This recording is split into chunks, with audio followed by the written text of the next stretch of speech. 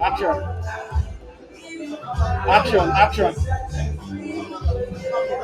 Action. Action.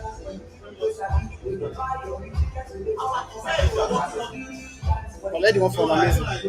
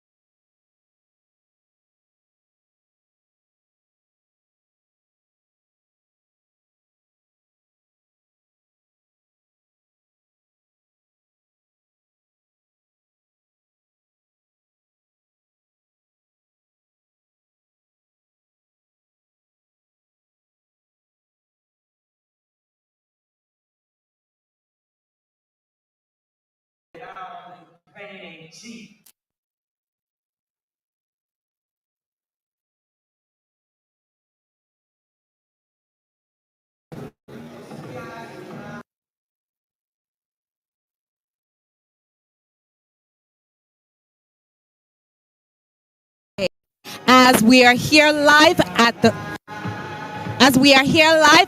Global Memorial Hall.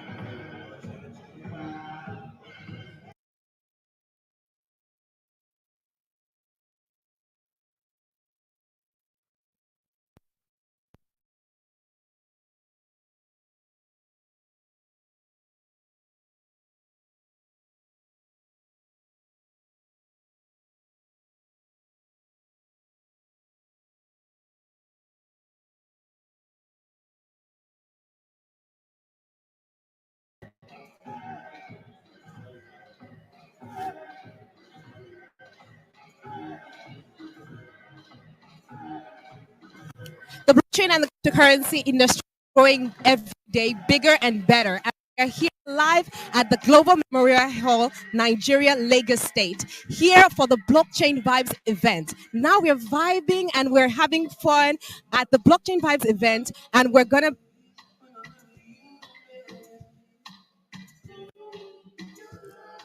here vibing at the Blockchain Vibes event, and we're here to have fun with everyone here. So stay with me. My name is Nikki Oshini, and I'm from Crypto.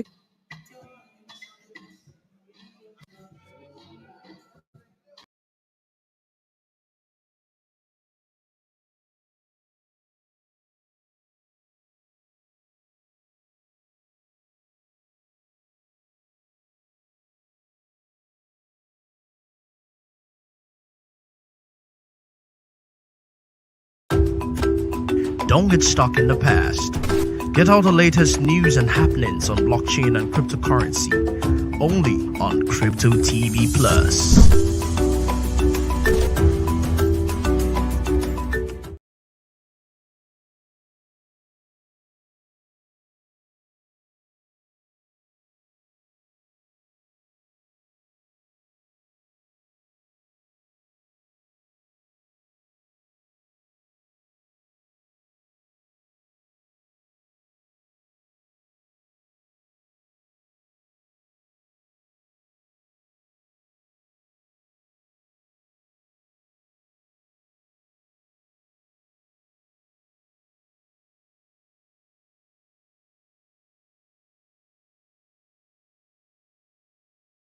Keep watching Crypto TV. Don't touch that dial. Peace.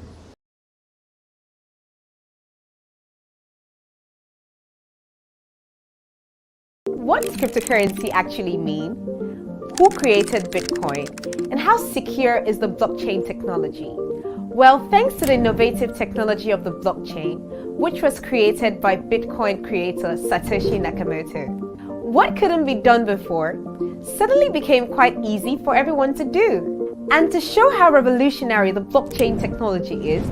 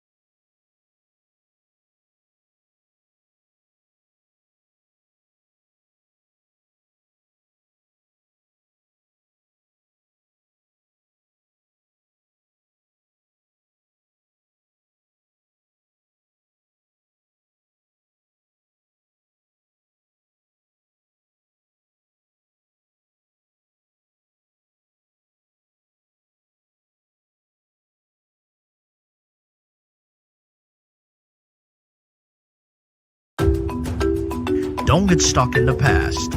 Get all the latest news and happenings on blockchain and cryptocurrency only on Crypto TV Plus.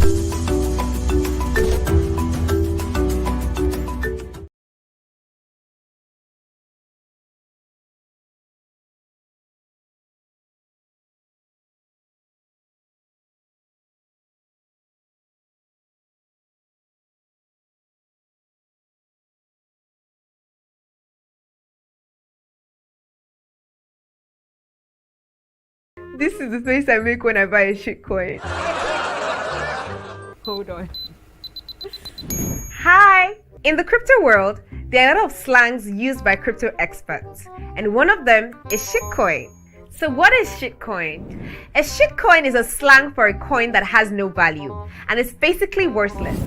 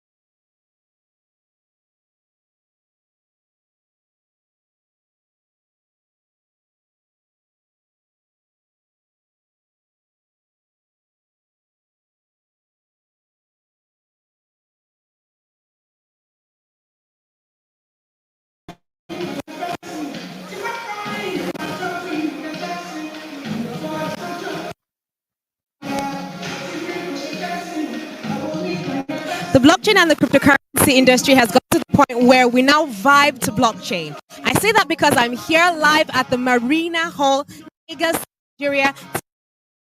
I'm here live at the Marina Hall, Lagos, Nigeria, and I'm here at the Blockchain Vibes event, here to celebrate.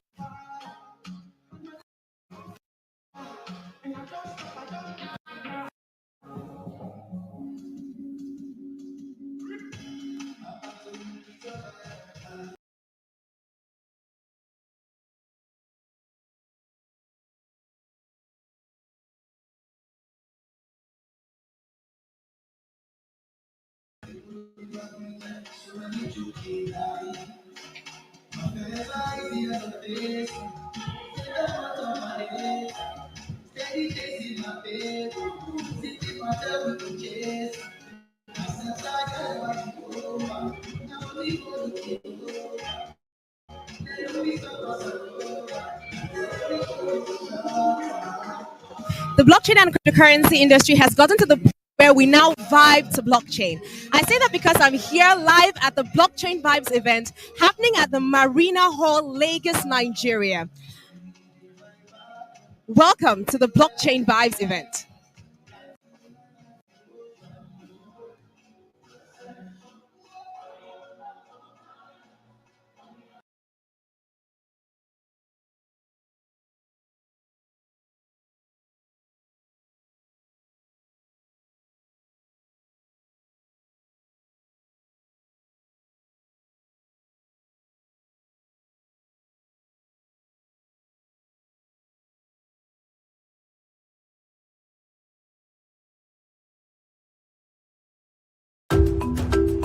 Don't get stuck in the past.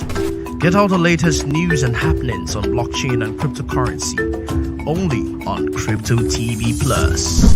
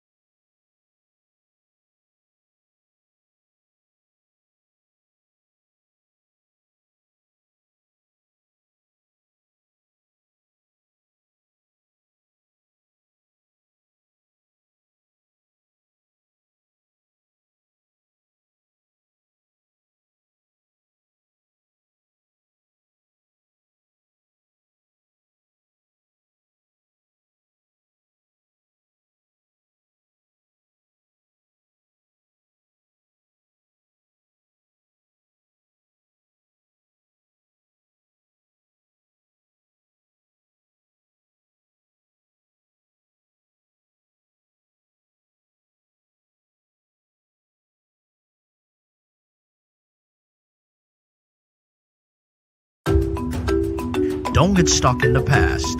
Get all the latest news and happenings on blockchain and cryptocurrency only on Crypto TV Plus.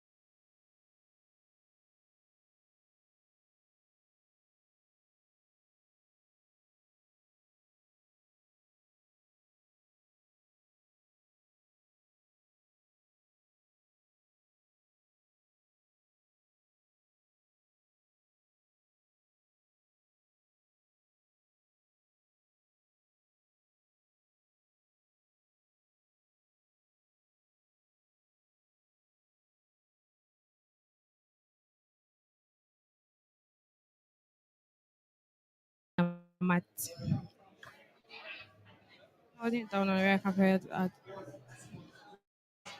One thing I love about being on the red carpet is I get to meet amazing people, have great conversations, and basically just have fun. Ladies and gentlemen, I am Faith Equari, and I'm holding it down on the red carpet at Global Memorial Hall. More than just vibes and inshallah, this is blockchain vibes, and I'm having so much fun. Blockchain vibes is an event that empowers people to harness the opportunities that are in blockchain technology, cryptocurrency, NFTs, GameFi, you just name it. And I'm going to be having your faves here on the red carpet. Let me say the blue carpet. From Franklin Peters to Chita Chimeze, you just name it.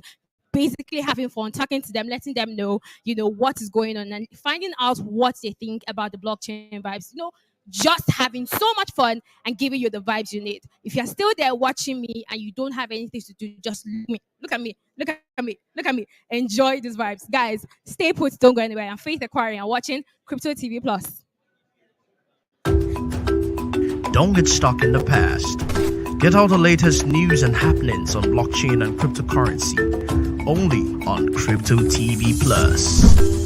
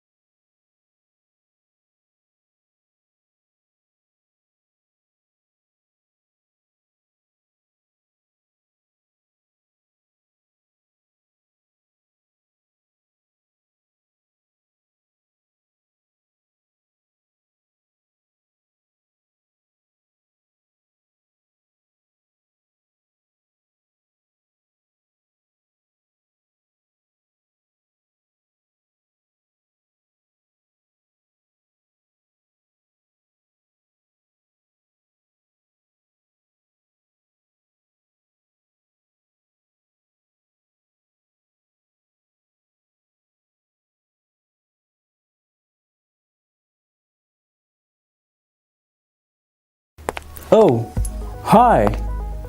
I'm a smart investor. I dare say that because I understand the cryptocurrency markets and I am up to date on every new development, fintech and blockchain ecosystem. All because I watch the Inside Blockchain show on Crypto TV Plus. Every Monday morning, Crypto TV Plus brings you news headlines of top stories, interview with an expert, and give you detailed market analysis to enable you make the right business moves. Now you too can become a smart investor if you don't miss it. The Inside Blockchain Show, only on Crypto TV Plus.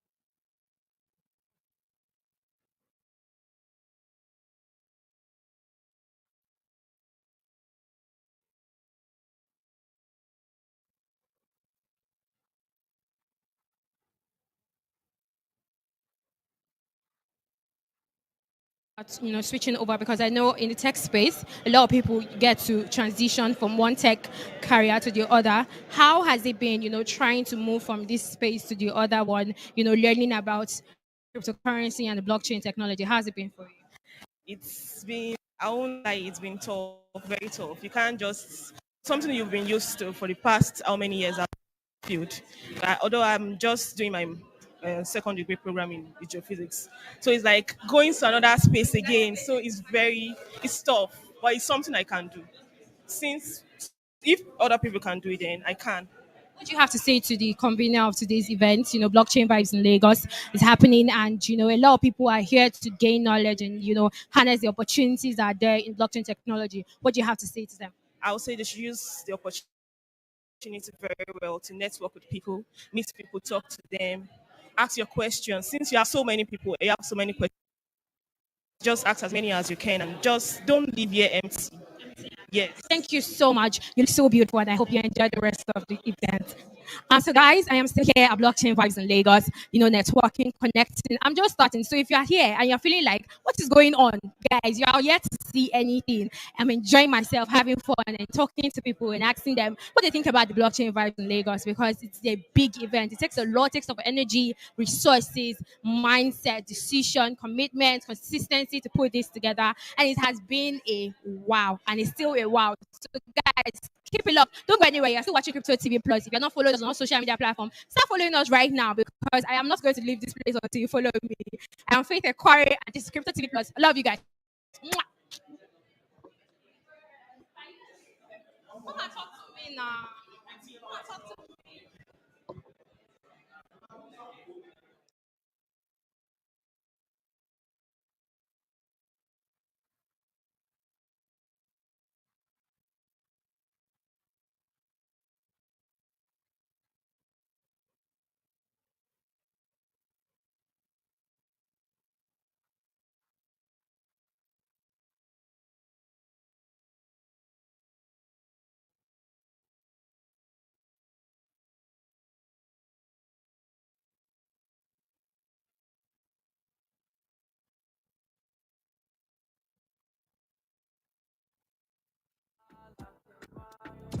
Got me going deep, got me all in fresh water. Fresh water. Fluent on a jet,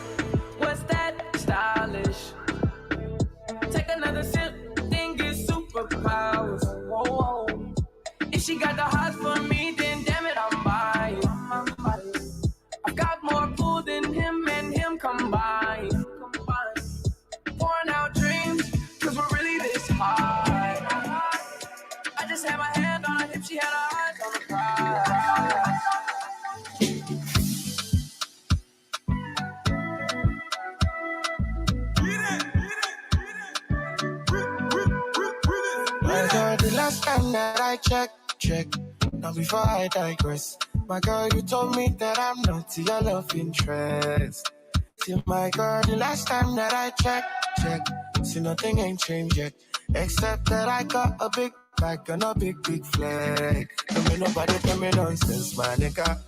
Streets is so cold, my nigga. May nobody come try cry me a river. Yeah. So what came I'ma into your pull mind through when like you a heard string, about so- blockchain vibes happening in Lagos here? Okay, actually, the first thing that came to my mind was the fact that this is going to be more like an enlightenment platform, and also to get to know the blockchain platform services that are coming up within the African sphere. You understand?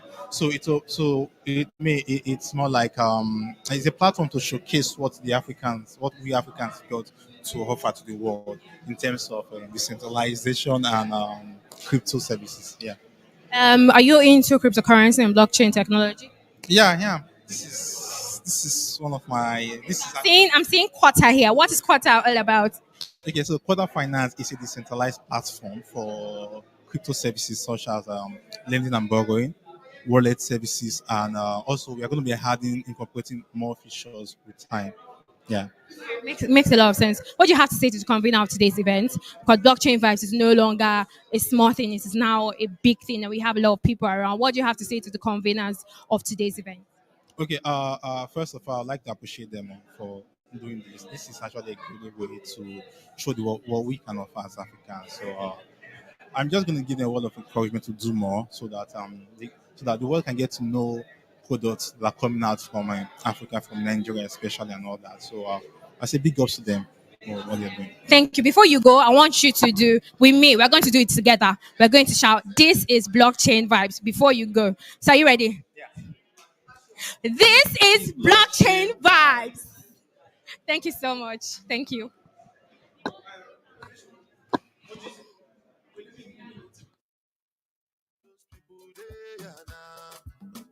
People with the child, those people they na. They no call me tell but then they call me now. Now empty belly, now I make man they feel somehow. Call it my hazard. Say how we want cash out. Say make up put it 10,000. Put it 10,000. Everybody come cash out. Thank Jehovah. Put up for my hazard. Begin to find another. Waka waka, I no rest you. Waiting man go do. Money go there for madam to cook up on. Waiting man go do. Your picking self, you guys go school. Waiting man go do. When money come, you go here. Waiting man go do. Waiting man go do. Waiting man go do. Waiting man go do. Waiting man go do. Waiting man go do. Waiting man go do. Waiting man go do. I discover. Go let my blessing go pass me. And then me no go laugh me. With the money chill and relax me. If the money days go back you, I go beat the life on the party. You go be lesson of magic. Call me Jasmine, abracadabra. Oh, oh.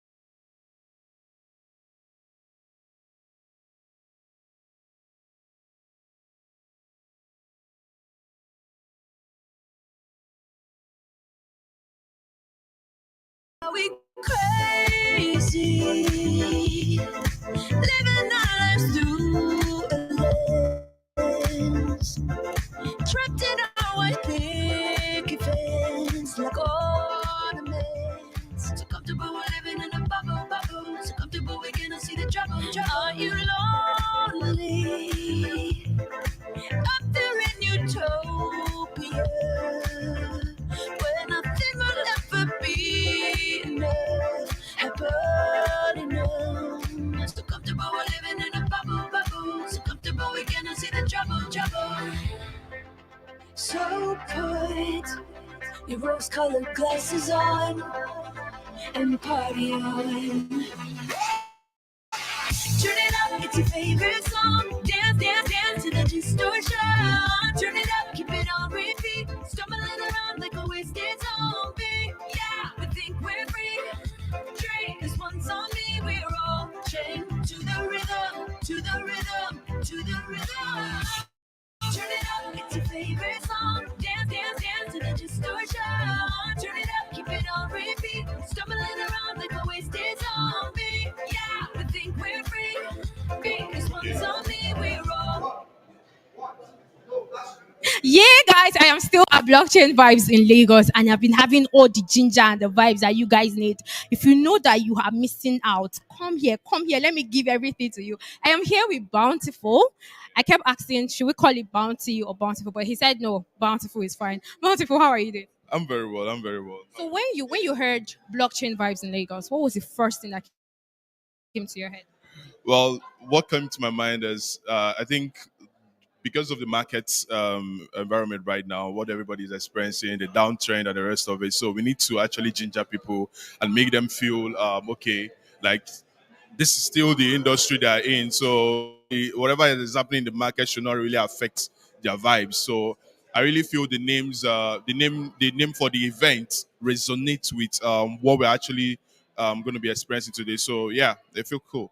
In the space of blockchain technology and cryptocurrency, it is normal to have the volatility of the market, push the price up or push it down. So how has it been, managing with the entire bear market on the ground right now? Well, everybody has to manage because we are in this for a long time, right? That's the main key thing. So if you are playing a long time game, basically you'll not be so moved by the market trend because you're in for a long time. So you just feel relaxed and always bounce back at the end of the day. So it's really not a problem. So you just feel relaxed about it. With everything that's going on, I heard China is backing out a little bit from the whole cryptocurrency thing. Do you think cryptocurrency and blockchain technology is here? Because its use cases are now way beyond just trading. We have NFTs, we have GameFi, we have play to earns, and we have the rest of them. So do you think that it's here to stay and it's going to be waxing stronger and stronger? Yeah, it's here to stay. We are looking at over 10 trillion market cap in future. So basically, it's here to stay. We're not just going to stop at maybe 2 trillion market cap and then bounce and say, oh, that's the end of cryptocurrency or blockchain technology. So it's here to stay for a long time, as long as possible, right? So this is just the future. This is where we are going to, and this is here to stay. Actually, do you get? It's here to stay. Yeah. So before you go, what do you have to say to the conveners of today's event? Blockchain Vibes is not easy, or it's not an easy something. And for them to put this together, this is amazing. What do you have to say to them? Well, I have to give a very big shout out to Frank. He's my friend, and I'm so Frank, we're shouting out to you. So I'm very proud of what he has been able to do. It's not easy. It's not easy trying to pull all this thing together, right? So I really respect him. I really give a big shout out to him that he is doing well, and also the team behind that has been. I know how it is to organize an event, right? Yeah, I know how it is to organize an event. So big shout out to every team member that behind the scene who have been, trying to do one or two things, the designs, the videos, every single thing. Like a big shout out to you guys. And I know one guy is behind too. So I just say hi to you guys. Bountiful, it is nice having you here. I had an amazing conversation. Just quickly before you go, I want you to look at the camera. We're going to say it together. We're going to say, this is blockchain vibes. Just before you go. Which are you ready?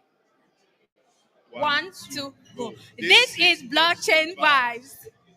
Thank you so much. So, guys, I am still here on the blue carpet. and I am having so much fun putting this together. It has not been an easy task, and I want to give shout. Blockchain vibes is something that is way beyond our imagination, has gone beyond our imagination, and we are having so much fun. We are here to learn more about the cryptocurrency and the blockchain. So, guys, stay with me. Don't go anywhere. I'll be right back.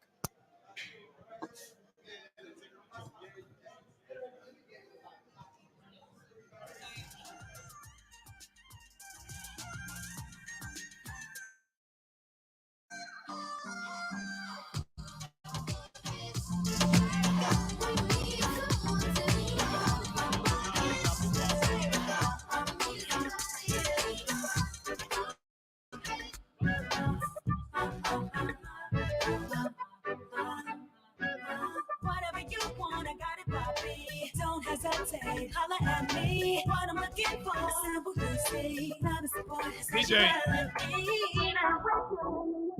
So tech bros and taxis, wherever you are, please start coming inside. We're about starting the biggest blockchain event in Africa. Please start coming inside. We are about starting. Thank you. DJ, carry on. Early in the morning, late at night. It don't even matter what time it is. Presidential, roll it, RL, wait. Whenever I find time, it's okay. ATL, Jacob. You pray for my demons, girl, I got you. Every time I sip on codeine, I get vulnerable. Annoying the sounds of the storm when it comes. She understand I can't take her everywhere, nigga going. I've been in the field like the children of the corn. I can hear your tears when they drop over the phone. Get mad at yourself cause you can't leave me alone. Gossip, being messy, that ain't what we doing. Traveling around the world, over the phone dropping tears. I get more vulnerable when I do drugs. When you drunk, you tell me exactly how you feel. When I'm loaded, I keep it real. Need to tell a real one exactly what it is. Don't say it cause you know that's why I wanna hear.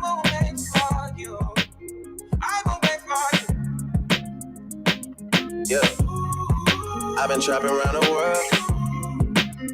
I sit on my balcony and wonder how you feeling. I got a career that takes my time away from women. I cannot convince you that I love you for a living. I be on your line, feelings flowing like a river. You be texting back, you and Kiki on the river. Message say deliver, but I know that y'all don't get it. Why you introduce us if you knew that you was with him? Made me shake his hand when y'all been fucking for a minute. Walk me off the plane because you know that I'm a swimmer. Supposed to be a dog, but you done put me in a kennel. Girl, put a muzzle on it, all that barking over dinner. I was fucking with you when you had a tiny presidential. You got better when you met me, and that ain't coincidental. Tried to bring the best out you, guess I'm not influential. Guess I'm not the one that's meant for you. I can hear your tears when they drop over the phone. Get mad at myself cause I can't leave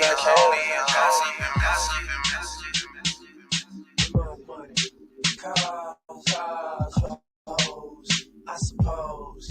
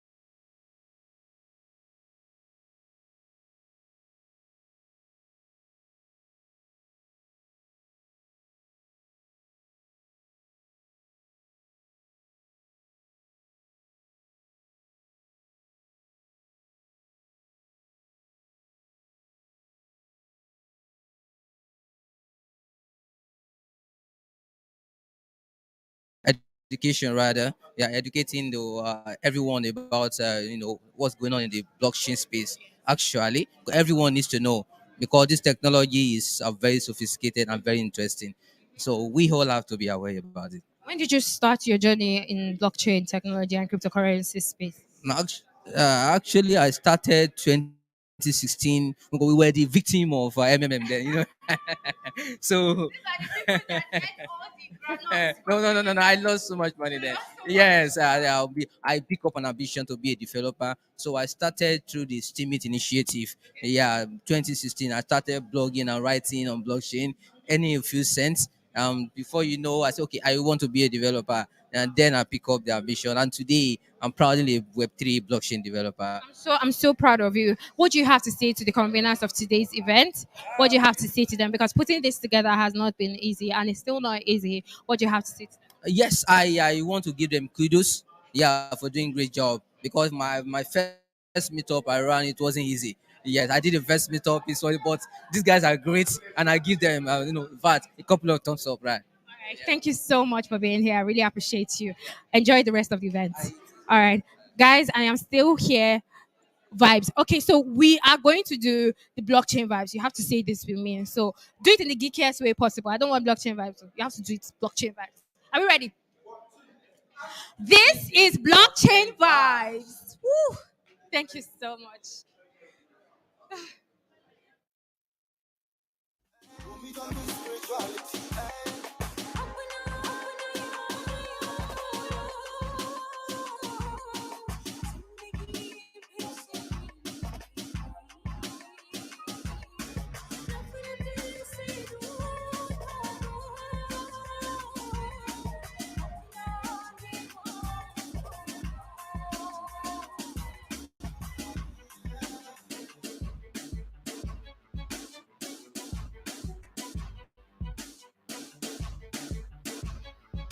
Y'all ready for this? What you need to do is be thankful for the life you got, you know what I'm saying? Stop looking at what you ain't got, start being thankful for what you do got. Let's get to it, girl.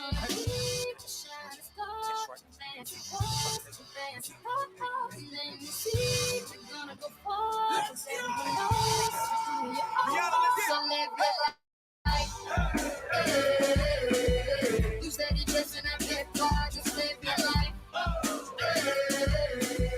Ain't got no time for no hit just live your life. Don't tell them where it'll take ya, just live your life. Cause I'm a paper chaser, just living my life. Never mind what haters say, ignore them till they fade away. Amazing they are great, but after all the game I gave away, safe to say I made the way for you cats to get paid today. Still be wasting days away now had I never saved the day. Consider them my protege. How much I think they should pay? Instead of being gracious, they violated in a major way. I never been a hater, still I love them in a crazy way. Some say they sold the yay, no they couldn't get work on Labor Day. It ain't that black and white. It has an area, the shady gray. I'm west side anyway. Even if I left today and stayed away, some move away to make a way. Now move away cause they afraid. I brought back to the hood, and all you ever did was take away. I pray for patience, but they make them wanna melt their face away. Like I once made them spray, now I can make them put the case away. Been thugging all my life. Can't say I don't deserve to take a break. You'd rather see me catch a case and watch my future fade away. That's right.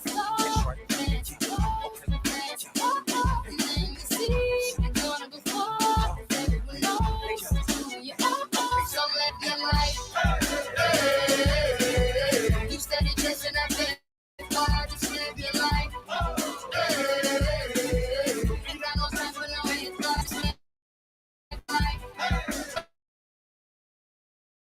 Where it'll take ya, just live your life. Cause I'm a paper chaser, just living my I'm the life. opposite of moderate, immaculately polished with the spirit of a hustler and the swagger of a college. Allergic to the counterfeit, impartial to the politics, articulate, but still a grabber by the collar. Whoever had the proper had it proper, had it proper.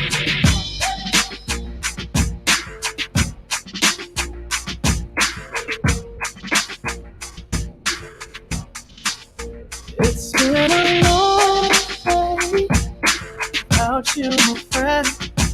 And I'll tell you all about it when I see you again. We've come a long way from where we began. Oh, I'll tell you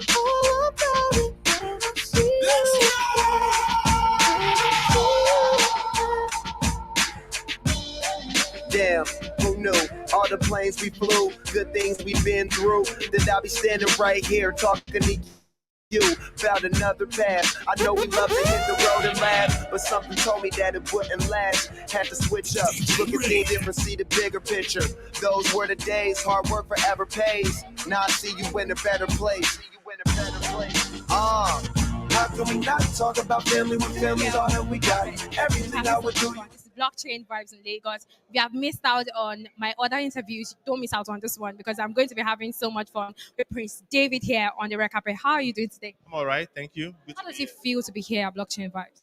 It feels refreshing. The entire blockchain space requires more education, more penetration, more utilization, and having the organizers put this together feels very refreshing and timely.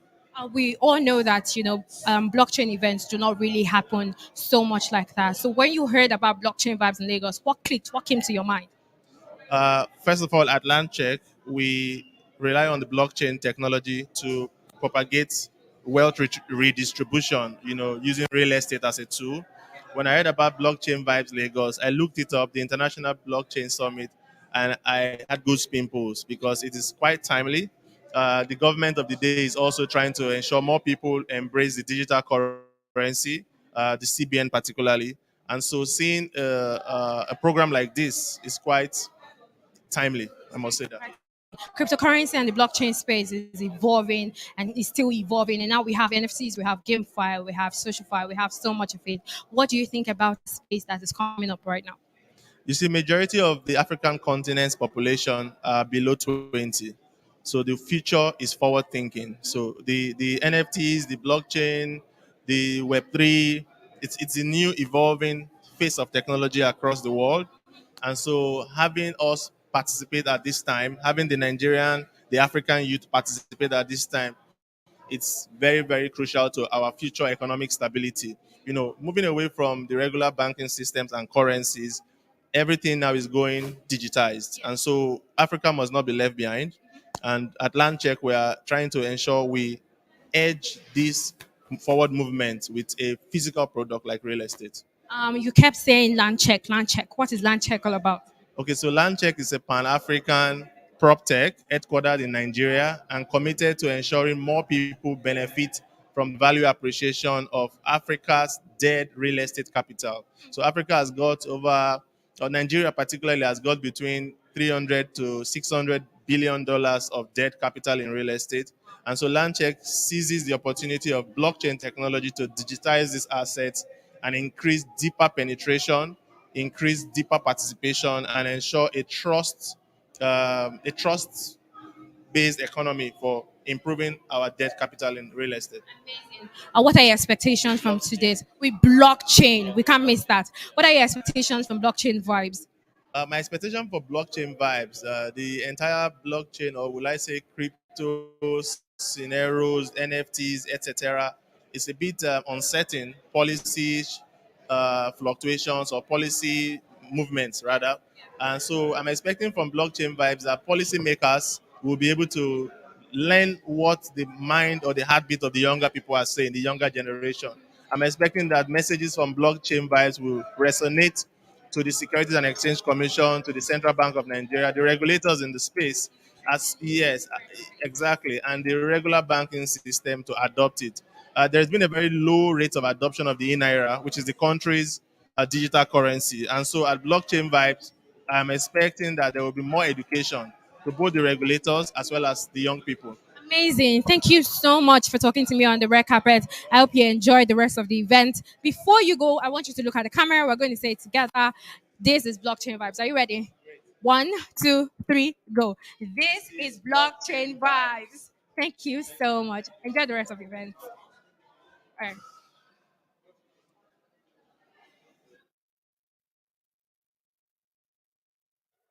Good morning, Lagos. Good morning, Tech Bros. Good morning, Texas. They're not here. Are you guys really not here? Good morning, Texas. Good morning, Tech Bro. Okay, you guys win. So good morning, ladies and gentlemen, distinguished guests. We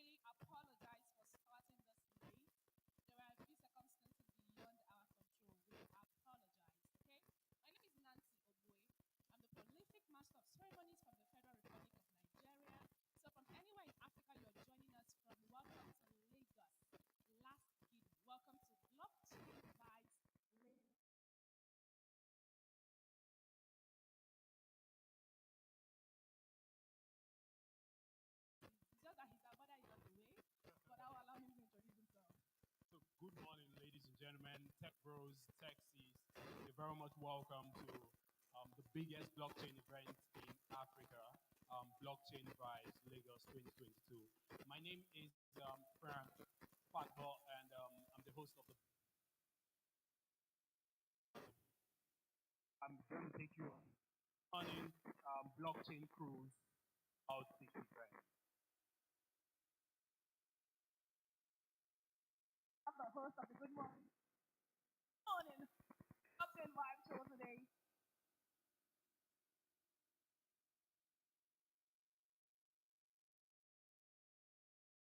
As for us, now can you clap for yourself for being one of our members? So can you please do us a favor? I don't know if it's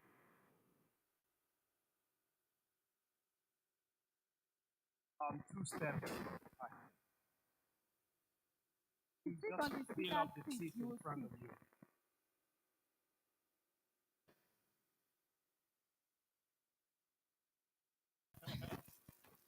Thank you. Thank you so much.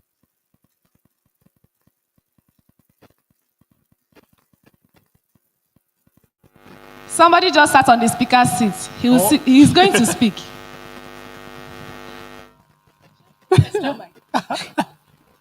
We have a Mike, please.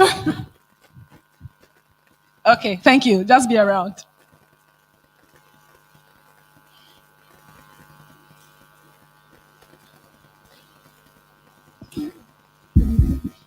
So feel free, loosen up. It's a tech event. It's a blockchain event. No protocols. I hope you know that tech bros, no protocols. So you just feel free and enjoy yourself. Have an amazing time. Trust me, you would do.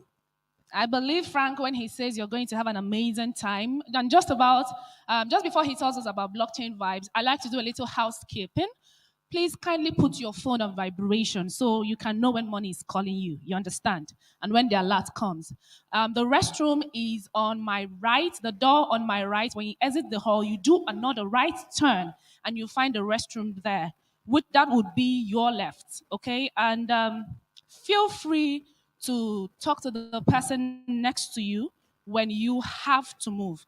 Kindly do not step on people because of the way the seats are set. Thank you. So Nancy, I noticed some people are looking strange. They are just trying to figure out what exactly are we here for. Tell them the highlight for today.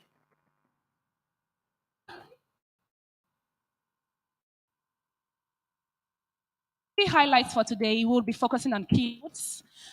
When I saw the program of events, I was like, how can one event be this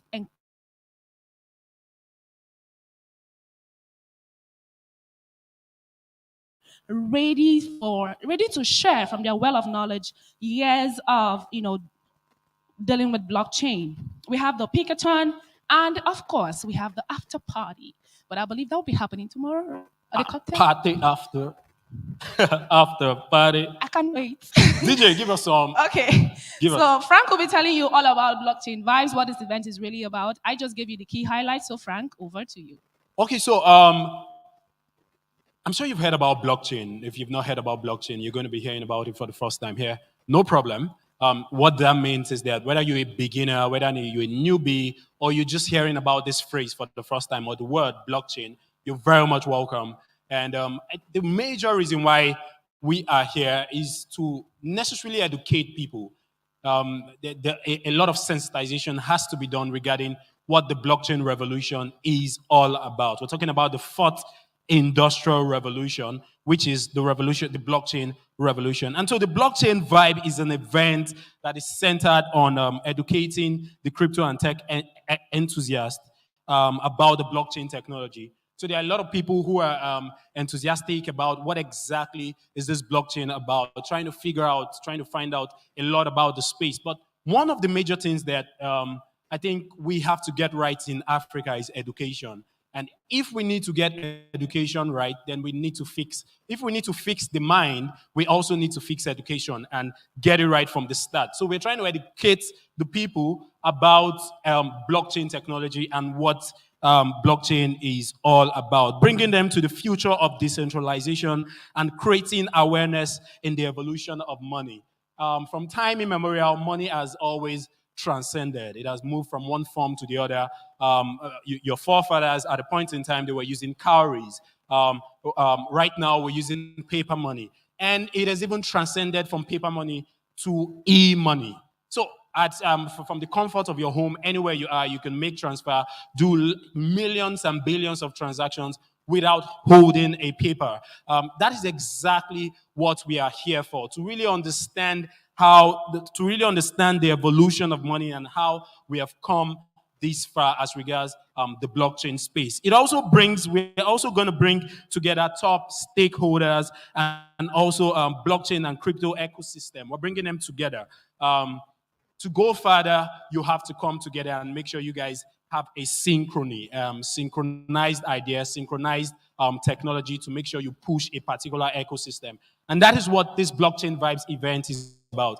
We are trying as key opinion leaders, stakeholders, people who are in one way or the other, they put their skin in the game and make sure they have gotten a firm grip over the crypto space and over the blockchain space. Trust me, this is not about mining pie. I know some of you here, you've been mining pie for like 3 years. I don't know what you've gotten out of it, by the way. But then this is really getting hands-on knowledge as to what blockchain is all about and as to the blockchain space. In 2021, we bet big in DeFi and NFTs. And in 2022, we are betting big on decentralized autonomous organization. You must have heard about DAOs. DAOs where you're trying as much as possible to make sure a decision is not carried out by one person, but by a community. Imagine before a law is enacted in Lagos State, everyone who lives in Lagos State has to have an input as to whether they should go along with the law or not. That is what the DAO system is all about.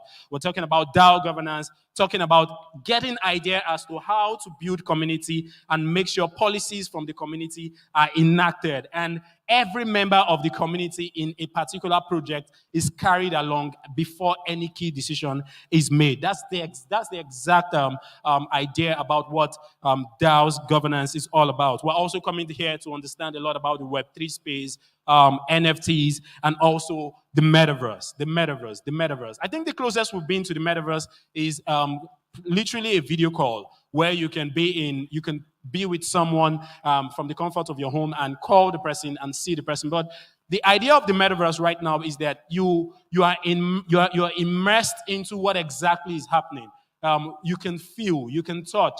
Your 5 senses can actually be tested online. Your 5 senses can actually be tested digitally. So that is exactly what this blockchain event is all about.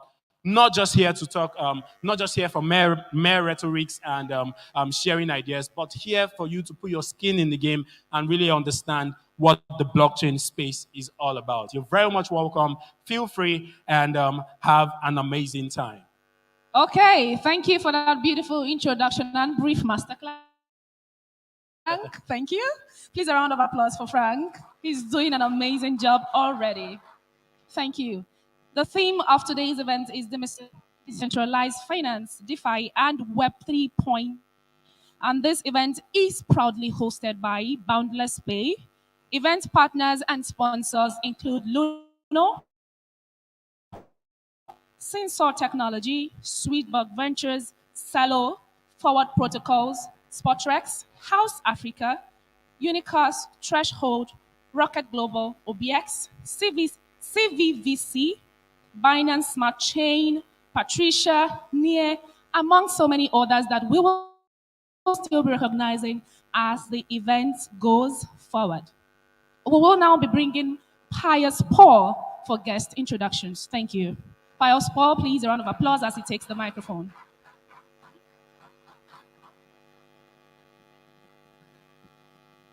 All right, please, a minute.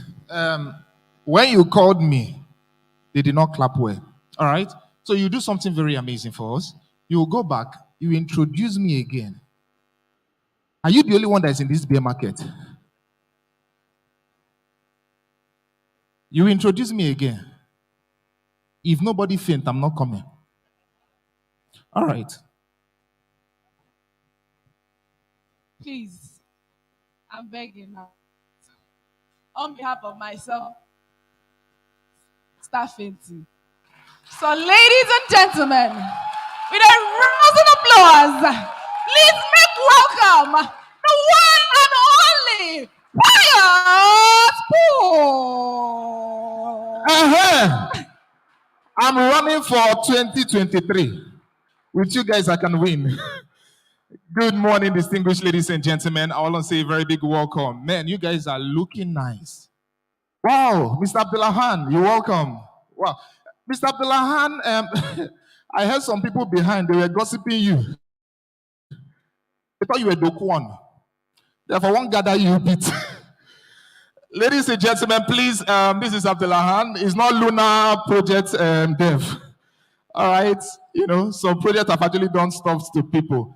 Ladies and gentlemen, welcome to Blockchain Vibes 2020. Please jam those hands together for yourself. You guys are supposed to be excited. We barely have blockchain events like this in Lagos. We saw Big Cat in Enugu. People were hungry to have attended. Now it's here in Lagos, but much more bigger.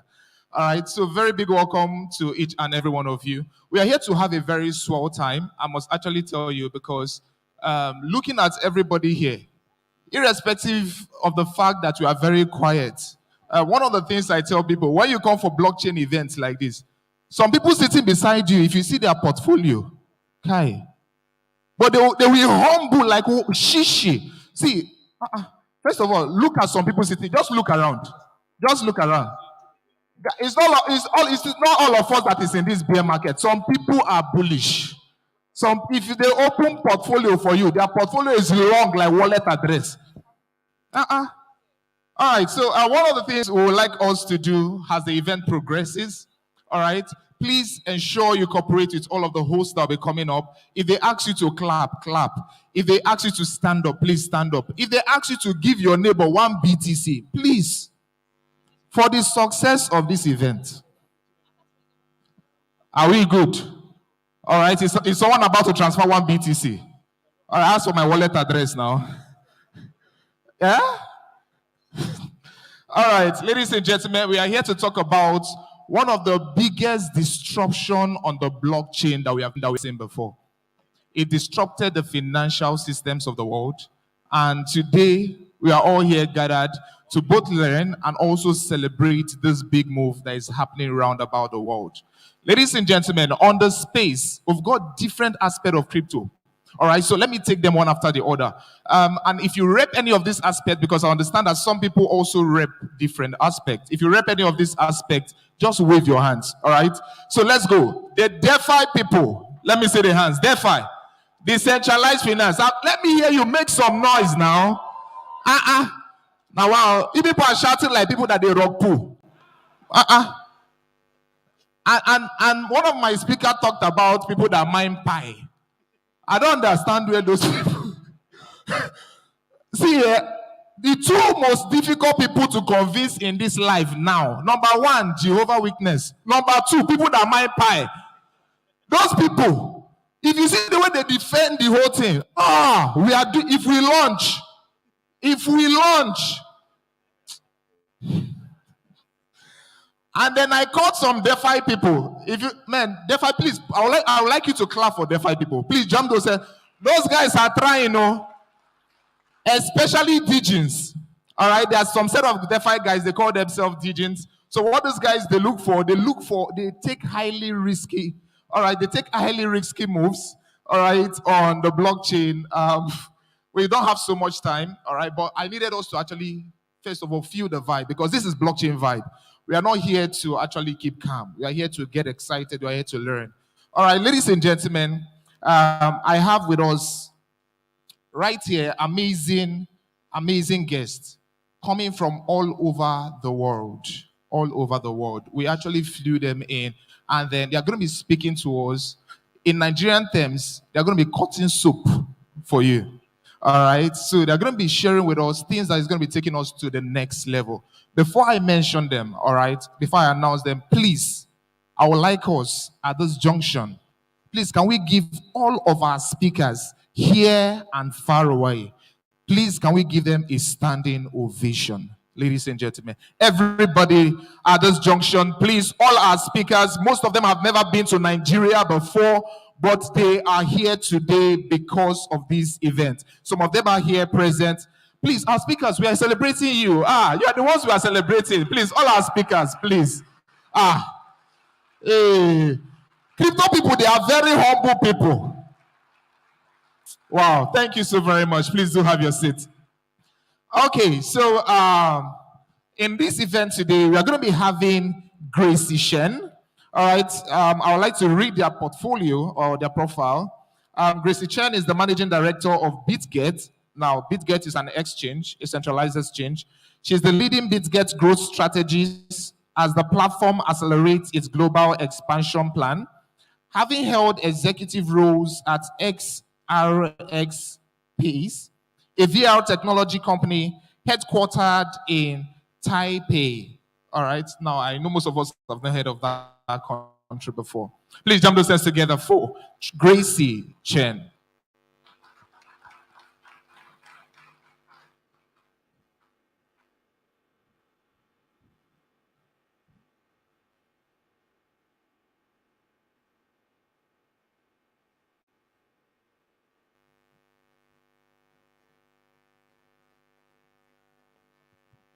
All right, and also one of our guest appearances for the day, we have, she is the investment principal of Swissborg Ventures. Ladies and gentlemen, jam those hands together for an amazing lady. We're talking about Paula Tavenga. Please jam those hands together, jam those hands together.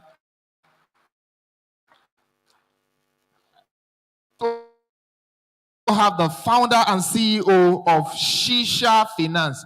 It's not the Shisha you know. All right. Founder and CEO of Shisha Finance, Mr. Saeed Hared Al.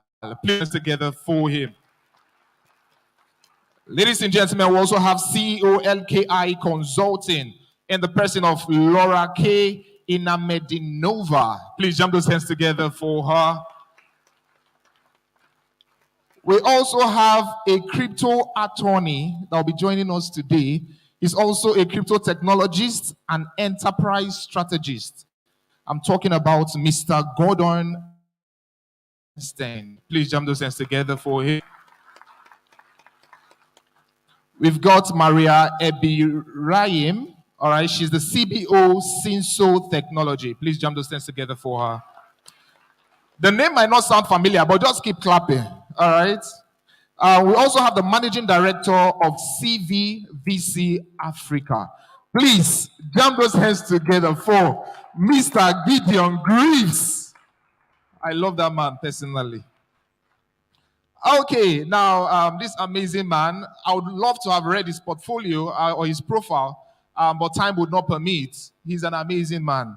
All right, ladies and gentlemen, he's the one standing just right in front of me. I'm talking about the founder and CEO of Quitmer Blockchain Network, Mr. Abdullah Khan. Thank you. Thank you for all you do in the blockchain space. Thank you. All right, ladies and gentlemen, we also have a crypto attorney, another crypto attorney and technologist and enterprise strategist. He's also having his event right in this same auditorium come 29th. I'm talking about no other person than Mr. Paul Lalovich.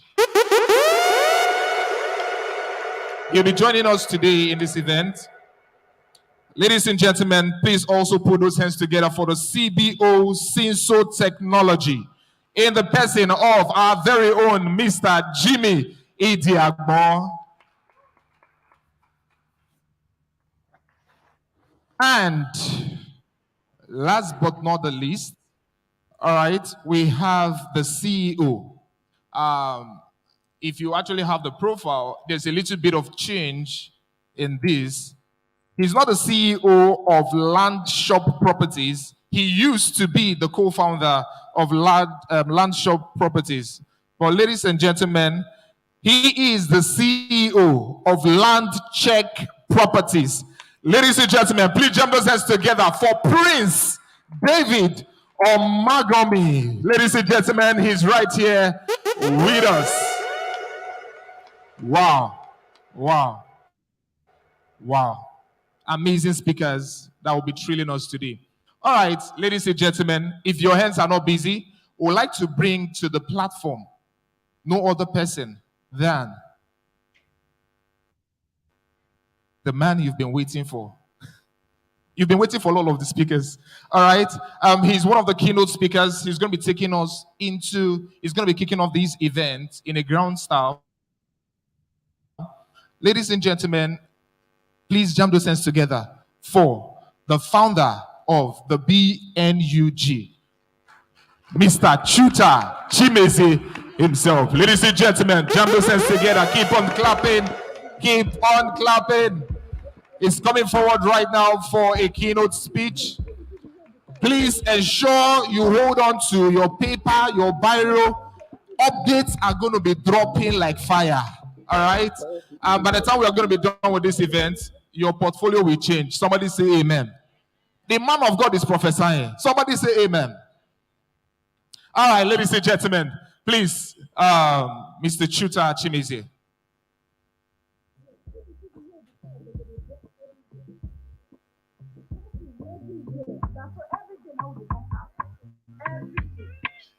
I fall too easy, and I party whiskey, but no be disability.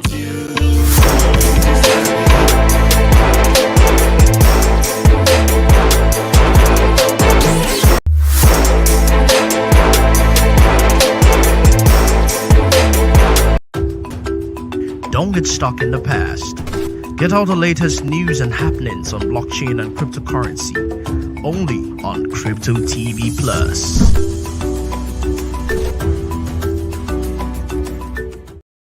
Make the air turn black. Every man have to stay on guard.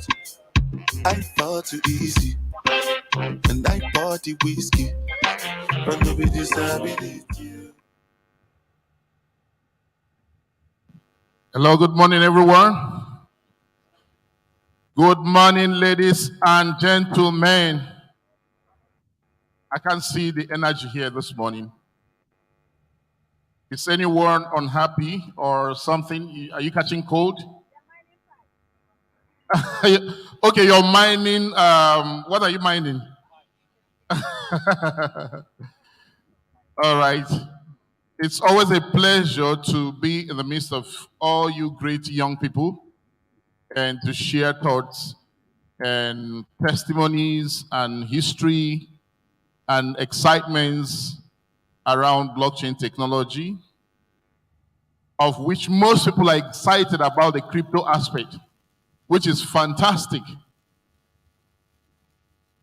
But it's always nice to let everyone understand the depth of this innovative technology and how it can help you, especially if you live in this country. Probably outside Nigeria, you don't need as much as blockchain technology as we need it here. But definitely, if you are in Nigeria and Africa generally, you need this technology.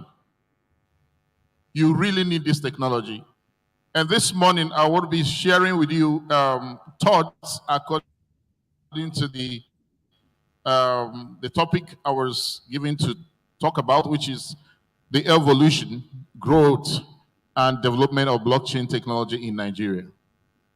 So once again, I want to thank everyone who is part of this event to make it a success today.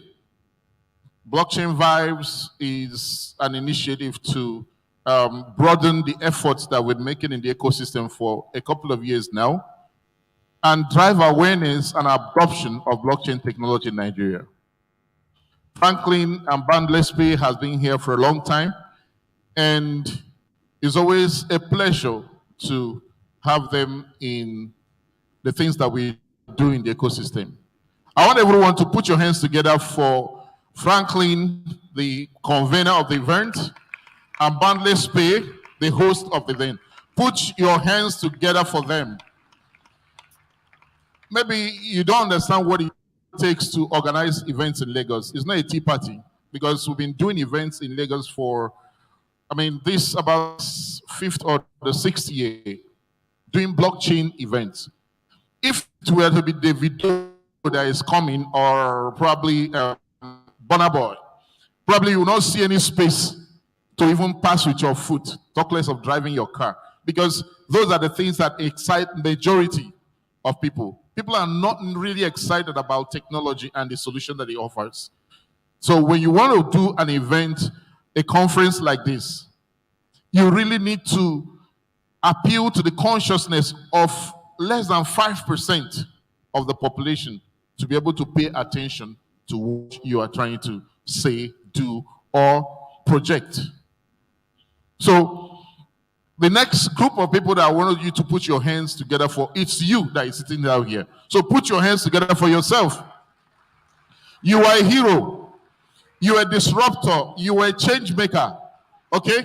So because of people like you, Nigeria and Africa has hope.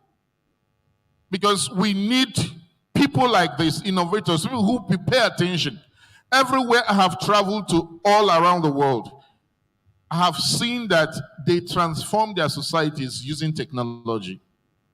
And for us here, technology has become one of the most important tools that can help us leapfrog many of the challenges that we have. Because right now, we don't even have legacy systems that are technologically friendly. So what blockchain technology does for us is to help us to jump over them. We use the term leapfrog, to go above those challenges and go straight to the cutting edge technologies of blockchain and digital assets. So I'll be speaking to you this morning. If you may, can you project my slide? Can I have my slide up?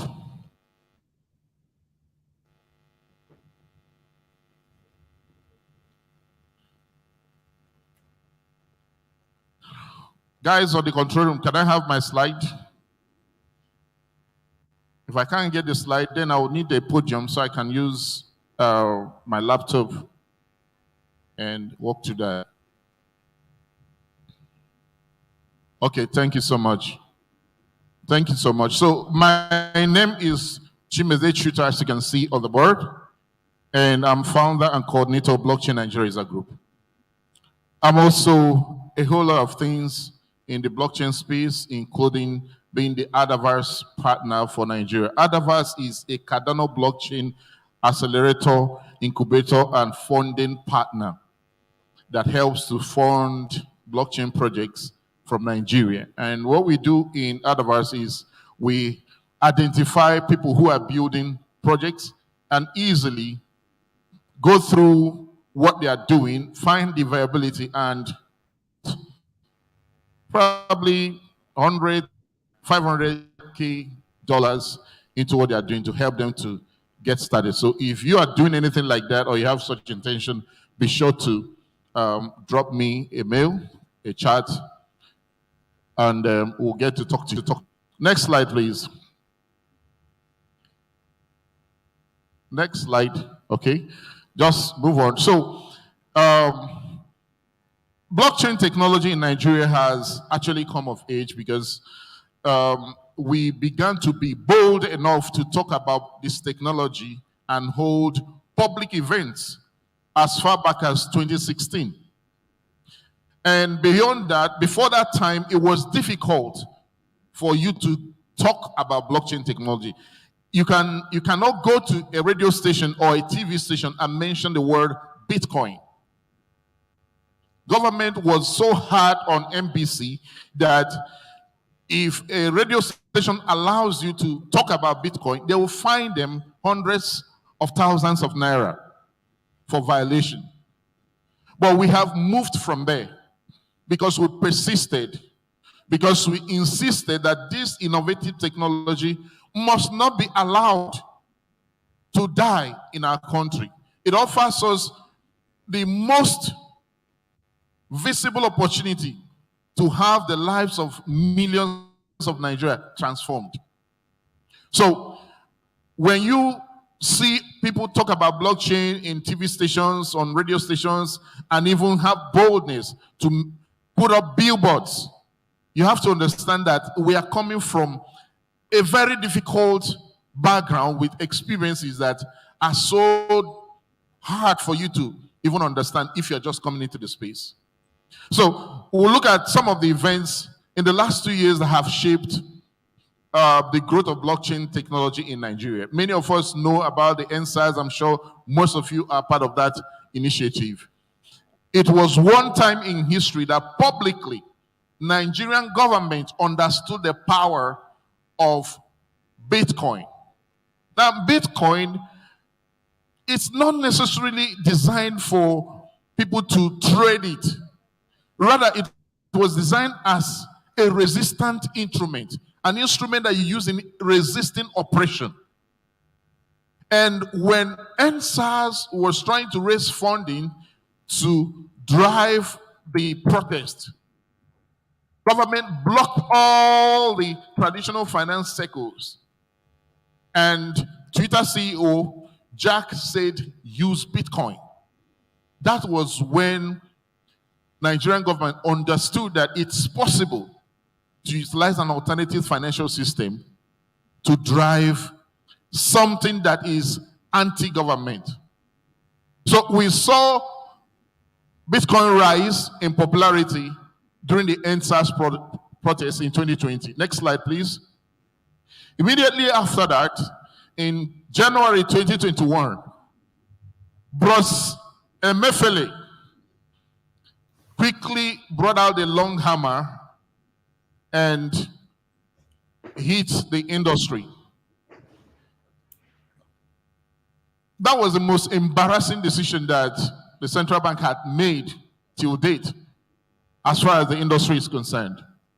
So the MEFE crypto ban not just created more awareness, but also gave some kind of legitimacy to this technology as being as disruptive as we have been making it out to be. Okay, so next slide. Bitcoin got bolder. Crypto got bolder. And in 2021, we saw a crypto company, Patricia, sponsoring BB Niger. It was a big shock to them. The more they tried to suppress the industry, the more the industry continued to find voices. Next slide, please. The next, we began to see billboards, bold billboards, being mounted across Lagos, across Port Harcourt. You're driving past and you're seeing lunar billboards. You go to Port Harcourt, you start seeing Bantu billboards all over the place. People are asking, what is it? What's going on here? All these added to the interest in Bitcoin and generally in blockchain technology. Next slide, please. Then we had the debut of a Bitcoin ATM in Lagos. Of course, it made a lot of waves because international news agencies carried it. These are the things that bring attention to what we do. Next slide, please. Sometimes people don't understand the importance of playing active role in the industry such that you can gain global attraction. When you go out there and you browse the Bitcoin notes that are available in the world, you find out that there are barely little or no nodes coming out from Africa. Around that same period, we were able to set up a Bitcoin Lightning node, and it gave us a whole lot of attention because international news media were focusing their satellite, because for the first time you could go to the network Bitcoin Lightning node network and you search for nodes and you see nodes in Africa. Next slide. Not just Bitcoin node, we also found out that we have begun to see nodes of other networks. Currently, I run Bitcoin Lightning node. I run Tezos Nigeria node. It's important that when people are looking at a particular network, they can find participation within the local environment where you are. So beyond holding the asset and making money off it, think about how to participate in the network, how to become operators, validators, become people who are involved in the network and helping it to survive.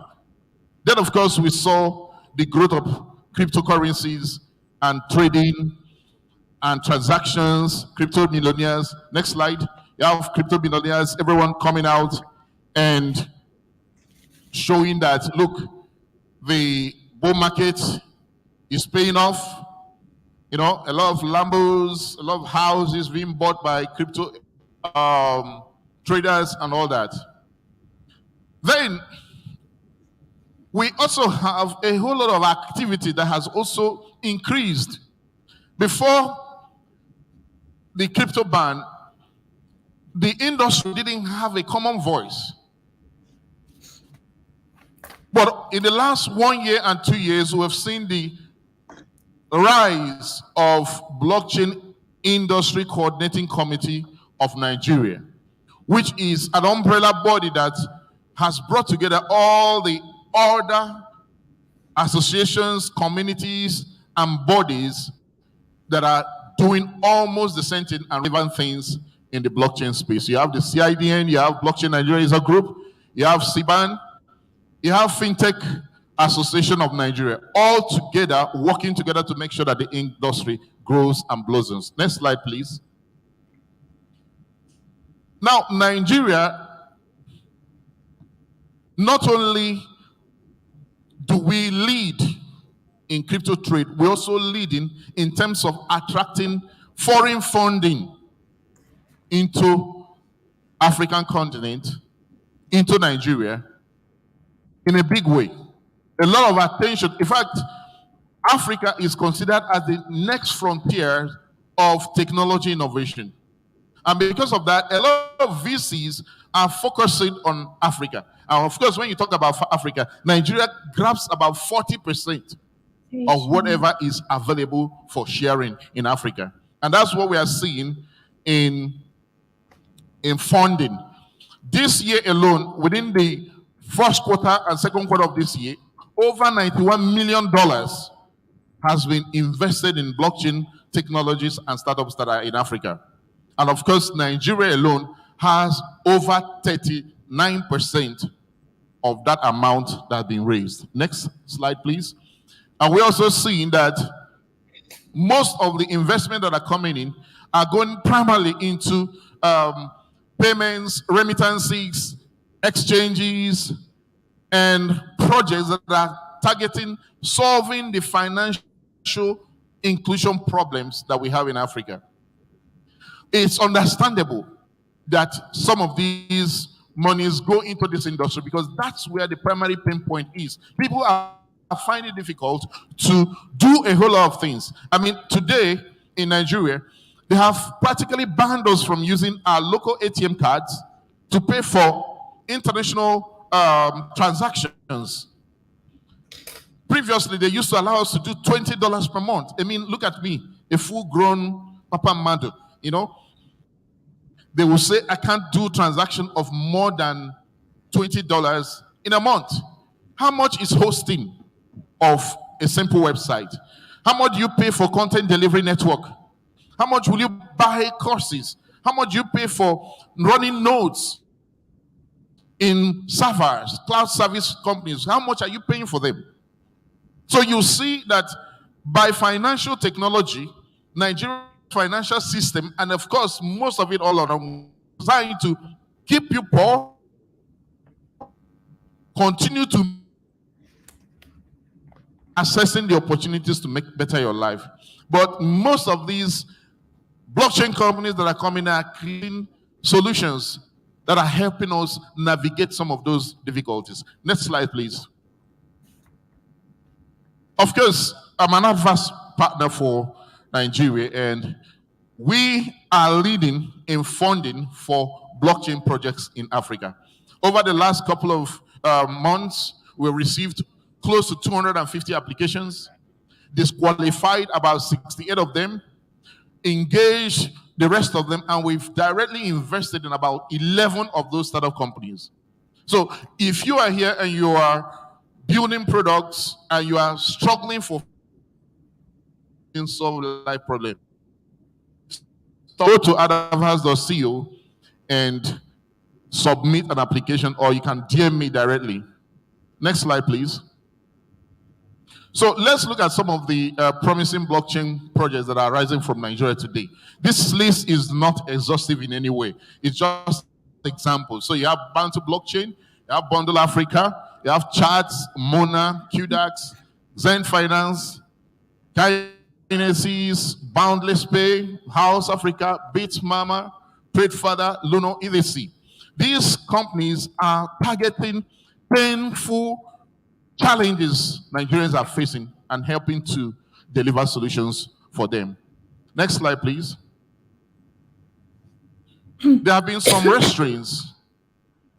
Things like uncertain regulatory status. Up till now, we don't know the federal government policy, clear policy concerning blockchain technology in Nigeria. It's not clear. We have been in every one of the doors of the regulators in Nigeria, be it NIDA, be it SEC Nigeria, be it CBN, be it NFIU. We have all been there trying to get them to draft the right regulatory framework that will help this industry. Of course, we also have lack of awareness and technical understanding regarding blockchain as being issues that regulators and policymakers are facing. But we also draw a lot of educational resources and do in-house training for them in those agencies. So we also have a lot of concerns regarding security, privacy, and control. We also have rise of Ponzi schemes and scams everywhere.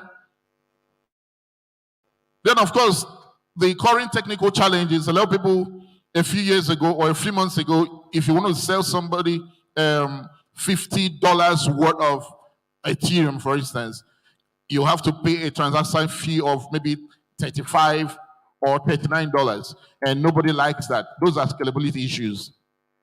Of course, shortage of requisite skills. In trying to build blockchain solutions, you need talented people. There are tools, there are technologies that people need to learn and understand before they can build. There is a lack of it. Any one of you can find a pathway in the blockchain industry and help some of these problems. Next slide, please. Next slide. Okay, so we've seen a whole lot of activities going on. Of course, I've talked about the ban on financial services for crypto-based companies.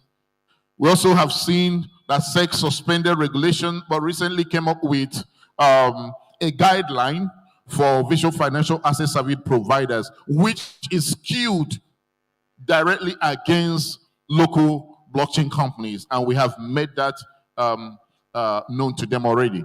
Of course, somewhere along the line, the national blockchain strategy document that NIDA is working on is still stalled, it's not yet done. Then we also know that NFIU draft crypto regulation is still a work in progress. So that's where we are. No clear direction is available so far as regulation and policy is concerned. Next slide, please. So progressive stakes and what Nigeria's government should be doing, or what the industry should be doing. So we have FinTech Association of Nigeria, we have Blockchain Nigeria as a group, we have the Blockchain the 1000 initiative, then Blockchain Industry Coordinating Committee, Beacon, working together with other communities and other government agencies to thrash out some of these challenges. Next slide, please. So we are expecting that Nigerian government and policymakers will continue to have broader stakeholder engagement. There should be better interagency collaboration. When we're working on the FinTech Roadmap Committee of Nigerian Capital Market, we have people from CBN, people from SEC Nigeria, people from Nigeria Deposit Insurance Company, okay, NDIC. We have people from NIDA. But at the end of the day, they could not agree on common grounds for the implementation of that document. So we need to have much more better collaboration from them. Of course, they need to have proper reskilling, they have to upskill, and they have to reskill their staff. Otherwise, it doesn't make sense to expect somebody who doesn't understand blockchain technology to be, taxed with the responsibility of drawing up regulation and policy for it. Of course, creating sandboxes and regulatory frameworks. Sandboxes are experimental environments where people can do what they want to do without necessarily exposing themselves to too much risk. Of course, small legislations. Nigeria is legally oriented environment. So when they want to stop you from doing something, they'll talk to you about the legality. But if they are not interested, they'll let you do whatever you want to do. For this one, they are hoping that whatever we want to do as an will stop us. Have sponsorship, friendly regulations, friendly legislations before the National Assembly. Next slide, please. All right. Thank you so much for your time. I hope I've been able to show you where we are and what we're doing. Thank you so much.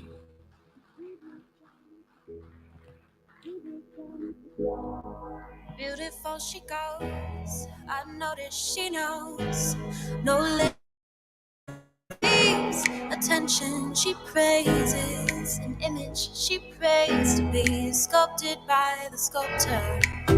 Oh, she don't get stuck in the past. Get all the latest news and happenings on blockchain and cryptocurrency only on Crypto TV Plus.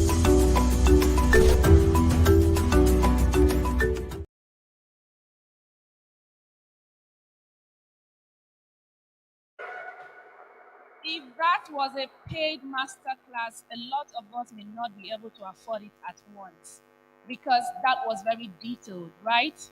Am I speaking your mind? And it's very humbling at this point to know that some of the agitations we had as individuals within blockchain, within cryptocurrency, outside of the blockchain space, are framing, long-term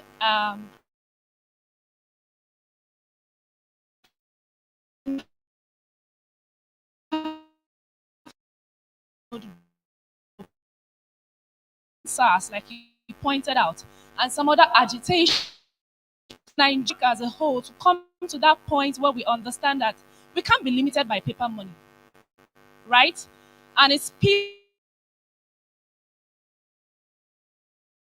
to putting together these associations, educating, empowering youths to do this. Oh, please, another round of applause for him.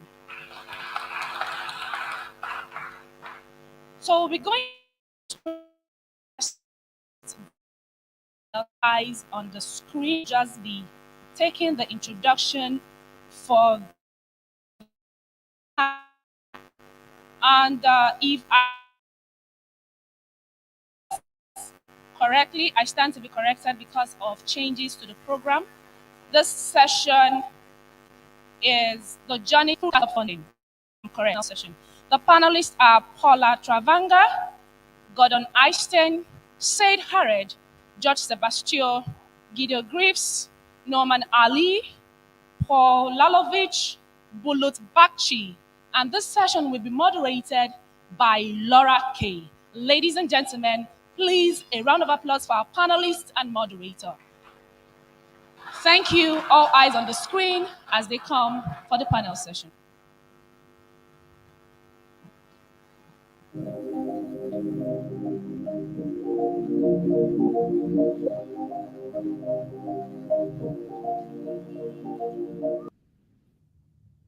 Hello, everyone. I want to start by thanking Franklin for the great organization and for hosting us all today, and also the opportunity to discuss the VC markets. I guess there will be some changes in the panel. I will be moderating the panel. And we had some technical issues, so we're going to have fewer people, but I'm so happy to be able here to discuss everything we planned today with Nauman Ali. So let me just start by briefly telling you what the panel will be and who I am. So as already mentioned, we'll be discussing mainly fundraising, VC strategies, and what like right approaches to valuation, and if you're a startup, what to do to get funding easily. So a few words about myself. I am the principal of investment at Swissborg Ventures. We are the internal investment arm of Swissborg, and we're doing mainly early stage blockchain investments. Prior to that, I kicked off my career in Istanbul in Garanti Bank. So I'm coming from traditional finance specialized in derivatives. In 2018, I co-founded Genesis Capital, where we were focusing on arbitrage trading and high frequency trading strategies, as well as Islamic fintech startup, which I successfully exited last year. So let's move to Nauman, please. Nauman, present yourself to everyone and let us hear a few words about your story. Nauman, I think you're muted. I cannot hear you. Yeah, thank you. Yeah, So great. The Blockchain Vibes team, and also special thanks to Peter for inviting me to speak today, and of course welcome distinguished guests and audiences. About myself, yes. So I've spent approximately, I'm a computer scientist by nature. I've spent about 21 years in the tech industry. I started life when I graduated very early on as a developer at Microsoft many moons ago. After spending approximately 10 years at Microsoft, working through about 3 to 4 different roles, I started moving more towards scaling platforms, enterprise platforms for very large scale fintech organizations, but also spilled over across retail, etc. I then finished up at Microsoft after about 10 years and moved to the Bank of England, where I spent 3 years very close to the monetary policy, and was involved in architecting some of the risk and regulatory systems there. Once I finished 3 years there, that's when I discovered Bitcoin in 2011. So it's been a whole 10 years of exposure for me in the crypto industry, which feels like a long time. I then went on to establish my own company specializing in data analytics, data science, which I exited successfully a couple of years ago, and I'm now currently the CEO and founder of a business-to-business payments ecosystem called Umlaut. Amazing. Thank you so much for the intro. So maybe we can just start with a bit of a general question that both helps funds and entrepreneurs. So maybe what do you think that are the 3 most important factors to pay attention when investing in a startup? And consequently, what founders should be mainly paying attention to when they're fundraising? Sure. So I think I can speak from a founder's perspective quite natively, having undergone that sort of journey myself. I think what's very, very important is transparency and credibility. First and foremost, I think one of the things that investors look for is credibility and transparency in your history, in the work that you've been involved in. I think that speaks volumes. And being very, very honest and open to VCs, also when engaging with VCs, is very, very important in my opinion. I think that's something that speaks volumes. And I think the age-old question about VCs investing in people as opposed to the idea actually is very true. People are investing in entrepreneurs that have not necessarily just the talent. Wow. All right, can you guys give yourself a round of applause?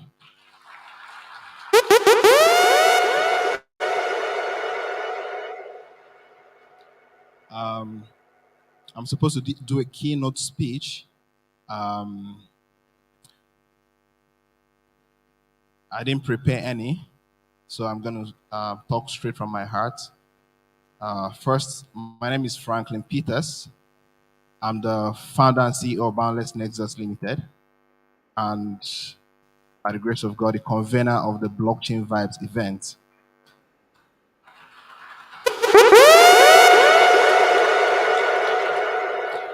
I have a reason for not preparing a keynote speech because I feel like it's an emotional one for me. I want to speak straight from my heart.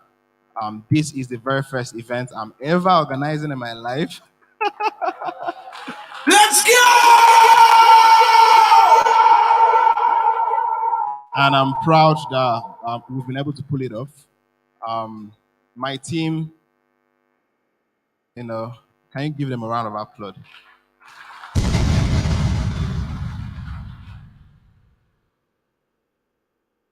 The reason I said that,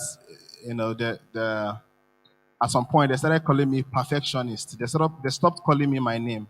They started calling me perfectionist because I needed everything to be exactly as it's been in my head. So blockchain vibes. Okay, I can actually see some of our amazing guests in the front here. I have to my left here. I know most of them have been introduced already, but I want to do it myself. I want to do it myself. I have by my left Senator Inhenye, Barrister Senator Inhenye, the president of CBAN. Can you?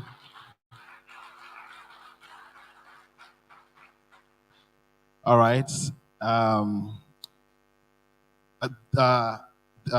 Adebayo, right? So I have the person representing Patricia. Okay, so he's representing Mr. Hanu. Can you give him a round of applause? Sorry. Then we have some of our foreign guests. I'm going to come back to them. All right. But okay, quickly, they are coming from they're Asians. They are going to be speaking very soon, and the team of Senso Technologies, led by Miss Maria. Can you give all of them a round of applause? And then my very big and good friend and partner, Prince, the CEO of, or the the immediate ex-CEO of Land Shop, one of the biggest real estate companies in Lagos and in Nigeria. He's going to also be on the stage very soon. Can you give him a round of applause? Okay, to my right is Mr. Paul Ezafulukwe. He was the president of CBAN before Mr. Senator, and he's currently the chief business development manager of BitGet Africa. Can you give him a round of applause? And then most of our new partner, can you give him a round of applause? I didn't get his name. And then most of the other speakers are going to be here very soon. The likes of Da Vinci, Munkal. Most of you in the crypto space might probably have heard about them, but they are going to be here very soon. Can you clap for them in their absence? So without taking too much time, Blockchain Vibes came as a result of a hunger and passion to drive education and blockchain adoption across Africa. The vision came about 4 years ago, about 5 years ago, actually. I birthed it in my mind. I planned it with a couple of friends I mentioned it to. And then a year later, I bought the domain name International Blockchain Summit because I knew it was something that I was going to do in the future. So internationalblockchainsummit.org. That was about 4 years ago. And then since then, I've had it in my heart. I've been doing other things, Boundless Pay, and I'd gradually taken out time to build partnerships, leverage on relationships. And that's the reason why you see the caliber of people that you have here in the event. In your eyesight, the hall may not be filled up, but in my mind, we have an overflow. Can you clap for the guys up there?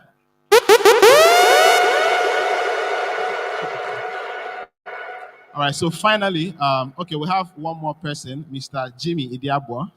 He's a friend and a partner and the CEO of Spotress. Can you give him a round of applause as well?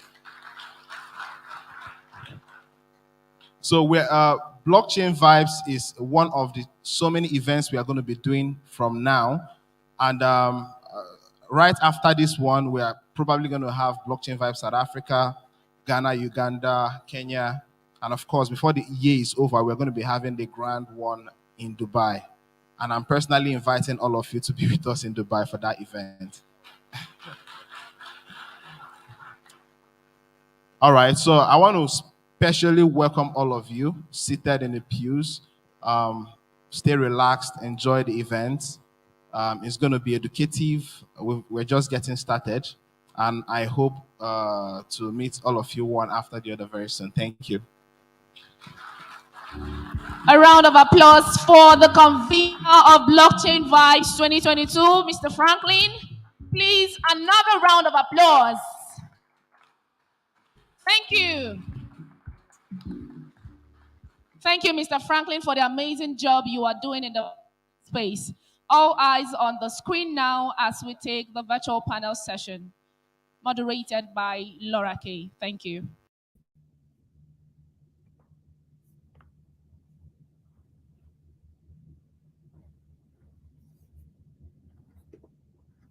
Hello, everyone. Can you hear me?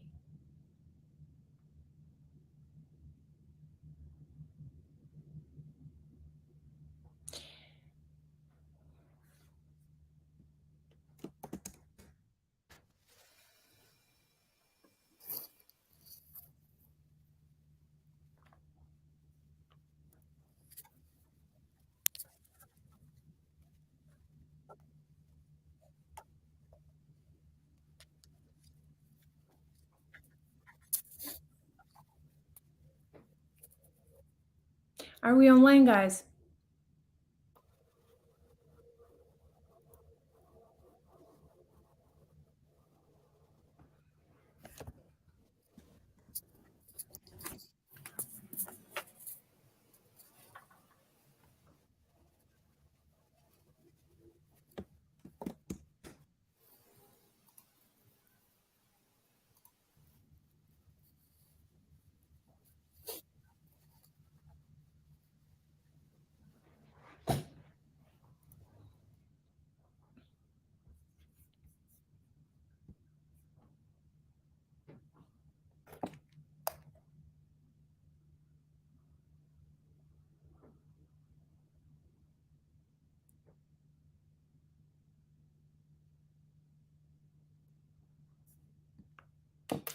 Okay, so the organizer just told me that you can hear me loud and clear, so it's a good time to start.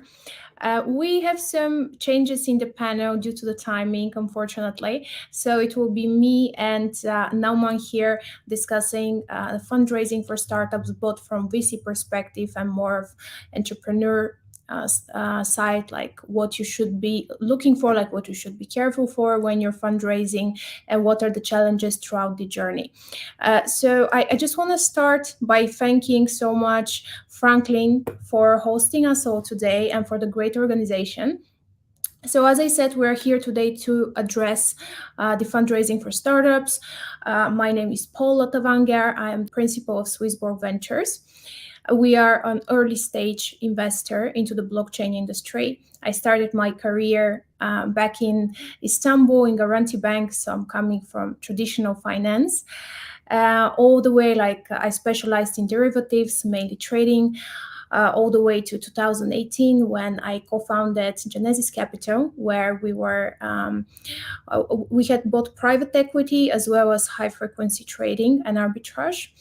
As well as in the same year, I co-founded an Islamic fintech startup, which I exited successfully last year. So let's move now to Nauman Ali, who has a lot of interesting insights to share. So Nauman, please give us a brief about your story. What brought you here today?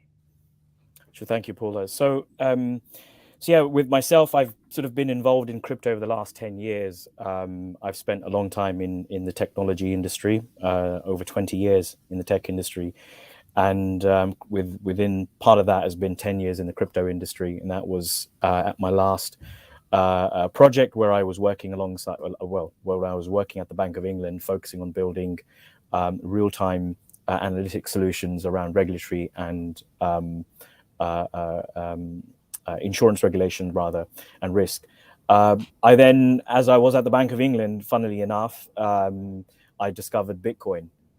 So You know, it's a real irony that when I was working at the Bank of England Central Bank, I discovered Bitcoin, and never since then I've effectively been hooked.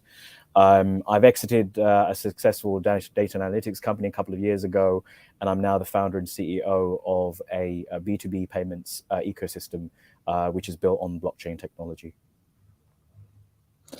Great.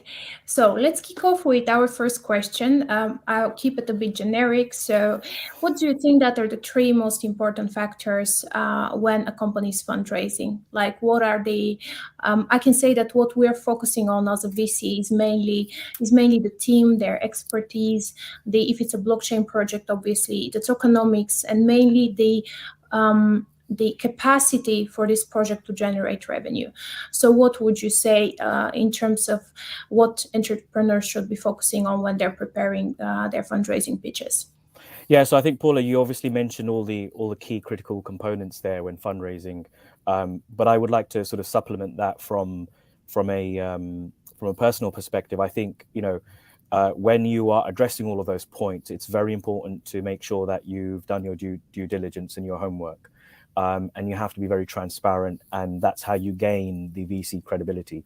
It's very, very important to make sure that you know, your numbers are in order, and that you've gone through the models, whether it's the financial model, whether it's your business model, whether it's how you intend to make money, and etc. It's very important to having run through those yourselves and be very, very well attuned to those. And I think also one of the things which is easily said but more difficult to sort of execute is know your business proposition very, very clearly. I think knowing your value proposition and what you intend to bring forth is super important, and it's easier said than done. You know, sometimes you come with an idea, you put pen to paper, you may prototype it, and it may be an awesome idea in your mind, but is this a real value proposition to a business? Would somebody buy this? Would somebody pay for it? I think these are very, very important things that you need to sort of do your homework on, make sure you have these questions answered. And that's how you, in my opinion, at least build credibility with the VCs. I think the second thing is to ensure that you demonstrate and put forth your strengths to when you're speaking with funds.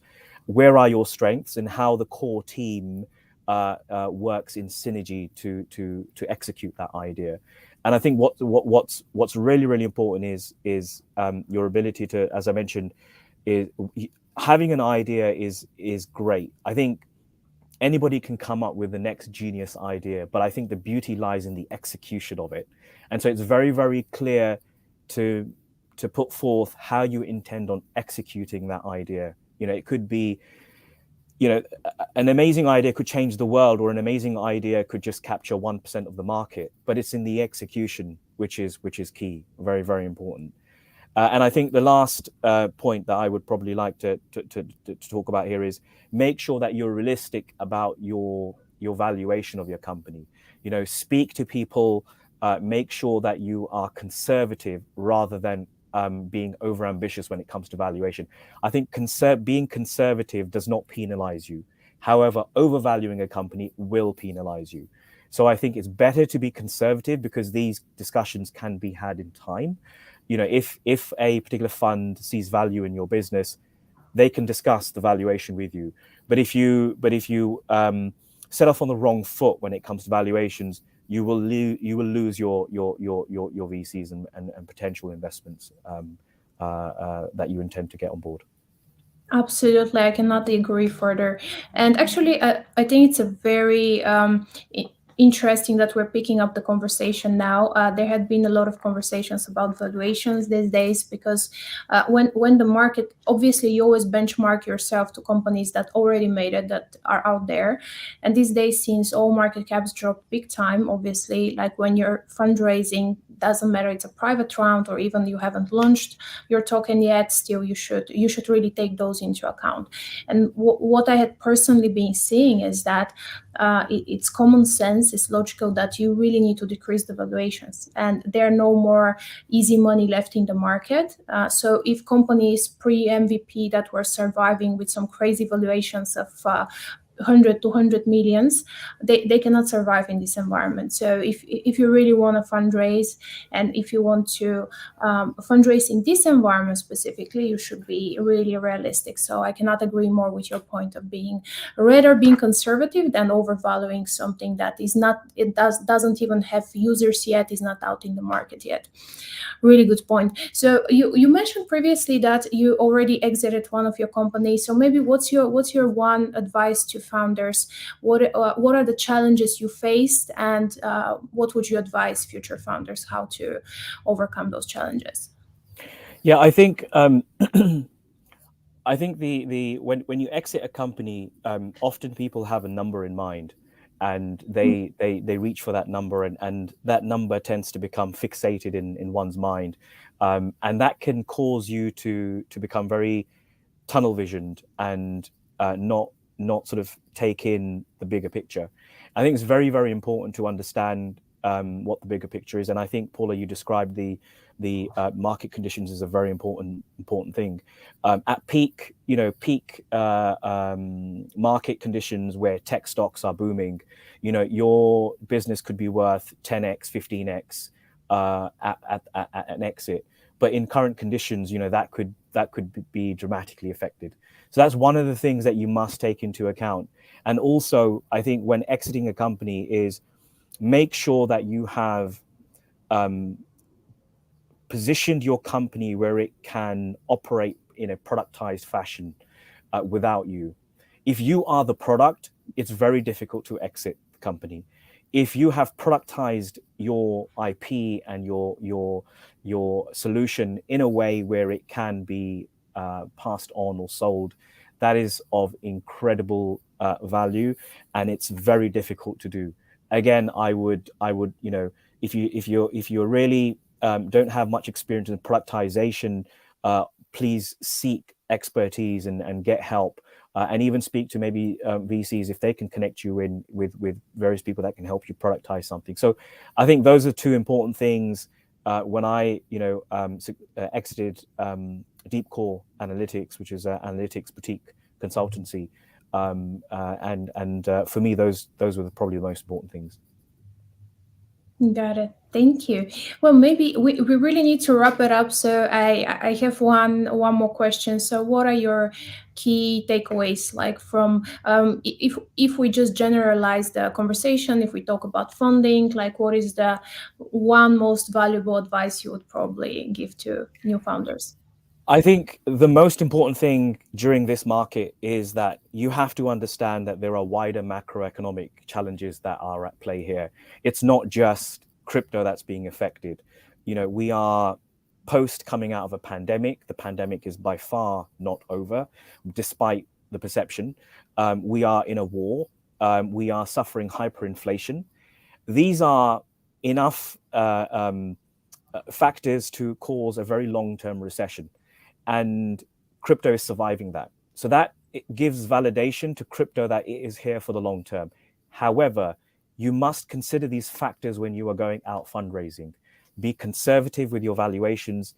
Be very, very conservative who you approach, because you get one shot at this, and market sentiment is everything.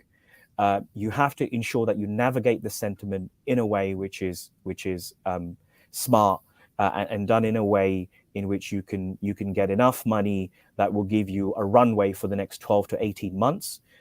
That should be it. Please do not try and over raise. You will lose the market. You will lose the sentiment. Focus on innovating your product. Focus on building. Focus on acquiring market share. That's my small piece of advice, I guess, to founders that are out there.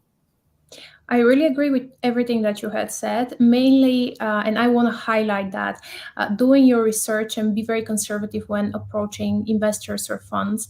Obviously, I'm getting spammed with all sorts of messages from like, do you want to join the next unicorn? And I'm like, yeah, at what stage you are? It's an idea stage. until people that literally don't know anything about the company. So I think that you should really do your research and see potential partnerships, why those funds should invest in you, like what is the special thing, why you want them in particular instead of anyone else. Like, don't run just behind the money, be very particular of where you want to reach in 5 years and how those investors will help you get there. This is what is called smart money. That's why you're going to VCs and you're not taking money from high net worth individuals, let's say. And when you be particular and articulate about that, you can gain investors' heart way easier. And everything starts, I think everything should be really calculated from the first approach until the pitch, until you should have already your agreement in hand in case this goes well. So just prepare. This is summary of the advice I can give. So as I see, we already run out of time. Nauman, I thank you so much for all the nice insights you shared with us today. Again, thanks so much to Blockchain Vibes for organizing that, and wishing you to enjoy the rest of the program today. Thanks very much, everyone. Bye-bye.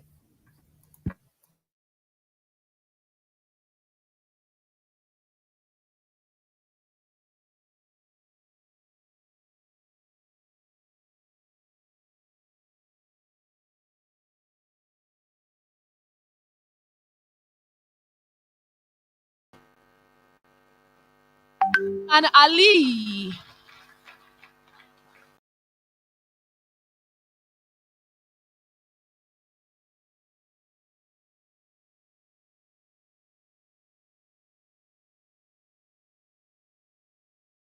Is the Pickathon.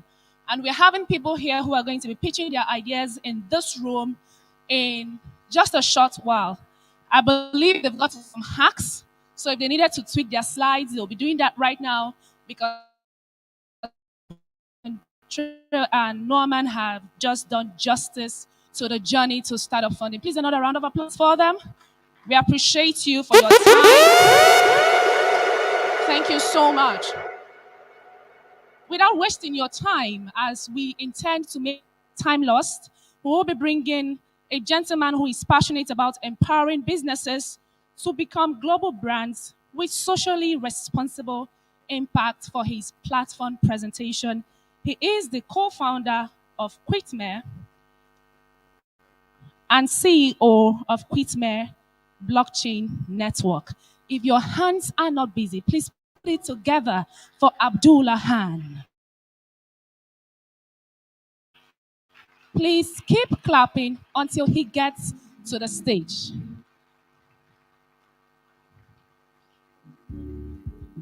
I believe he's coming from the guest room.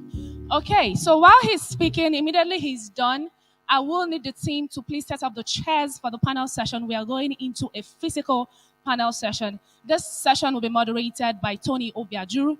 And as much as up to that, we're looking forward to that. We are excited to make welcome Abdullah Han for his platform presentation. Thank you.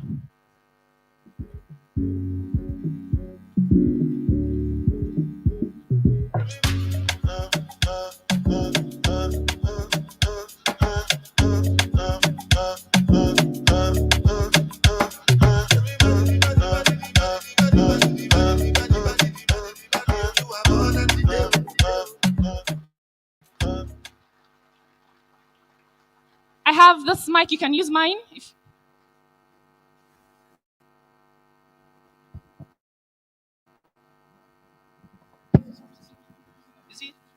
Hello? Yeah, raise up your hand. Let me see your hand. Wow, wow, that's cool. That's very cool. Wow. So you guys want me to speak pidgin or speak grammar? That's great. So how are you day? How far? Okay. I'm trying to practice my pidgin. Yeah. Anyway, and actually I'm very excited to be here to see a lot of young guys with passion, with a vision that has a possibility to change the future. And my name is Abdullah. I'm from, I was initially from China, and I'm doing business between China, Africa, Middle East, and also America. So in the last 5 years, I was fully involved with blockchain and cryptocurrency industry. So I was involved in this digital mining business, stablecoin business, DeFi, NFT, and also public blockchain. So I'm very happy to share my experience and track record to look for possibilities of working together with stakeholders from Nigeria and Africa. Okay, that's great. So today, my main speech is about, I want to introduce like a Kitamir network. It's a public high-performance blockchain. And after that, I will express my initiatives and what I'm looking for here. And I'm very to share all the possibilities of working together. Next slide, please. Yeah, thank you. Next slide. Yeah.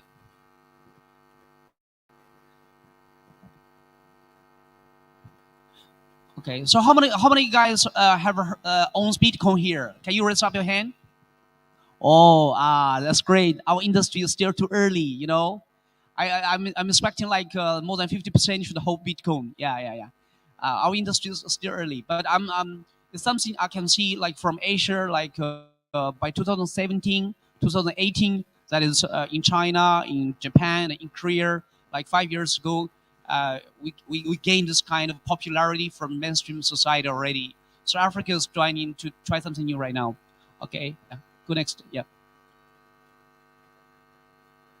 Next slide. Yeah.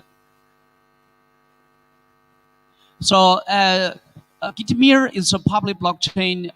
What we do is training. Firstly, we stick to proof of work. All right, because in blockchain we have two main consensus, right? Proof of work and proof of stake. Proof of work is based on to consume the energy, and you have to use your hash power to validate a transaction and to maintain the network. So proof of work is much more, let me say, fully decentralized than the POS and proof of stake and depots, delegated proof of stake. So in terms of public blockchain, in terms of our selection is proof of work, because I believe that it's very hard to launch the 51% cyber attack against proof of work.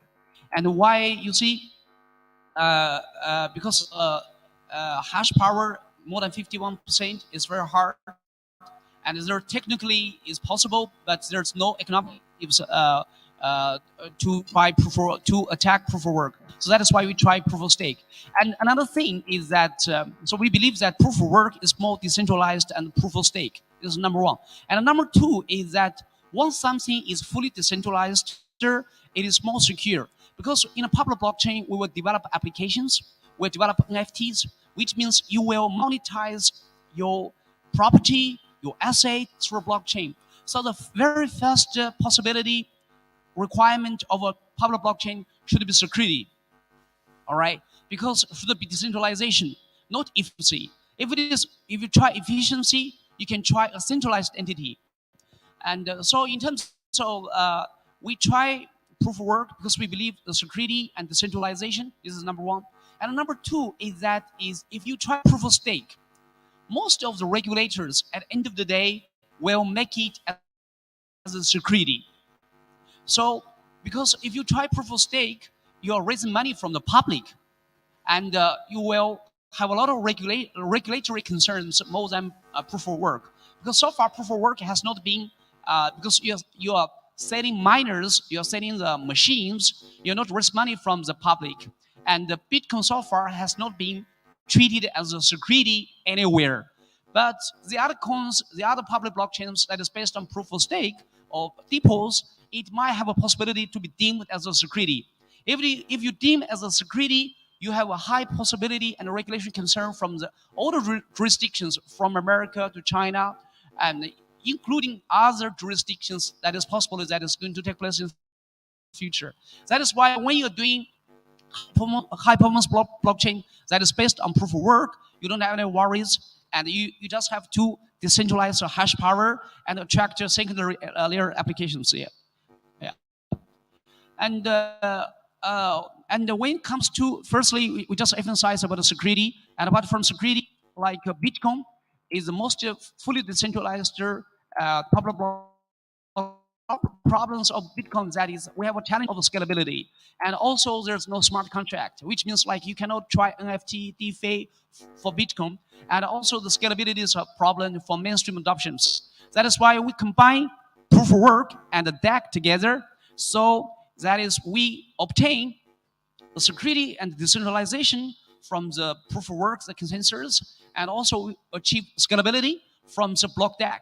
Yeah, next slide. Yeah, thank you. So the onlining protocol is the first layer is proof of work and block DAG. One contribute the decentralization and security, and block DAG will come up with scalability for you to do transactions. Let me assume that we have applications about payment, right? And you must, if you conduct a transaction from Ethereum, it's like $50 for, especially come to micro payment, because like in Nigeria, in Africa, people are not paying like millions of dollars at a daily basis. $50 is $10, and so, which means we need a digital infrastructure that is secure, decentralized, and cheaper and efficient. Yeah. Okay, next slide. Yeah. Okay. Yeah. So basically, we're using UTXO structure and block DAG, and also we integrate with smart contract EVM. Yeah. Next one. Next slide. Yeah. Yeah. So we have different layers. We have network layers. We have data layers. We have token layers, and also we have payment layers. Yeah. Yeah. Okay. Here's something I want to talk about.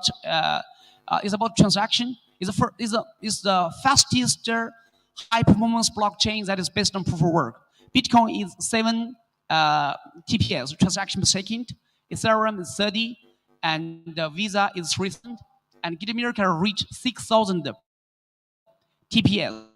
That is based on proof of work. If it is based on Selena, is not proof of work, so we don't trust the security and the decentralization apart from proof of work. That is why I believe that Gitmir is a very good financial digital infrastructure for micro to solve the financial inclusion problems here. Next slide. Okay, here is something we compare. Is that in terms of cross-border payment and cross-border settlement, and we can see compare with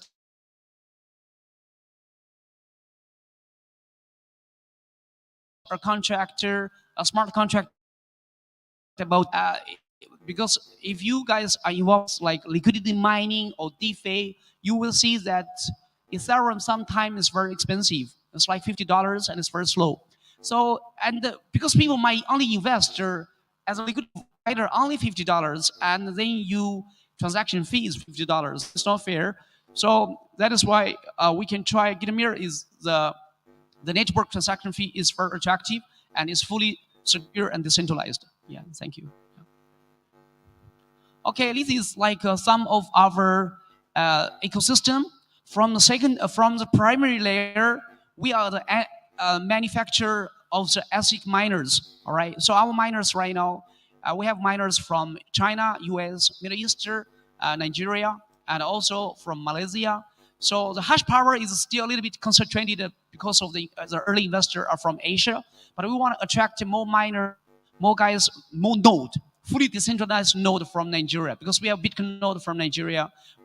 We can also try the Mir node from Nigeria, and we're happy to further discuss about the possibility if how to set up a separate node from here. Yeah, and from secondary layer, we already have a fully integrated with smart contractor. We have an EVM, and we have a swap, and we have a wallet, which means what? So from the primary layer, you can use energy to create a native currency, a native token.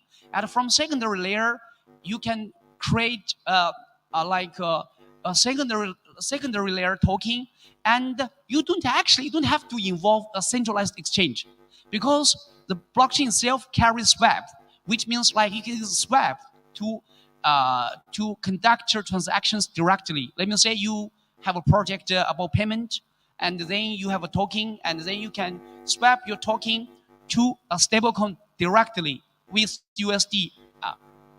So this is like what we're trying to say is that from the primary layer and from the secondary layer, we must be very decentralized and secure. We don't have to relying on centralized exchanges and centralized entities, which bring a lot of risk and concerns. Yeah, thank you. Yeah, next one. Yeah.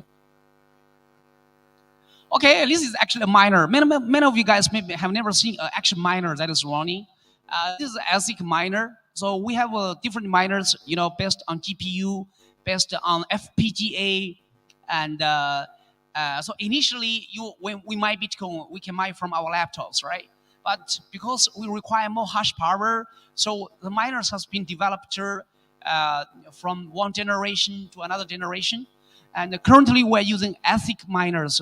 It's similar to Bitcoin mining, but carries a different algorithm. And if you have this miner, so your daily production per day is maybe like $20. So if you invest in a miner, maybe within 12 months time or 9 months time, you will recover your investment. Because you see, you have to understand why you have been rewarded with something if you buy a miner.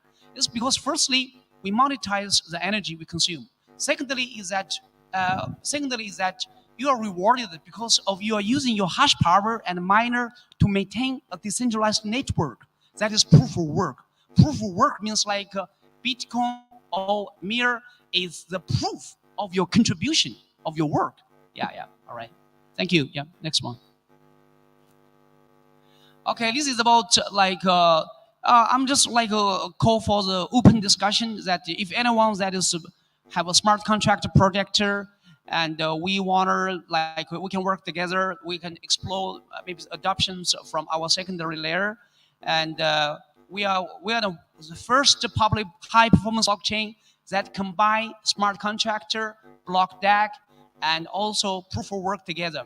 Proof of work provide decentralization and the security. Block DAG provide a scalability from the layer 1, and from layer 2 we provide a smart contract to introduce all kinds of applications in a cheaper, efficient, and secure manner. That is why I have a high possibility, and we are expecting more guys to ask me what is your project and how do we work together, and we can provide all kinds of support. Yeah, thank you. Yeah. Next one. Yeah. Okay, so we can firstly, if you have a project about game fee and DeFi and DAO or NFT, we can work together. And secondly, we can help you to design the token economics, like your liquidity mining and the DeFi. And because when you design a coin or a chain, one of the most important things is that how do you design your crypto economics? Because crypto economics is a fundamental structure to balance the incentives from all the stakeholders, and there's a possibility is that token economics will contribute and constitute a main success part of your product.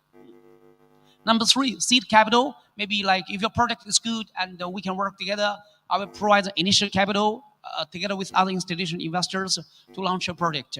But you must have a good product, you must have a good community, a clear concept, and a clear vision. Yeah. All right. Next slide. Yeah. Actually, Gitmir network is the only public blockchain that is accepted by International Islamic Financial Service Board, whereby have 72 banks and 700 commercial banks, Central Bank of Nigeria and LHS Bank and other international commercial financial institutions in this organization. So why Gitmir is accepted? Because Gitmir is very friendly to the ethical finance and Islamic finance, and also proof of work is much more Sharia compliant. It carries more ethical considerations than the other public blockchains. Yeah. Thank you. Yeah. Next one. Okay, guys. Yeah, here's the wallet address. Okay, any guy who download this wallet, I can airdrop 5,000 naira. All right. So for airdrop. So any guy, yeah, please take this one, www.caf.io. Yeah, download this wallet and give this address to me. I will airdrop 5,000 naira. And if we have we can provide initial capital for you to go off your project. Yeah. By the way, Mir is listed in the Register exchange in Singapore. It carries a price of $0.3, $0.4, and our airdrop 10 to 20 Mirs, which is equivalent to 5,000 to 6,000 naira. And any guy to download this wallet? Yeah. Yeah. Please go back. Please go back. Yeah. Hello. Yeah. Did you guys get this wallet address? Hello. Yeah. All right, that's it. So I'm happy to have this opportunity to talk to you guys. And if you want to have a private conversation with me, I'm available. And we can discuss your project, we can discuss your incentives, and how let us work together to create ecosystem to deliver financial inclusion for Africa. Thank you. Nice talking to you guys.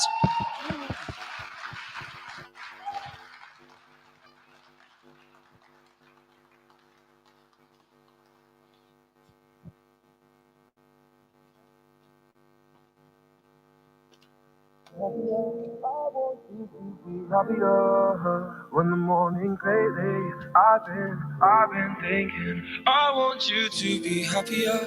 I want you to be happy. Don't get stuck in the past.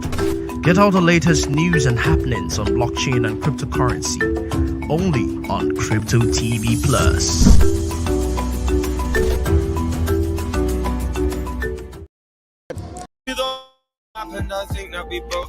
And keep watching Crypto TV. Don't touch that dial. Peace. Oh, hi. I'm a smart investor. I dare say that because I understand the cryptocurrency markets and I am up to date on every new development, fintech and blockchain ecosystem. All because I watch the Inside Blockchain show on Crypto TV Plus. Every Monday morning, Crypto TV Plus brings you news headlines of top stories, interview with an expert, and give you detailed market analysis to enable you make the right business moves. Now you too can become a smart investor if you don't miss it. The Inside Blockchain Show, only on Crypto TV Plus.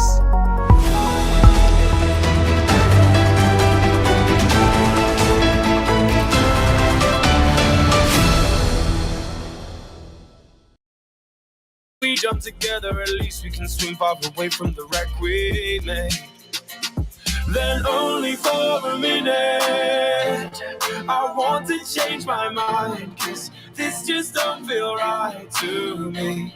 I wanna raise your spirits, I want to see you smile. No, that means I'll have to leave. DJ, thank you. Amazing one there from the CEO of Quetmere. So the next session we'll be having is a panel section. And I want every one of us to hold our pen and to jot things down so we can take things away. Probably just ask your questions. You can send in your questions. But I think the time we'll be having right now would only be able to take 2 questions. Or at most 3 questions. So just pen down your questions and pay utmost attention. We're talking about the bear market crash, the bear market currently, and the crypto market crash. It's happening everywhere, literally everywhere, from the stock market to even the real estate space. So we're literally experiencing a financial crunch and a financial crash at this point in time. And we have Crypto, who is going to be joining us in the panel section. Please, a resounding round of applause for him as he comes on stage. Crypto. The next person we'll have is Da Vinci. Da Vinci, we're having him on stage for the panel section. A round of applause. Please continue clapping as they come on board. The next person we'll be having is Futurist Kwame from Ghana, all the way from Ghana. Futurist Kwame, all the way from Ghana. Amazing man, if you ask me. Will be coming on board. And Mokau. We'll be discussing the crypto market crash, what exactly to expect. Is this the end of cryptocurrency, or is this just the beginning? What exactly do you need to understand about the crypto market crash? That is what this panel section is going to be all about. And it's going to be moderated by Gray Jabesi. A round of applause for him as he comes on stage. Thank you very much.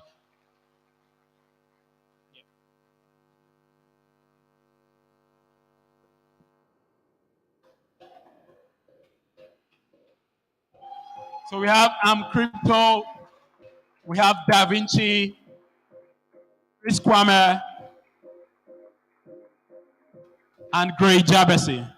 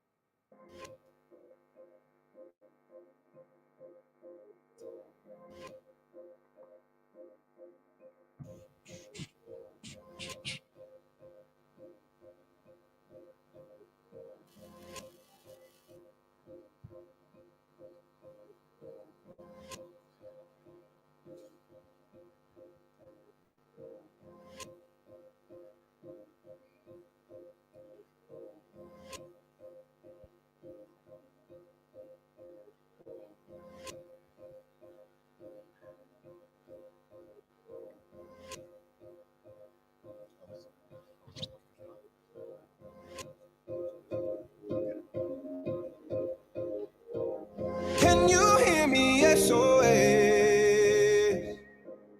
Help me put my mind to rest. 2 times clear, and I'm acting low. A pound of weed and a bag of dough. I can feel your love pulling me up from the underground. I don't need my drugs. We could be more than just part-time lovers. I can feel your touch picking me up from the underground. I don't need my drugs. We could be more than just part-time lovers.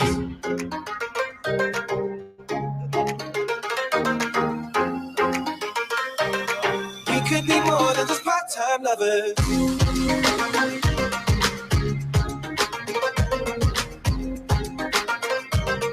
We could be more than just part-time lovers.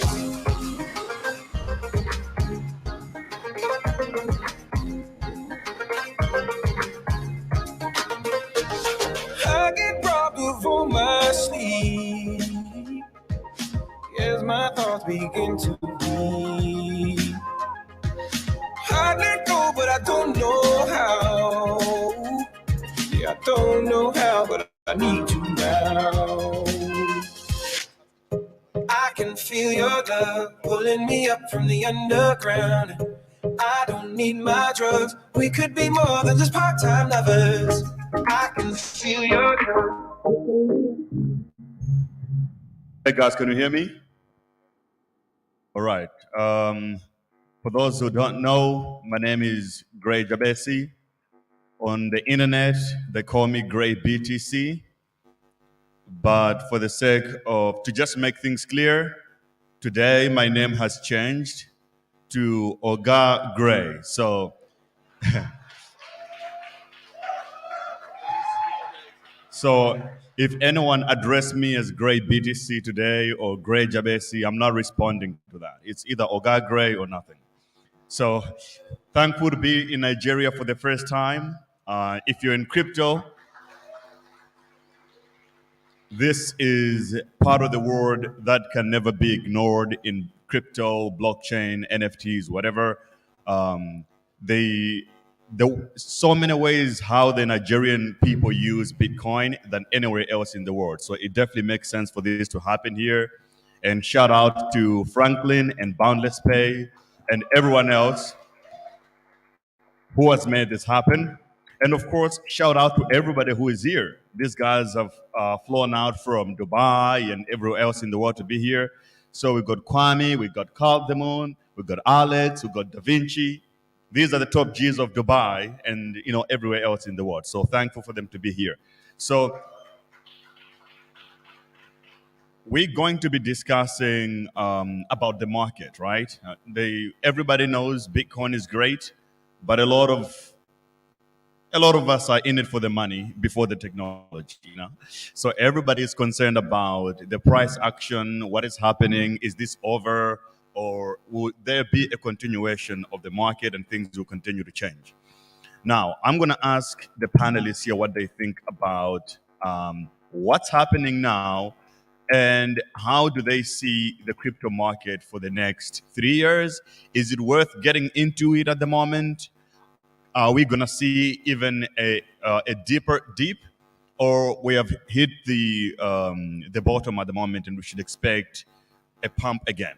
So I will take it from here. Kwame, you're going to introduce yourself and then give your insight. Hi, everyone. What's the time? Good afternoon. Is Lagos in the house? This is not the Lagos I know. This is not the Lagos I know. Are you cold? I'm a ginger now. Don't be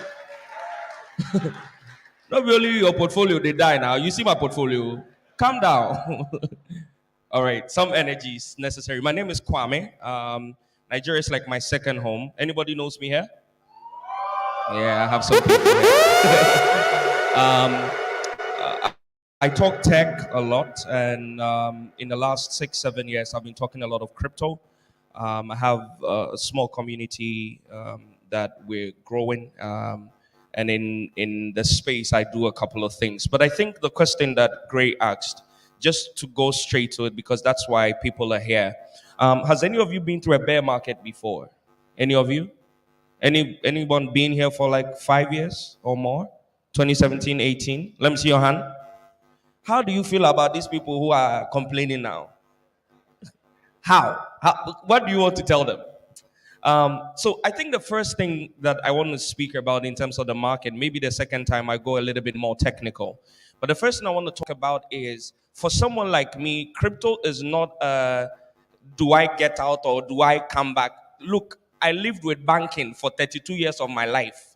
I know what traditional finance can do. So whether Bitcoin is 1,000 or 2 CDs, I'm stuck. I'm not, if crypto dies, I follow them. We'll go grave together. So some of you have options. Should I get out? Come, where are you going? I don't have anywhere to go. So that's the first thing you need to think about, is understanding the technology and understanding the revolution it represents, to know that there is no should I go in, should I go out. Of course, there are times to go into stables and be safe. There are times to DCA. There are times to just cut your losses and know what to do. But I think the first thing is, don't look at this thing as an entry for all your, like Grace said, I know you're here for the money, but what we're building is far more too big for you to be thinking short term. The second thing is, I think probably in Africa, and I see a lot of this in Nigeria, please forgive me, but I've been in projects that you guys have invested in, a lot of Nigerians have been in, and I've realized specifically for the African, especially West Africa, let me add the Ghanaians, we don't get time. Everything there in hurry, you understand? We need them tomorrow, because tomorrow is not guaranteed. This is Lagos and Accra. We don't get time. But the problem with that is you miss a lot. The way crypto is, how many of you saw what happened with Shiba? Shiba, anybody miss it or catch it? So I got into Shiba in 2020 when Elon Musk tweeted Dogecoin for the second time. I bought $19 and got 1.3 billion. At this all-time high, that would have been worth $108,000. I sold at $500. Don't cry for me. It's fine. I've done the funeral. It's okay. But the point is, if you're not taking a long-term view, and Da Vinci is probably the best person to say this. In 2011, he told you buy $1 Bitcoin. It's 2022, 11 years later. He's here. After 11 years, you can't tell him anything. My appeal to you, man to man, Africa to African, Organaja to Organaja, and the women too, is the least you should look at anything you're doing in the space should be 5 years. Go through a cycle, come out, you see how it feels like. So maybe the mentality towards the market needs to change, and then it would let you move away from short-term price action to focus on long-term value, because that's what really it is. One Bitcoin is one Bitcoin. I don't care whether it's $100,000 or 20,000. If you understand the tech and what we're building, you will know one Bitcoin is one Bitcoin. Thank you.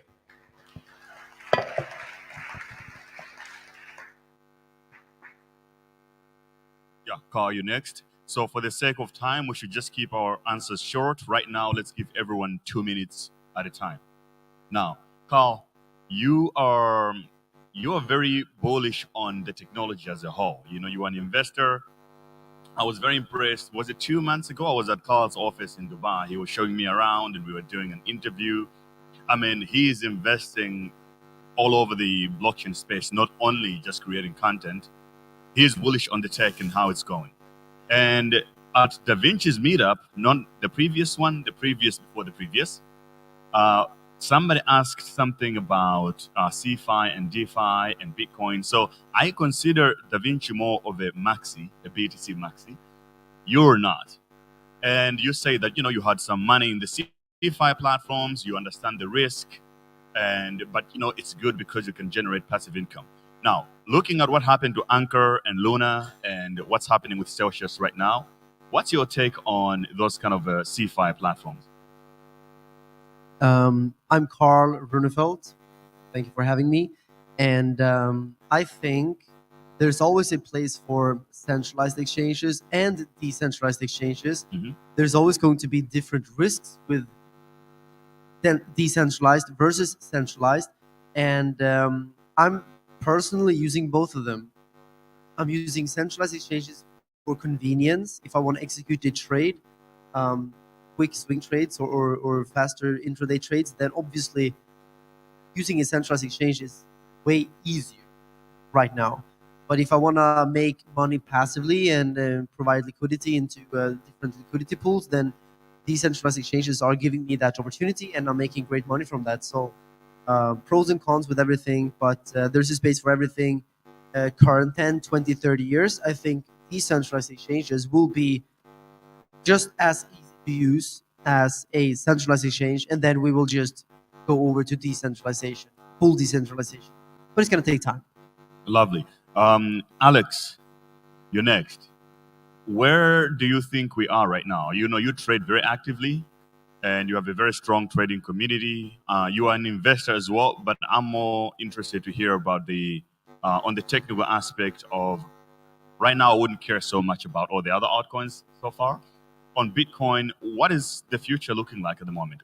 Start with introducing yourself as well, by the way. Hi, my name is Alex Mora. I have a YouTube channel called ON Crypto. I'm glad to be here. And my take on the market, especially on Bitcoin right now, is that potentially we have already bottomed out. So on the daily chart, I just checked it this morning. We are heavily overbought there, so there is a correction coming. But the correction could be in form of just some sideways downwards movement, and then actually the final leg up that we are all anticipating, waiting for. And I actually don't believe that this final leg down could actually break the lower low the local lower low that we have right now at $70,000. I think there is not enough downwards pressure left in the market to push us that low. Awesome. That's a very, very good answer. So, I mean, based on what you said, my understanding is that this dip could keep on going. Right. Okay. DJ15, the Oracle, the Godfather. I mean, who has watched the $1 video here?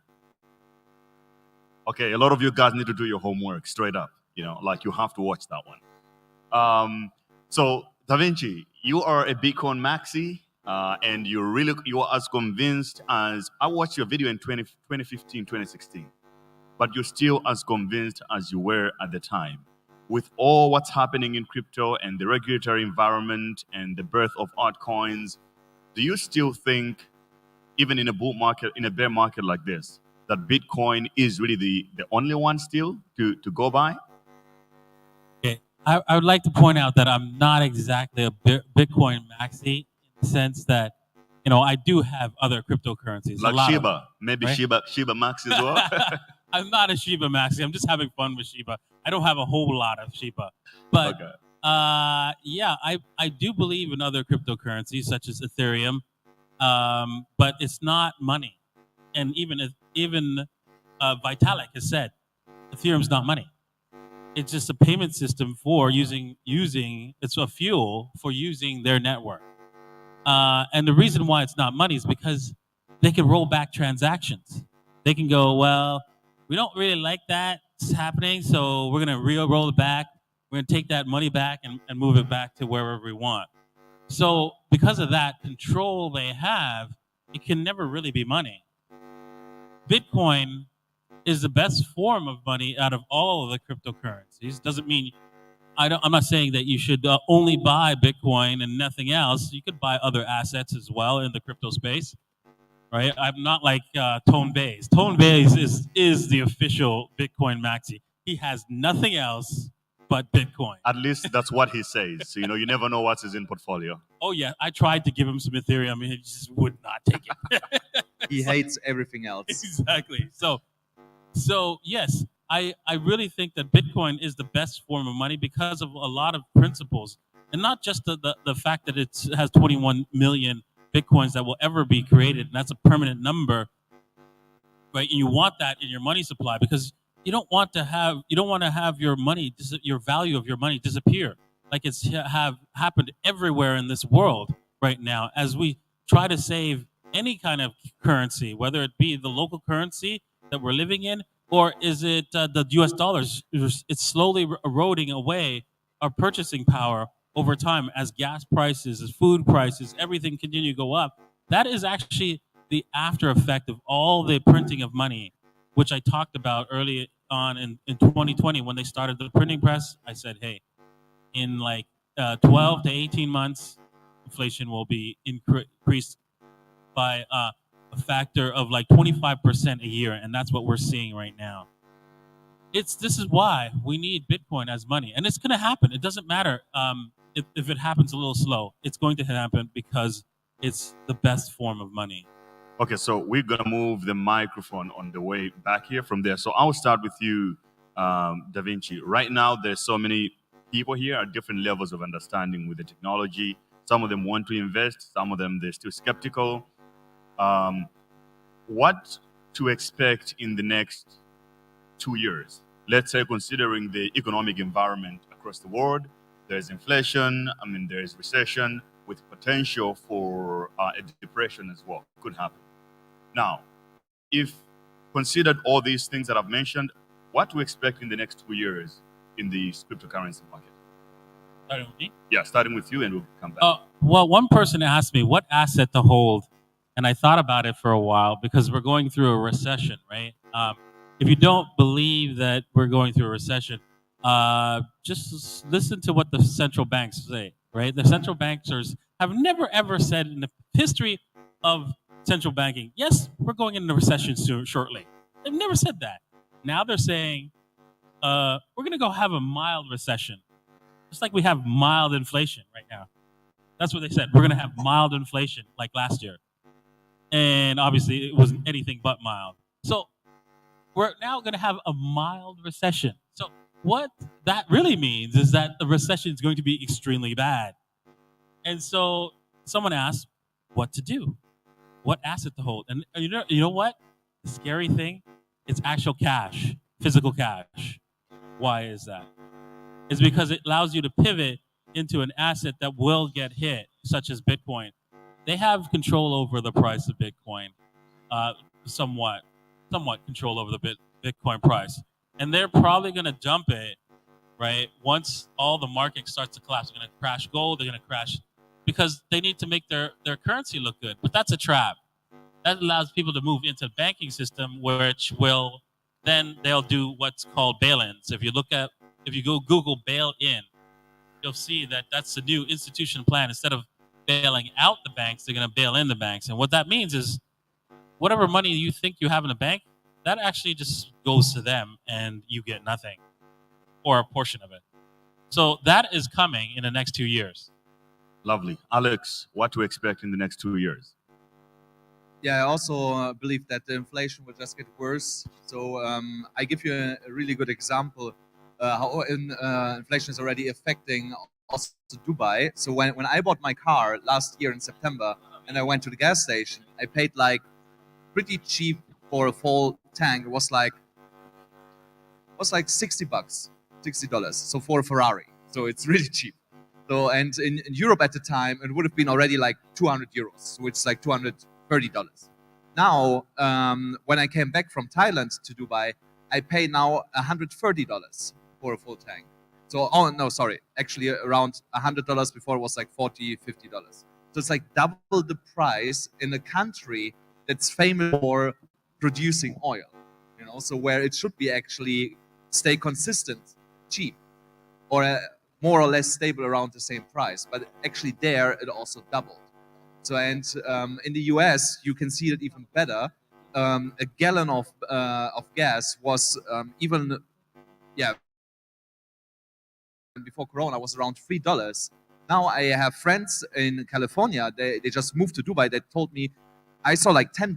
They said, no, it's way worse. We have places there's $12, $15 already for a gallon. So yeah, and I believe that will just get worse and worse. I can see a gallon for gas in the next 2 years, like $30 in the US. So, and then the next question is, who can afford to pay $30 for a gallon?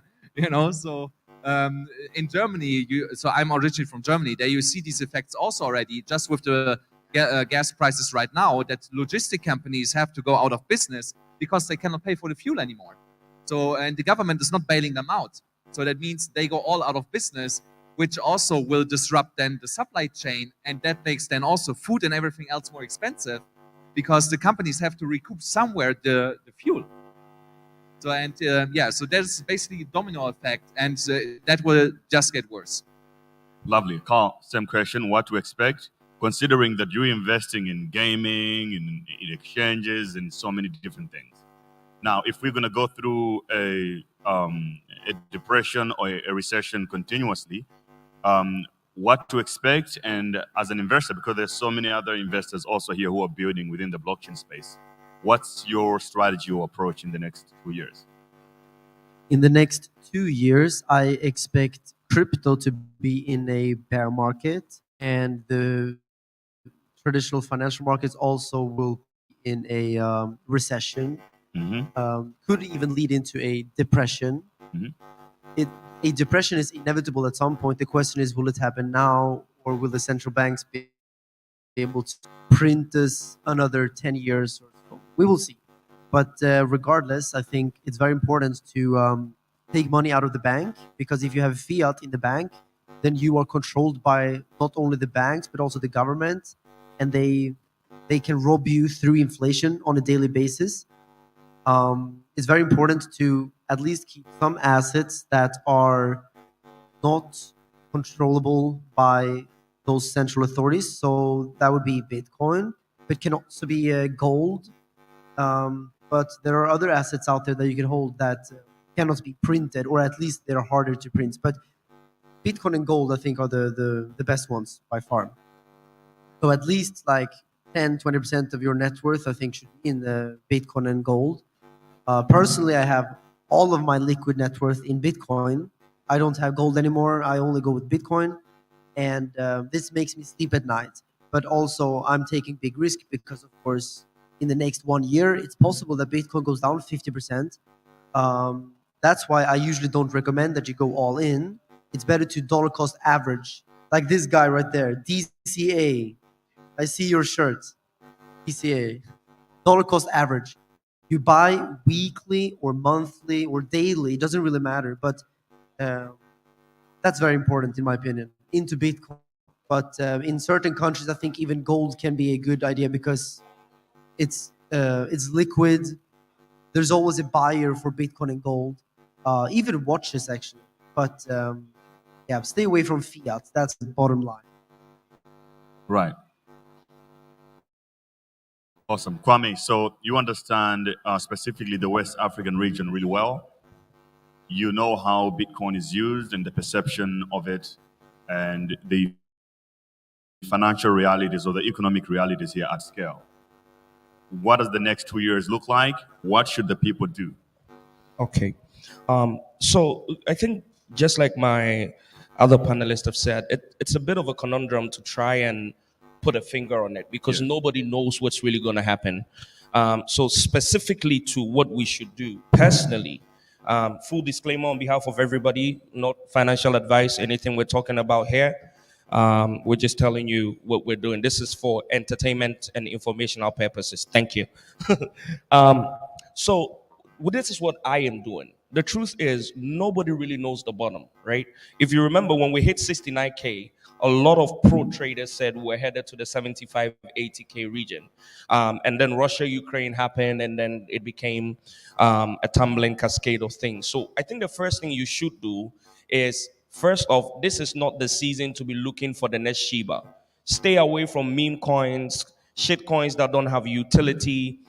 Stay far away from that. In fact, you heard Carl say he's just playing safe with Bitcoin, and he can sleep at night. I'm a little bit more, my risk appetite is a little bit higher. I'm an altcoin type of person. So I've been looking at the top 100, top 50 projects, looking at the ones who have still been delivering value, which is still working as a business. Are they earning revenue? Are they growing? Are they delivering on their product promises?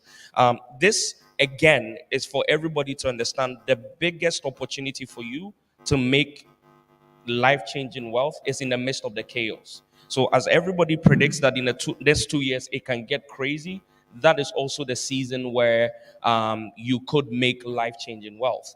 Just don't think short-term. Don't put your rent in it. Don't put your school fees.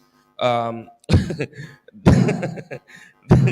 me just say, don't put your rent, don't put your school fees, don't sell the family land and put the money and tell uncle you bring it in December. You'll be shocked.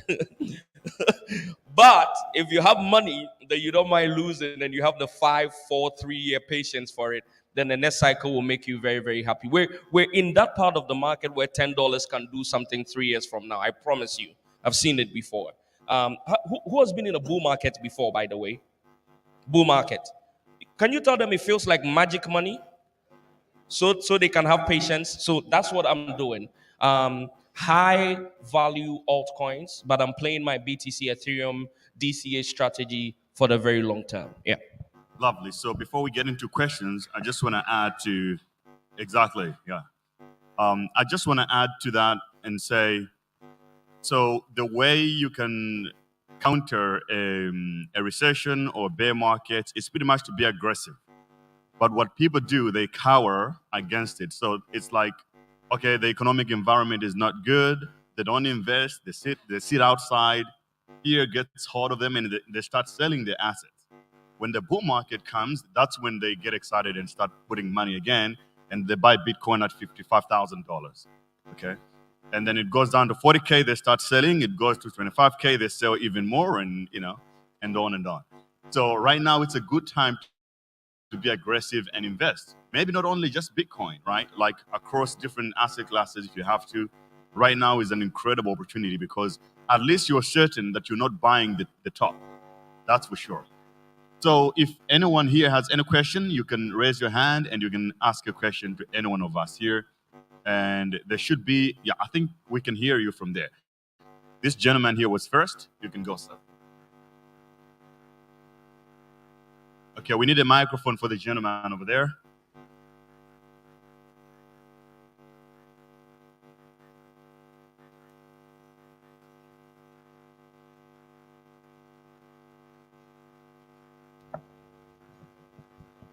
Thank you.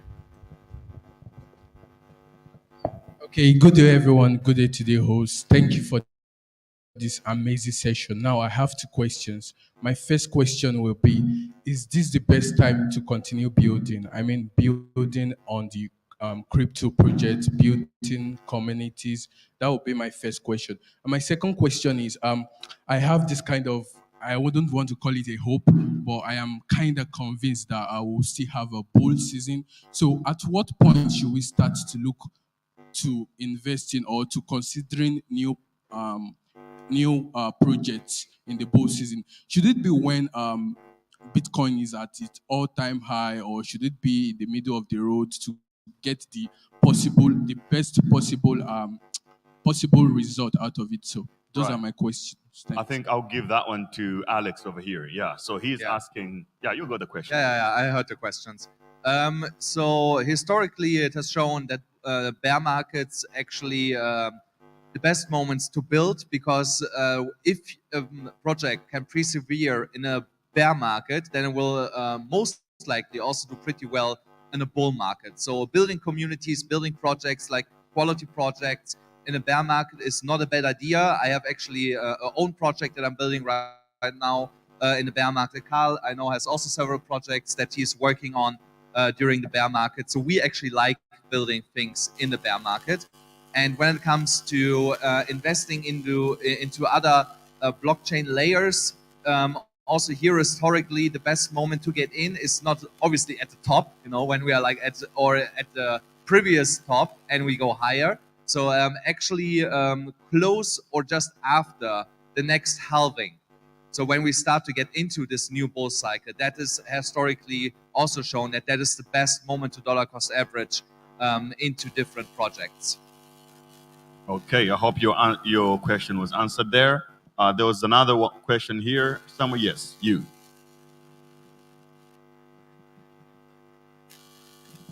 Okay. Perfect. Thank you, Gray. You're doing an amazing job. I'm loving the discussion and the energy in the house, but you have more time. You have more time, so we can come back to other discussions when we take the second question. Thank you. All right.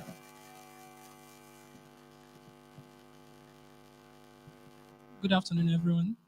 Thank you very much for this. Raise your voice a little.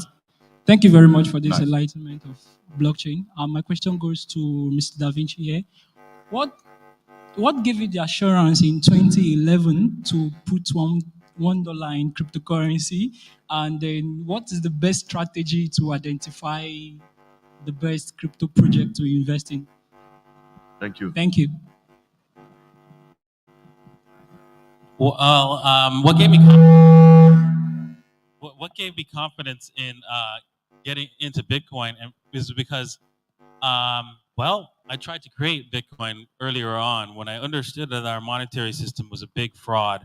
It perpetrated against the whole world all at the same time for the first time ever in human history. Normally, like, it was only pockets of different countries that would have a fiat system and not the whole world. And so what happens is you have to look at history. What happens when this system comes to an end? Because it always comes to an end, and it comes to an end very badly. And so I decided to try and make the same kind of system. I actually ended up failing, but that knowledge that I gained made me realize that, hey, this was going to work when I first saw the source code and saw the white paper. And I was so excited about it because finally we have something that that's going to change the world in a positive way. Now, if you're looking for other projects to invest in, the best thing to look for is basically who's in the project, who's working with the project, right? Then does it make sense? Is it something that you understand? That's the first thing. So a lot of people bring me projects that they don't understand, and they want me to understand it and explain it to them. And I said, right there proves that the project's garbage. If they can't explain it to you, don't invest. If they can't explain it to you in 30 seconds, it's not worth you investing in. But if they can explain it to you in 30 seconds and it makes sense to you, then yeah, you can go on to look at the team, look at the the tokenomics, make sure that it makes sense, right? All the rest of it makes sense to you. And if it does, then that's the best way to determine whether or not to invest in something.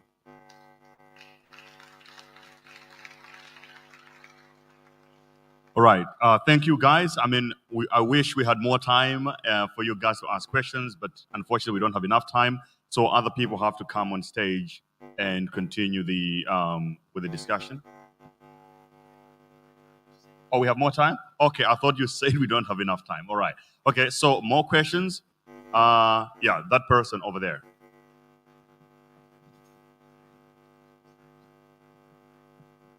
Thank you. I want to say a big thank you to all the panelists. Thank you very much and very educative. So my question goes this way.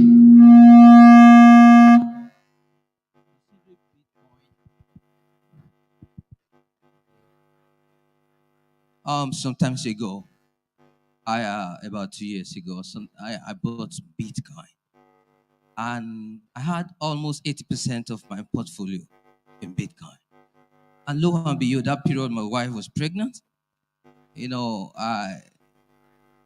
fact, in short, I lost almost up to $5,000 on an instant. Okay, so why am I saying this? Since then, I lost interest in trading. I don't like trading again. I decided to focus on building as a developer. So my question is this: Carl mentioned that he was a convenient buy Bitcoin, and considering the fact that Bitcoin is very volatile and blink of an eye, how do you think Bitcoin is a store of value? How do you store your money in Bitcoin when you know that overnight everything can just go into zero? How are you so convenient? There is not stable because Bitcoin is not like Ethereum. How are you so convenient with this? Thank you. All right. Come in. I'll take that one. Yeah, a lot of people, when they invest in Bitcoin, they take everything they've got and invest in Bitcoin. When I first got into Bitcoin, I didn't take everything and dump everything into Bitcoin. I went 2% of my total investing portfolio. Right? That was for my retirement, 2% of my retirement money. So I knew I didn't need that money for, my children, or for, the rent, or for anything in the foreseeable future. And that is what you should be putting into Bitcoin, what you plan to retire with. Because if you do that, or put in a percentage, just 2% of your net worth, I'd raise it to 5%, because I am confident that Bitcoin will be the money. That the odds of it not being the money is the same odds as if an asteroid come and hit the planet and wipe us all out. Still possible, but unlikely, right, in your lifetime. So, yeah, you could raise it to like 5%, and just make sure it's the only 5% of what you plan to use for your retirement. And then you'll do extremely well, because you'll see it over time increase. Because you know what, in 5 years, if you just watch it over a 5-year period, any 5-year period, you take Bitcoin, you bought it 5 years ago, you're in profit. Even today, if you bought Bitcoin 5 years ago, yes, you're in profit. Yes, that was in 2017. But Da Vinci, it was $17,000. And yeah, that was December of 2017. Around this time, it was less than $2,000. So, yes, there you have it. You are majorly in profit 5 years if you bought it 5 years ago. And you'll do that. So if you buy it today and you wait 5 years, you'll be majorly in profit. And that's assuming, remember, just ignore all the ups and downs of craziness, because that's what I did. I bought it at $1. I bought it at $3, $4, $5, even at $32. That was the high in 2011. And then it crashed all the way down to $2. And then people were laughing at me, saying how stupid you were to buy Bitcoin, to mine Bitcoin, to waste your time with Bitcoin, and because now it's $2. But I didn't care. I knew that what it was going to do. And that's why I stuck with it. And that's all you have to do, is understand why it's going to stay and stick with it. Right. So he said, perfect answer. It's all about the why. If you understand why you're doing it, and you always have to have the time frame in mind of why you're doing it. But at the same time, if we look at Bitcoin just based on the price action as investors, I think we're missing the bigger picture of it. Because in a country like this, like Nigeria, where people cannot even use their own money to pay for services online because the bank keeps limits on it, there's no easy way to do e-commerce and make money. I mean, this has nothing to do with the price action of Bitcoin. Like there's so many other things that we can use Bitcoin for to grow to empower ourselves in financially, right? So I think that element. But if you, frankly, you have to look at how can you use Bitcoin to attract money to you. If you compare this with how the banks work, it's so difficult for you to business online and get paid in Nigeria. But with Bitcoin, you can do it within 5 minutes. No need to sign forms and papers or answer questions. For me, I was earning $300 per month, 8 years ago, before I came across Bitcoin. And I had skills, I could work, but I was sort of limited to my environment where I could offer my services. The moment I came across Bitcoin, my income in the same month moved from $300 to $2,500, right? That is how I realized that, okay, this is a big deal because I could be able to make money from all around the world. Anyway, next question. Okay, sure, this side.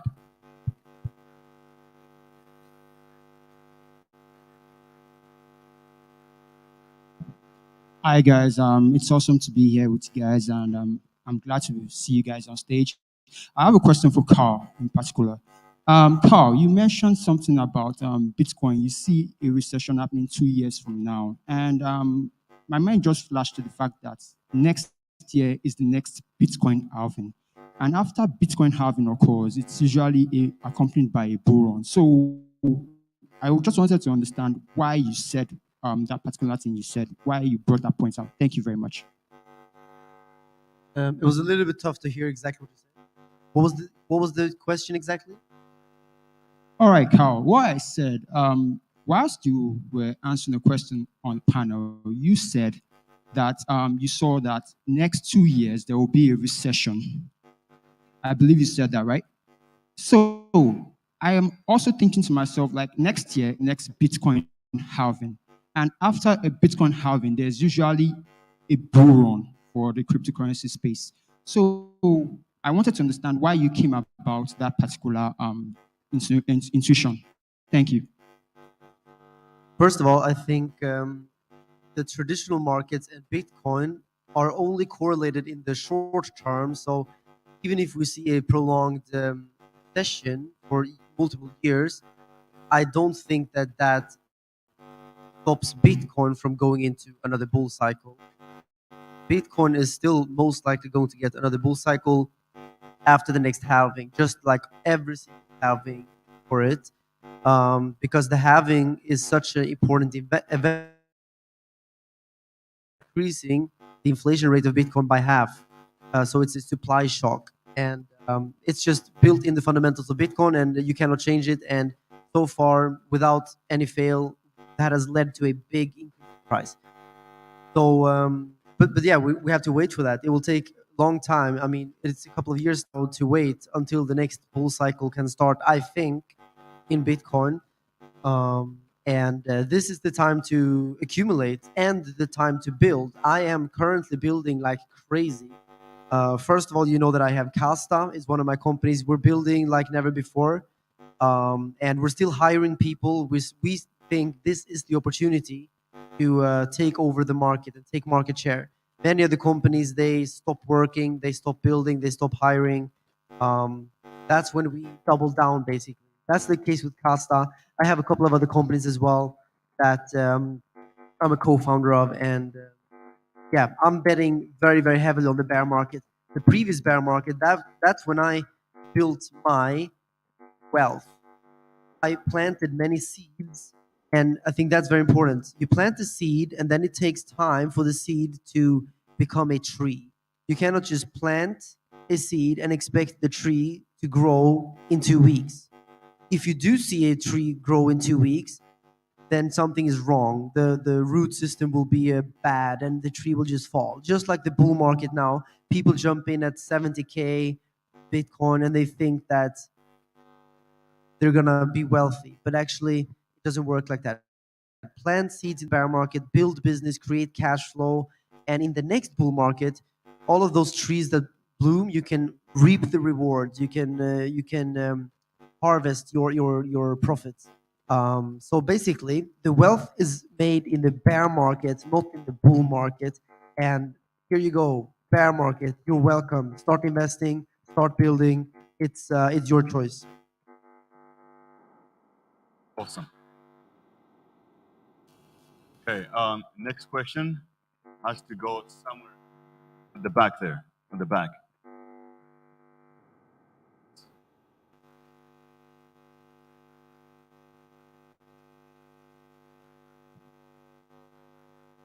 Hey, good day, everyone.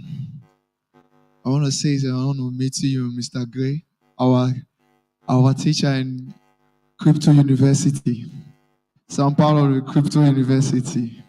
Awesome, awesome. So everybody's talking about the Bitcoin, when it's the nearest bull run of Bitcoin. But actually, I'm new in crypto. I find metaverse more interesting. So I want to ask, what do you think about the future in metaverse also? Sorry, come again? I want you to tell me what you think about the future in metaverse, for the metaverse. The metaverse. Yeah. The metaverse. Okay, what's the future? Yeah. Okay, sorry, the audio is a little bit confusing. So, the metaverse sort of came through as a, oh, by the way, who else is in Crypto University here? Damn, it's a lot of people. Shout out to Crypto University here. So the metaverse is an interesting concept. Just like whenever a new element of crypto, a new sector is built within crypto, it takes more than one bull cycle to make it. So if you look at the metaverse and all the activities, sort of died. I mean, they started at sort of at the end of the bull cycle, and that sets the trend of what more entrepreneurs and developers are going to be working on. So if you look at what's being built now, it's a lot more metaverse projects in gaming, in play to earn, a lot of metaverse stuff. And I think this is still going to drive the next bull market. However, there's a lot of noise because it is going to be the alpha. Everyone knows it's going to be DAOs and metaverse. But it's so difficult, obviously, to identify which ones are worthwhile. But if you find them, this is the perfect time to invest in the metaverse when they're being built. Almost like I saw an article the other day that more than 4 projects that are being built in crypto, they have metaverse elements, similar to what happened in DeFi. It actually started at the end of the cycle of 2017, but it became more prominent on the last. It actually started the bull market in 2020. So I think the future of the metaverse is incredible. Even Carl here has a lot of invested in the gaming and in the play to earn ecosystem because that is definitely the next trend. Sure, thanks.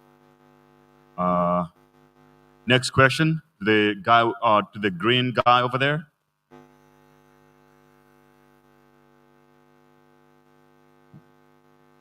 I really appreciate your session, Da Vinci, Alex, I can't remember Kwame, and Gray. Yeah. So, Alex, the first question goes to you. So on your Telegram channel, I mentioned something about what CZ said about Bitcoin. He said that it usually has a 2-year bull run, 2-year bear run. So me, I believe in what he said because of how much he has studied about Bitcoin, because he has been in Bitcoin since for a long time. He studied the white paper of Satoshi Nakamoto, 9 pages long. Like that was back in 2013, 2014. And so the kind of conviction he had that he sold all his properties, everything he had just to buy Bitcoin is really motivating. So I want to know, what do you think? Do you think CZ is right when he says that Bitcoin is going to have a 2-year bear run and 2-year bull run? So we could definitely be in a 2-year bear market, but that doesn't mean possibly that Bitcoin has to stay at the prices where we are right now. So Bitcoin could actually go up into a range of $40,000 and just go sideways there for over a year. So, and people would still consider this as a bear market unless Bitcoin breaks over 60,000 and scratches on the all-time high. Because normally we get out of a bear market when either the hash ribbons on the weekly chart are signaling a buy signal. So that is one indication from the past. So, and the other one is when we get closer to the next halving. So, and we are experiencing a bear market where the Bitcoin price is undervalued, also from a miner's perspective, because they have to cover costs, you know, so to keep the mining rigs running. So, and when the Bitcoin value is under their production cost, so then it's also considered that we are in a bear market. So right now we are slightly over the production costs. So, but because Bitcoin is such at a low price and staying there for quite a while and looking quite fragile, people are saying we are technical in a bear market. So yes, we can stay for like 2 years in a bear market, but it doesn't mean that the price has also to stay in these low ranges that we are in right now. Okay, I also have another question. This one goes to Da Vinci. To Mr. Da Vinci, Jeremy, the countries that adopted crypto, I mean Bitcoin as a legal tender, El Salvador and the first African country, which is Central African Republic. What do you think? Is it the right thing to do, adopting it as their legal tender? I honestly, I don't think it's the right thing to do. If you understand how our financial system completely works and how the United States has a stranglehold on countries that you know don't follow their rules, it really is a bad idea. Because you know, you saw what happened to Iraq when they decided to go and switch to euros from the dollar. You saw what happened to Lebanon when it tried to create a gold currency. It's not a good idea for a country at this time to switch to Bitcoin. Besides, there isn't enough liquidity, and you know, the prices are not that stable for it to be legal tender. It's fine to say, okay, well, your companies and stuff like that can accept Bitcoin if they want to. They don't have to. It's not a forced thing, right? But to actually go out and say this is legal tender and make it official, it's really bad for that country. And they won't get any loans from the IMF. Not that you would want that anyways, right? Because they when you get a loan from an IMF, they actually take part of your infrastructure, country's infrastructure, when you can't pay it back, because they make sure that you can't pay it back, right? So yeah, I really think that it's too early for countries to switch to Bitcoin as legal tender. Maybe when it's like I would say around the $5 to $10 trillion market cap, then they can actually start considering it or actually moving towards it, because then there's sufficient liquidity to actually do like transactions around the world, basically to other countries and so forth. So it makes sense, and it's coming. It will come, because I mean, the more pressure they put on Russia, the more chances that they are going to switch to Bitcoin. Now, you might hate Russia and hate Russians, but most people there, they don't really care about what Putin's doing. They can't change it. They have to support it because, you know, they lived with Stalin. Stalin killed anybody who was against him. So they're used to that. And so, yeah, those people deserve to have financial freedom too. So they're not controlling their government. The majority of the people there do not control their government. Awesome. Thank you, Da Vinci. So before we close, last one-liners. You only have 30 seconds to answer this question. Alex, what is your price prediction for Bitcoin at the end of the year? And Carl, when is Castor coming to Nigeria? And Kwame, as well, your prediction for Bitcoin at the end of the year. Let's start there, Alex. So I believe Bitcoin could be trading back around $50,000 by end of the year. So I think that's quite likable. Okay. With the Casta, we are hoping to be live globally as soon as possible. Nigeria specifically, very hard to tell because we're starting with Europe, but our mission is that every single person in the whole world will be Casta to spend crypto instant and free. So coming very soon.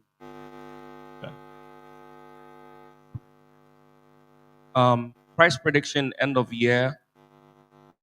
I have no idea. I'm writing it. But I tend to lean towards what Alice said. Wouldn't be crazy to see it around 40, 45, 50K around this.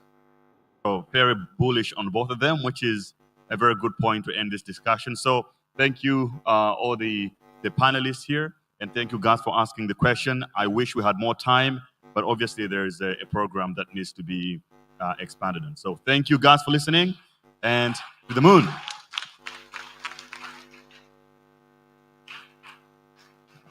Ladies and gentlemen, with a standing ovation, can we give that applause and make it louder?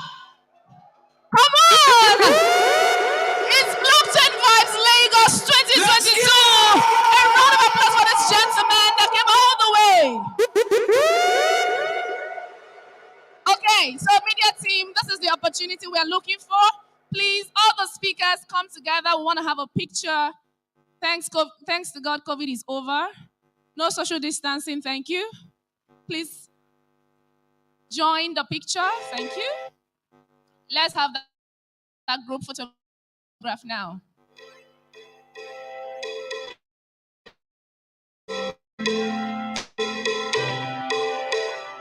All the speakers sitting down, please come up and join this photograph. Yeah, that's the vibe. This vibe happens only in Lagos State, Nigeria. Yeah. All our speakers, please come up. This is real love. You can feel that feeling. You can feel that feeling. You can feel that. You can feel it.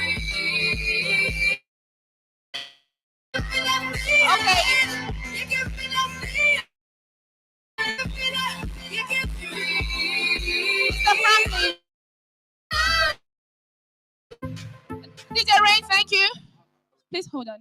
Mr. Franklin, I want you in the middle here. Let's control it. Thank you. All the handshakes, all the live videos, thank you very much, but we don't have time, so let's control it. I want you in the middle. Gray, please come forward. Please, all the speakers that just finished speaking on stage, I want them next to Franklin, please, sir. Just a little, just, yeah, please come. Sir, please come. Sir, please come. Sir, please come. Come forward, please. Sorry, sir. I want him here. Yes. Okay, Mr. Han, please this way. I want you here. Okay, here, by Kwame. Yes. Ghana has to be close to Asia. Yes. Please come closer. Come closer. Okay. So if you are taller, you can go behind. So we get you. All right. So you're really tall. So please come here. Come here. Come here. Just here. Yes, these people are, yes, very, very good. Camera guys, are we good? Let's have that shot. Thank you.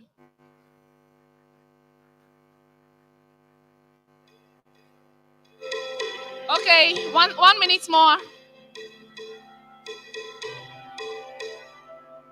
Yes, thank you very much. You can now exit the stage. Thank you so much.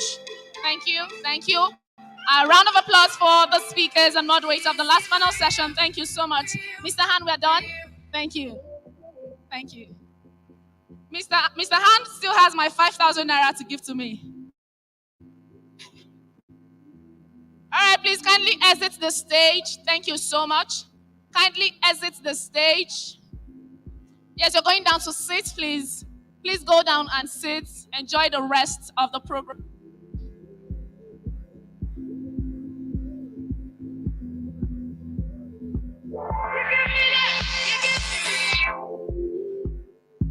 Okay, who has been having a good time? Can I see your hands in the air? Okay. I am not the only one having so much fun today. Right about now, I want you to bring out your phone. Bring out your phone. We're going to be very quick. Now, when you bring out that phone, I want you to take a selfie. Take a selfie. If you've taken a picture before, maybe at a blue carpet, while you post it on Twitter and all other platforms, kindly use the hashtag BCVLagos22. BCVLagos22. Follow our host, Boundless Pay, across all social media platforms. They're well branded. You'll see the logo is Boundless Pay all over. We are having the after party. Party after party. They're not responding. Party after party. Okay, that's more like it. So we are having the after party tomorrow at 2 p.m. But there's a hack, because if all of you enter the area, they'll run. There's a registration, okay? So I'm working hand in hand with Some. Some, please wave. Media team are blocking Some. Some, can you come up? Can you come up so they see you? Yes. Don't worry, we'll go down together. Okay, so Some, wave again, let them see. So this is Some. If you are interested in attending the after party tomorrow, everyone you saw on this panel session and more speakers are going to be at the after party, and we'll be talking to you one-on-one. One-on-one. They can answer all your questions, cut all the soap that you need and give it to you to go home with, right? So go to Some, do your registration, and ensure that you get the code or whatever you're going to give to them for entrance as an access code. So you get that. So Some is your lady, your go-to person for that. Is there a dress code for tomorrow? The dress code is glamour. My God. I know your tech brands. If you wear this, your cardigan and come down, bounce your way. What's your problem? You have a problem? Okay, they don't have a problem. All right. Media team, are you ready for me? Just before I exit the stage, I will be leaving you.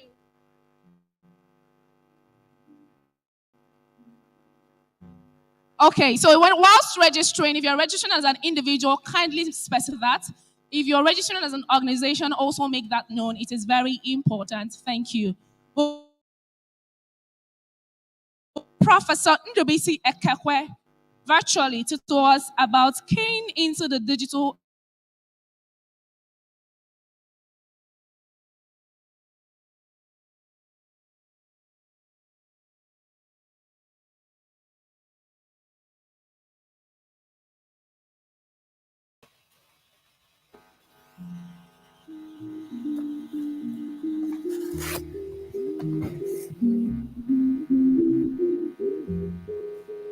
whilst media is getting ready for the professor, please, the prince should get ready for his panel session with moderator Tony. Please, let's start getting ready for that. People setting my stage. I just want 2 chairs on the stage for the next panel session. Let's now pay attention to the multimedia screen for Professor Ndubisi Ekekwe. Thank you.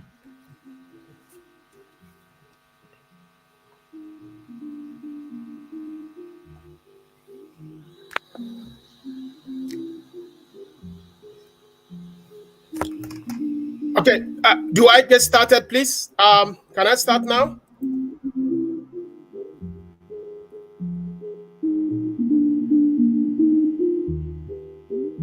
Hello?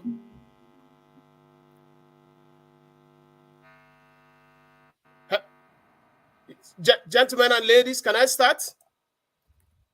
Prof, please confirm that you can hear me, sir. Yes, I can hear you. Can I start just now? Confirm.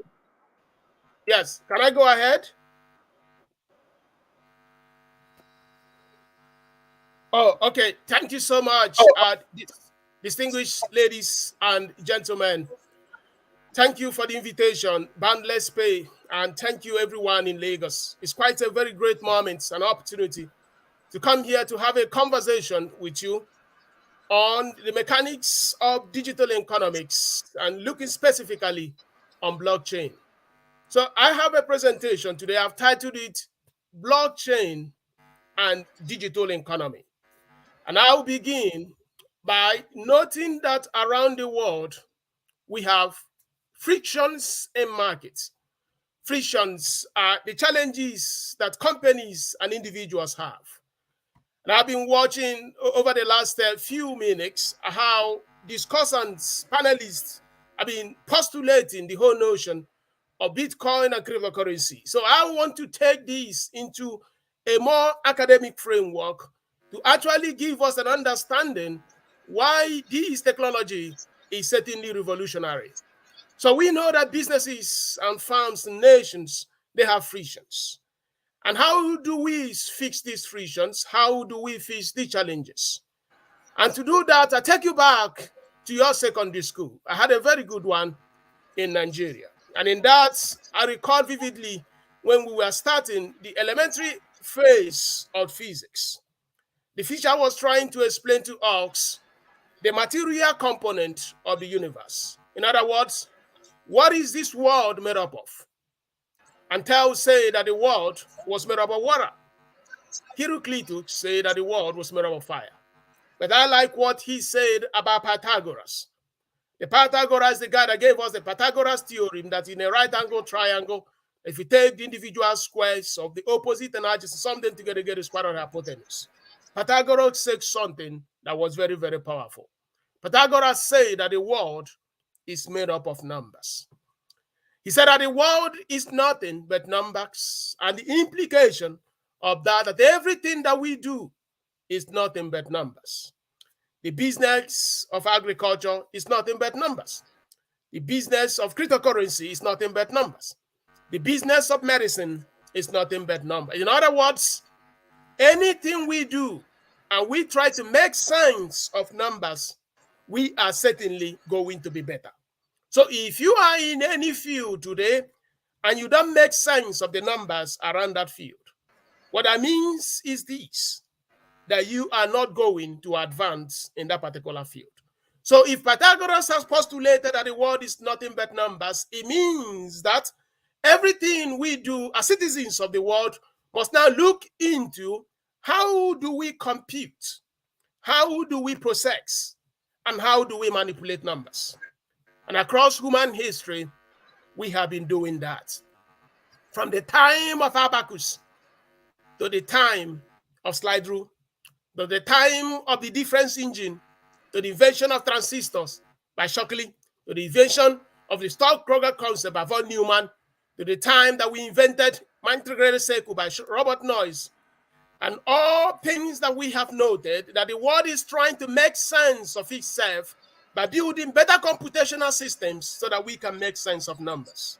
Because the numbers of a company will determine how far that company will go. The numbers in a nation actually define the capability of that nation, because those who understand their numbers will advance. We've learned about cryptocurrency, Ethereum, Bitcoin, and all of them. I want to tell you something, that the trajectory that these new species of currencies are going through, that they are actually following a postulation Greek philosophers have made many centuries ago. Invention of currency, the paper naira, was in the Tang Dynasty many centuries ago in China. And across human history, we have seen different phases of evolution of currency. But if you look across everything, man is pushing towards a near perfect understanding of the numbers around everything we do. Because those numbers are very critical. When you understand the numbers around your society, your economic growth outperforms. If you go through human history, I've called this section the Invention Society era. It's a time in our world where the GDPs of nations were flat, even though population was increasing. So if you look here, just about more than 500 years before the 500 last, you see that the GDP of China, United States, they were flattened. And even as much as that was happening, human population was increasing. That means that per capita income was decelerating, even though human GDP, man was not producing enough. But after a period of time, things started changing, that a linear GDP started going exponential. There is a reason for that, and there is a postulation for us to also understand, even in Africa specifically, and in the developing world in general. So what did they do here that made it possible that a flattened GDP started ramping up? They were understanding a better phase of numbers around their society. They now move from an invention society to the innovation society, because there is only one thing that happens in the market system: when people build capabilities that help them to fix frictions in markets, they advance the well-being of their societies. It's not about being smart. It's not about being intelligent. It's about having the capacity to transition from just ideas into products and services. And as we are looking at everything that we are discussing about cryptocurrency, what is that thing going to help us to? It turns out that people that lived here, just around more than 1,500 today, they created some of the most fundamental constructs in physics, chemistry, biology, mathematics. But when polio came, they died. When tuberculosis came, they died. I call them people that live in invention society. They had ideas, but they could not create products and services. And because of that, the GDPs they experienced, the GDP was flat. But now people that lived in this society, call them the innovation society era. These people now have the capacity not just to have chemicals, not just to have compounds, not just to have elements. They were able to build vaccines. And by building vaccines, when COVID-19 came, they lived. In other words, they transitioned from ideas into products and services. And this is what we call the wave one. The wave two is coming. And that wave two, a key component of it will be the new money. We're now moving from the time of the Dan Dynasty to the time when new species of currencies are going to make it possible for the utilization of factors of production, making it possible that systems can actually run autonomously. So the age of AI will come, the age of autonomous systems will come, and a new species of money will power them. So the world will see a wave two of innovation society, and that wave two of innovation society is going to take this exponential growth in GDP to something that we have never even seen. And that will help us to fix frictions in markets, that will help us to redefine the mission of firms, and that is also going to help us to advance the prosperity of people. It has always been like that across human society. When you improve and understand the numbers, beautiful things happen. But there is now a new technology system that is now evident. They call it the blockchain. The reason why blockchain is exceedingly very critical is not just because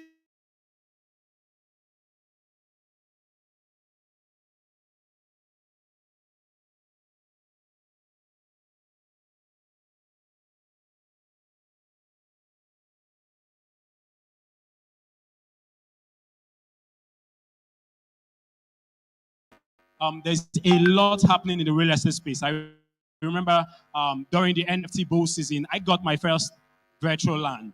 And it's funny how you think, it's funny how you can have real estate in the virtual space. And so they are coming here to discuss everything you need to understand about how the virtual space is transforming the real estate industry.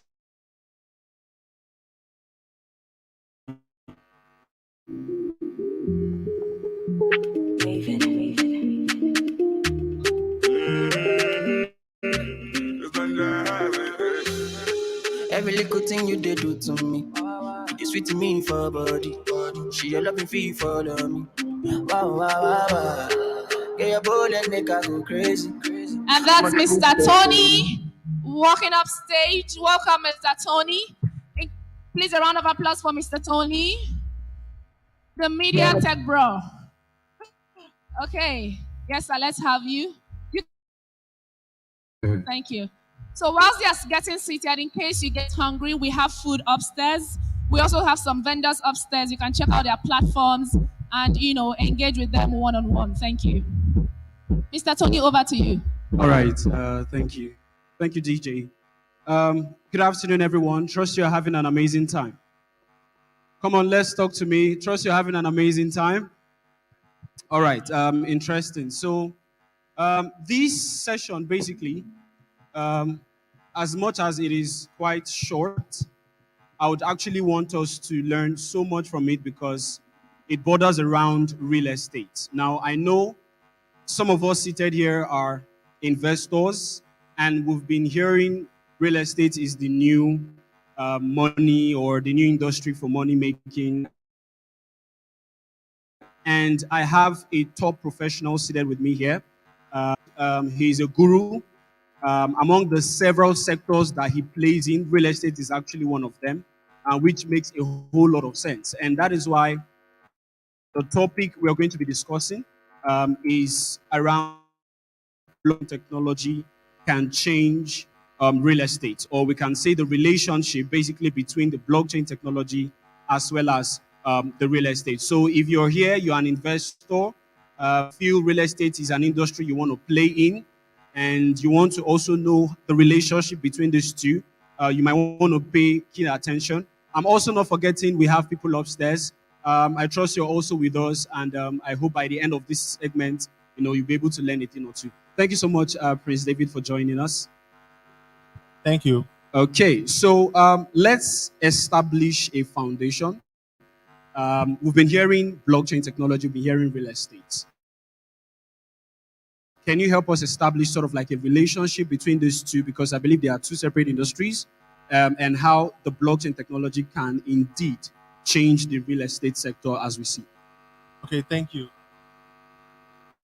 My name is Tony. Yeah, Tony, thank you. Yeah, thank you. So it's a great feeling to be in the room with the blockchain vibes, revving things up with respect to education about the importance of blockchain. For me, some people ask, what are you going to do in an event? And I say, I'm leading Nigeria's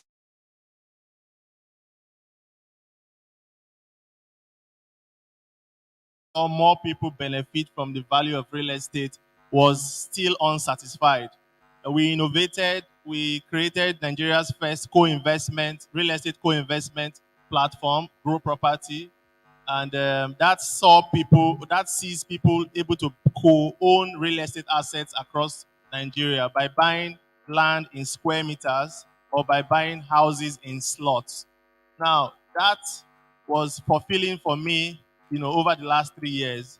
But then, as I looked on and I found out that despite bringing the barrier to property ownership to as little as 1.6 million to as little as 20,000 naira, the population of Nigerians who cannot still afford it is a problem. They say our minimum wage is this way, while every other thing is going up.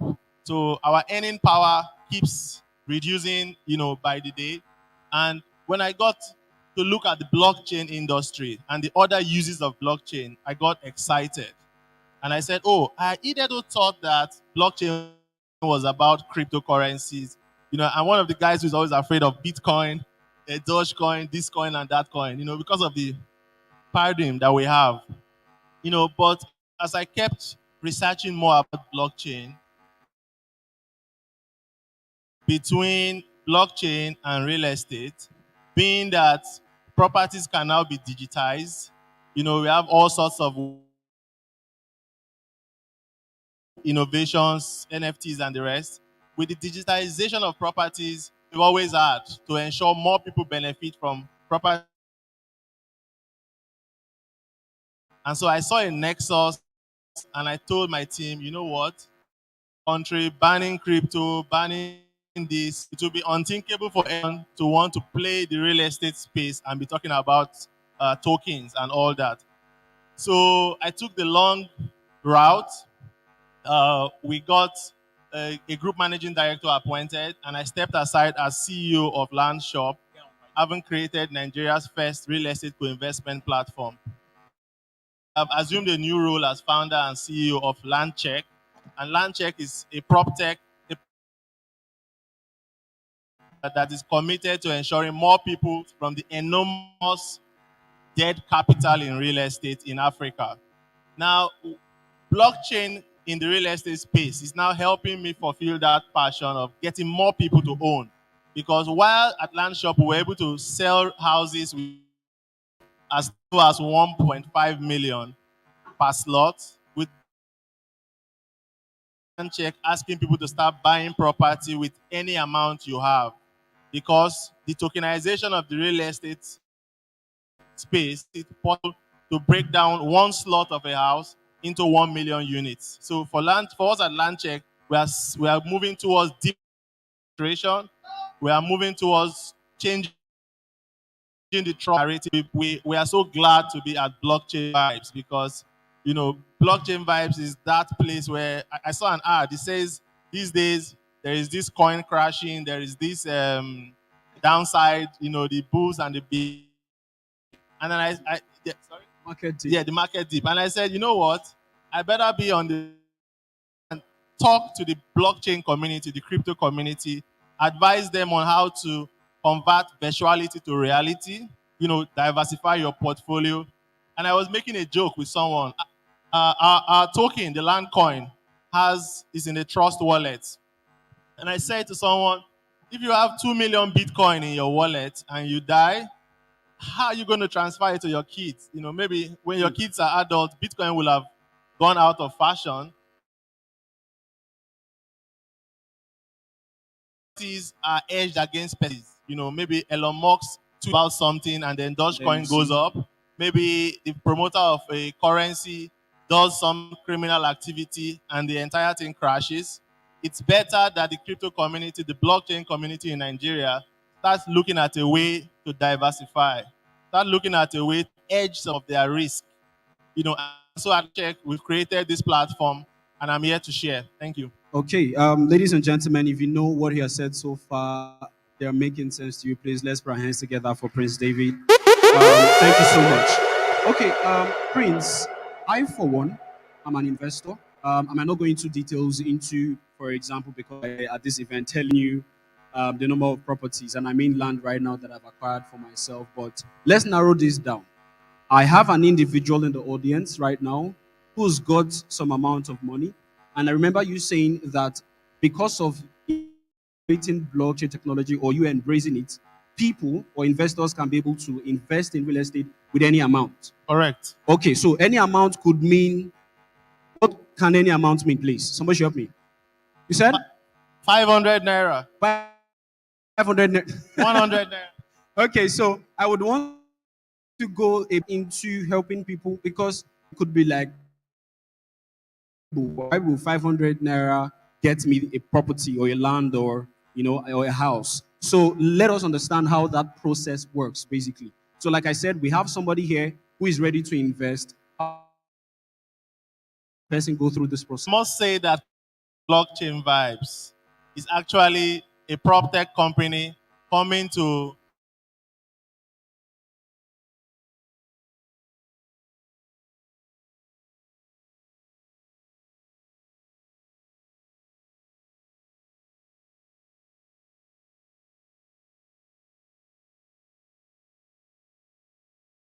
agree with me. The creation era, because that is the digital currency that people can understand. And I won't be able to say too much about what we are doing currently to push the in-era adoption, but I assure the community, the blockchain community, that in a few weeks from now, we would have some head-shaking revolution in the real estate space. And so we urge you all to go to landcheck.africa and drop your details there. Join our waiting list. We will be sharing some goodies around. I will be also gifting everybody who has attended Blockchain Vibes a portion of real estate today. And okay. And then, thank you. Wait. Like this, I like people resounding it, because some people are not clapping. Maybe they didn't hear what you just said.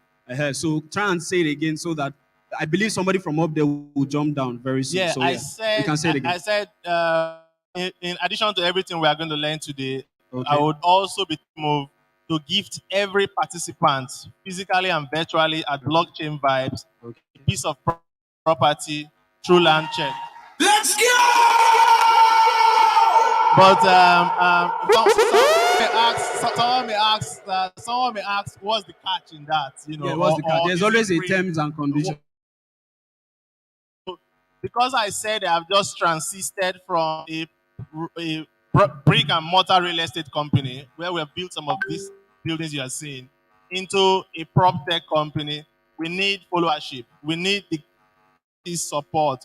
Actually, we want to take I'll come back to that on why we have the highest debt capital in the world. Okay. So by the way, Nigeria has over $900 billion of debt capital.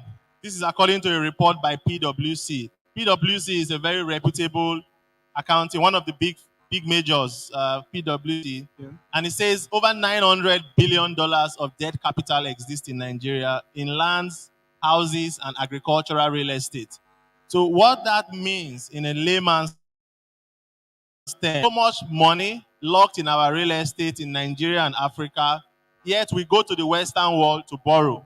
We go to even third world countries. We are now borrowing from even Brazil. We are borrowing everywhere.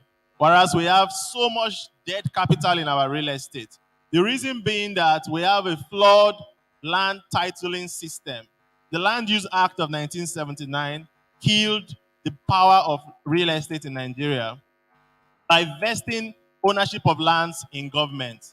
So the young man over there may have 50,000 hectares of land in his village, but he's here in Lagos looking for money. So our real estate assets are literally dead due to poor titling system. They are not bankable. You may have all the land in your village, but if you don't have a CFO on it, nobody's going to listen to you. Exactly. So at LandCheck, what we are doing with digitization is very simple. We are adopting technology, especially the blockchain technology, to drive deeper penetration, to drive trust because of the decentralized nature. And then we are working hard with this blockchain community as a whole to transfer wealth. So whilst we hear every day that blockchain, crypto is the new wealth, is the new transfer, the new decentralized finance, guys, if it continues remaining in the virtual space, you are just not going to really get it. So we are here to partner with the tech community, the blockchain community, the crypto community, and begin a real transfer of wealth. So for everybody who's attended Blockchain Vibes for this year, join our waiting list. We'll be gifting everybody 1 square meter in one of our properties and giving you free tokens from our Landcoin registry. That will help you begin your real estate journey immediately. No other terms and conditions attached. When we come for the next CBN hackathon by the end of this month, Central Bank and the African FinTech Foundry are driving a new hackathon for more use cases of the e-Naira. What we want to see people understand, when I say at LandCheck we are making people buy property with any amount, it simply means your e-Naira is going to be able to buy you the portion of e-Naira that you have, that you can afford. Okay. Now we see very, very low adoption of the e-Naira, and the central bank is trying to ramp up. The central bank is panicking, I must say. Haven't chased out the crypto people and brought in a digital Naira. There is almost zero adoption. There is no bank app that currently has the e-Naira option.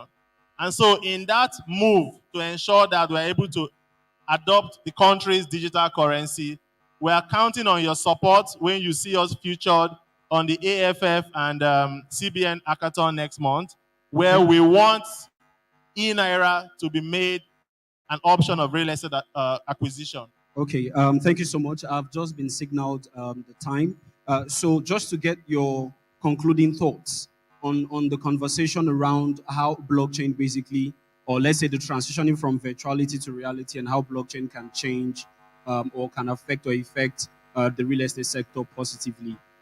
Just to get your concluding thoughts, what would you say to everyone seated here, as well as our online community of viewers, about the potential, right, that is available in the real estate sector, and to as many people who are participating or playing big in the blockchain industry, what would you say to them to, the real estate sector? So just like you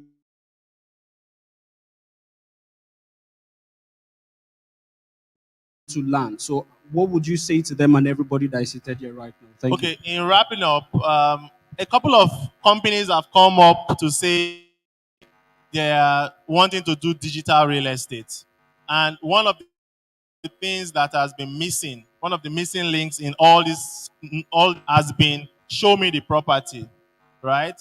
If you're asking me to turn my virtuality to reality, if you are teasing me that my 1 million Bitcoin means nothing if I drop dead, it's not transferable to my next of kin, then show me what to do now. And what we bring to the table at LandCheck are existing properties. These properties you see are not Photoshop properties. These are in Lekki Phase 1. Jakonde precisely opposite ShopRite. You can buy houses, you can buy land, and just to tell you how the appreciation value moves, we were selling 180,000 naira per square meter in Mayegun Beach Estate in Lekki Phase 1 as of December. Okay. As of date, it is now 270,000 naira per square meter, which is a whopping 50% appreciation rate. We have a fixed secured asset that guarantees 35% return on investment in 3 years, but this asset has performed 50% in 1 year. I know the currencies also appreciate, but with real estate, it doesn't go down. So my word of advice is diversify your portfolio. Crypto or the digital asset you have today will not always be there. At least we have seen that markets are dipping, and that's why blockchain vibes was brought out. We've come here to appeal to the community to let us work together. So this is more of a work together journey. I've come here, and we are gifting everybody a part of a property. But join our waiting list, and you will get mails from us directing you on how to redeem this gift. All right, thank you. Ladies and gentlemen, I hope with these few points of ours, we've been able to, I'm sure you've learned a lot. Thank you so much. Please, one more time with a round of applause, let us celebrate Prince David Omogami, the CEO of Landshore Properties. Thank you. A round of applause for LandCheck and Tony. Media team, did we get their picture? Thank you.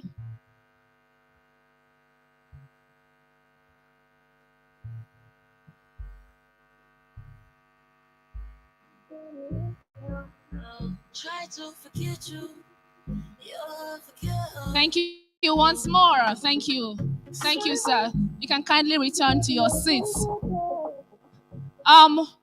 Please, who heard Lekki Phase 1 precisely by Jakonde opposite ShopRite? Who heard it? I have witnesses in the house. Please take the message to LandCheck that as an MC, a prolific master of ceremonies from the Federal Republic of Nigeria, I'm offering him to host his event 365 days in a year, as long as I have that apartment in Lekki 1, just by Jakonde, precisely opposite ShopRite. That one he mentioned, that's the one I want, since they're giving everybody choices of apartments and real estate by LandCheck. Please, a round of applause for LandCheck once more. I believe they're doing an amazing job. Okay. So having gone that far, we will be taking the guests and sponsors appreciation, and this will be done by the amazing Paul Ezafolokwe. Mr. Paul, anywhere you are, please. We are welcoming you to the stage now for sponsors and partners appreciation. Mr. Paul, please. Thank you. Please, a round of applause for Mr. Paul.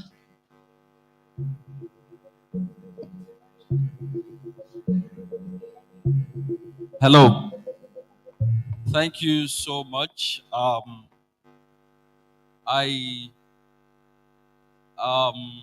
those of you who know me, when one of the things that we tried to do as industry players when we were CBAN, who knows CBAN? Stakeholders in Blockchain Association of Nigeria. Okay.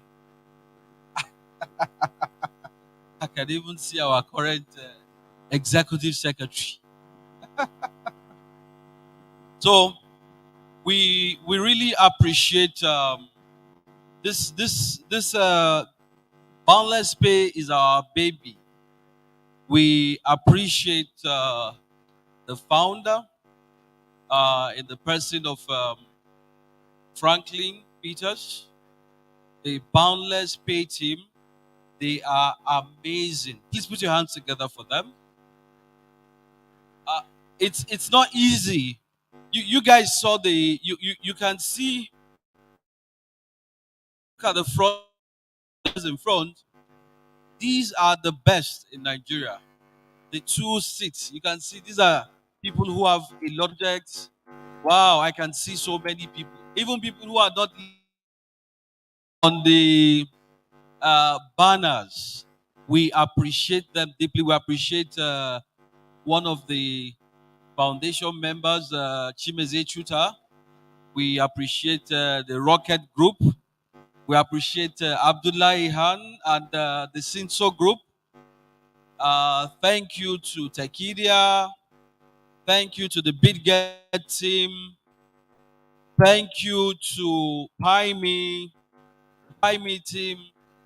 Thank you to Sportrex, Jimmy. Thank you to Crypto Masterclass, Tola. Thank you to Crypto TV Plus. Please put your hands together for them. They are amazing. They are really amazing. And of course, we have Luno, the lead sponsor. We say thank you. Pete Meir, we say thank you. And most importantly, we want to thank you for coming. If this program was put up and nobody came, it would not be like this. I'm seeing my very good dear friend here. I didn't expect to see him here. Please put your hands together for Judo Mano. I'm shocked to see him all the way from PH. I'm very shocked. I didn't know he's here. I've mentioned Rockets, mentioned Ugo Aronu. Thank you. Near Protocol, Telex. We see you all. This is how the industry is supposed to be.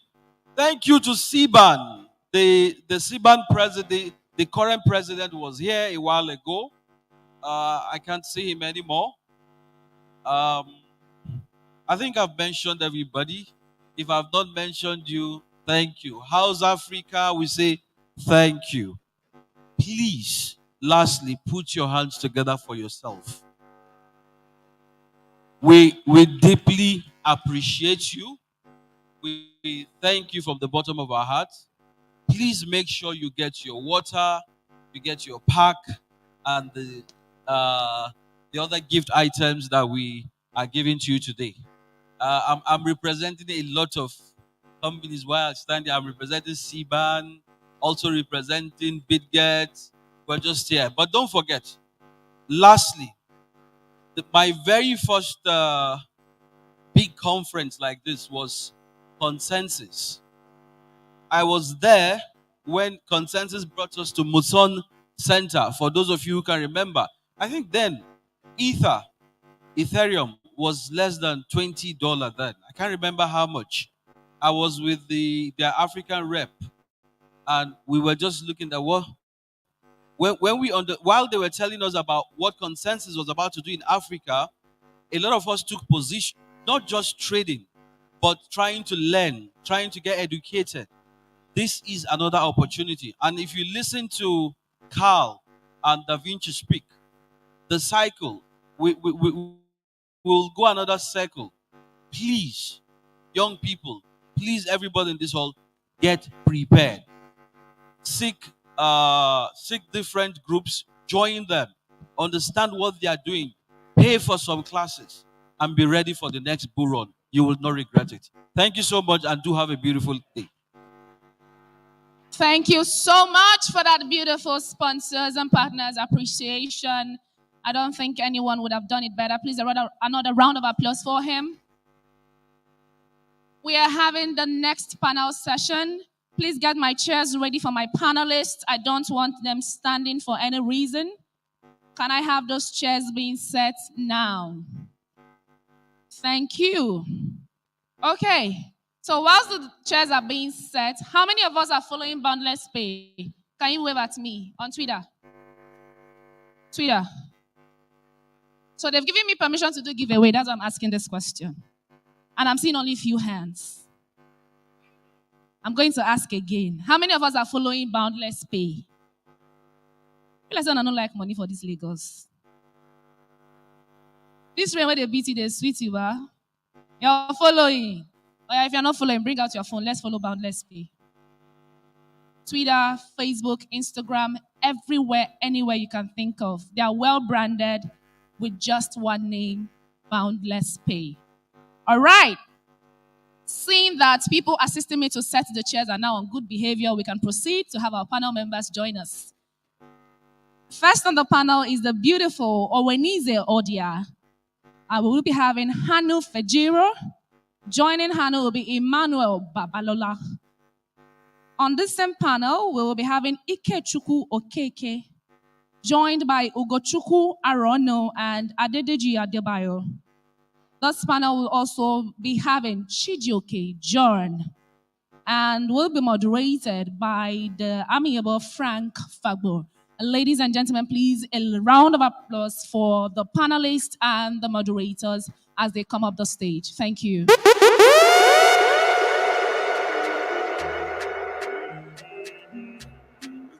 The beautiful Odia. Oh my God. My God. Yes, please. Thank you. The tall, see, when this guy walked into this place, I was like, who is this person? Tall, dark, and handsome. My father, my Lord, I hold on to my salvation, I will not lose it. Hey, hey, Frank. Frank, you have 20 minutes. You people saw when I told Frank 20 minutes. You saw me. So, Frank, you have to sit at the end, so all of them are looking at you. Yes, please. Are you comfortable or you want to stay here? You can stay here until they come. Thank you. So we'll just have a full house. So I leave all of you in the hands of my capable Frank. Thank you.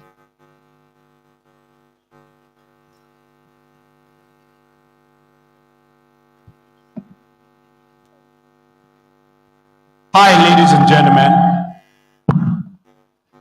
Good afternoon, everyone. So we're going straight into this panel section. And one of the first things we will be having is we literally want to discuss the issue regarding exchanges. We have a couple of exchanges coming on board. And if we look at the way money has changed from, has transcended from cowries to paper. Right now we have e-wallets, we have monies. We literally don't have to go to the bank and all that.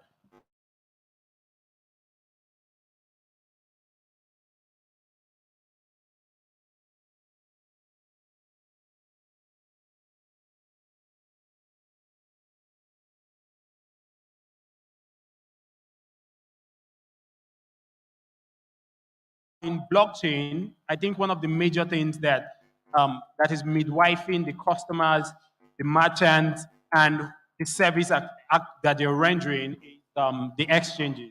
And these guys are doing a fantastic job regarding making sure your wallet is your funds are safe, making sure all of your assets that you're putting in there is safe. So we just want to talk about the rate of adoption in Africa and how much of an adoption can we have regarding in the blockchain space, the roles of exchanges, what are their roles, their wallets, and also regarding blockchain adoption. And I have here gentlemen and beautiful ladies and gentlemen who we have all very much welcome Owen and Hanu. I think you represented by his colleague.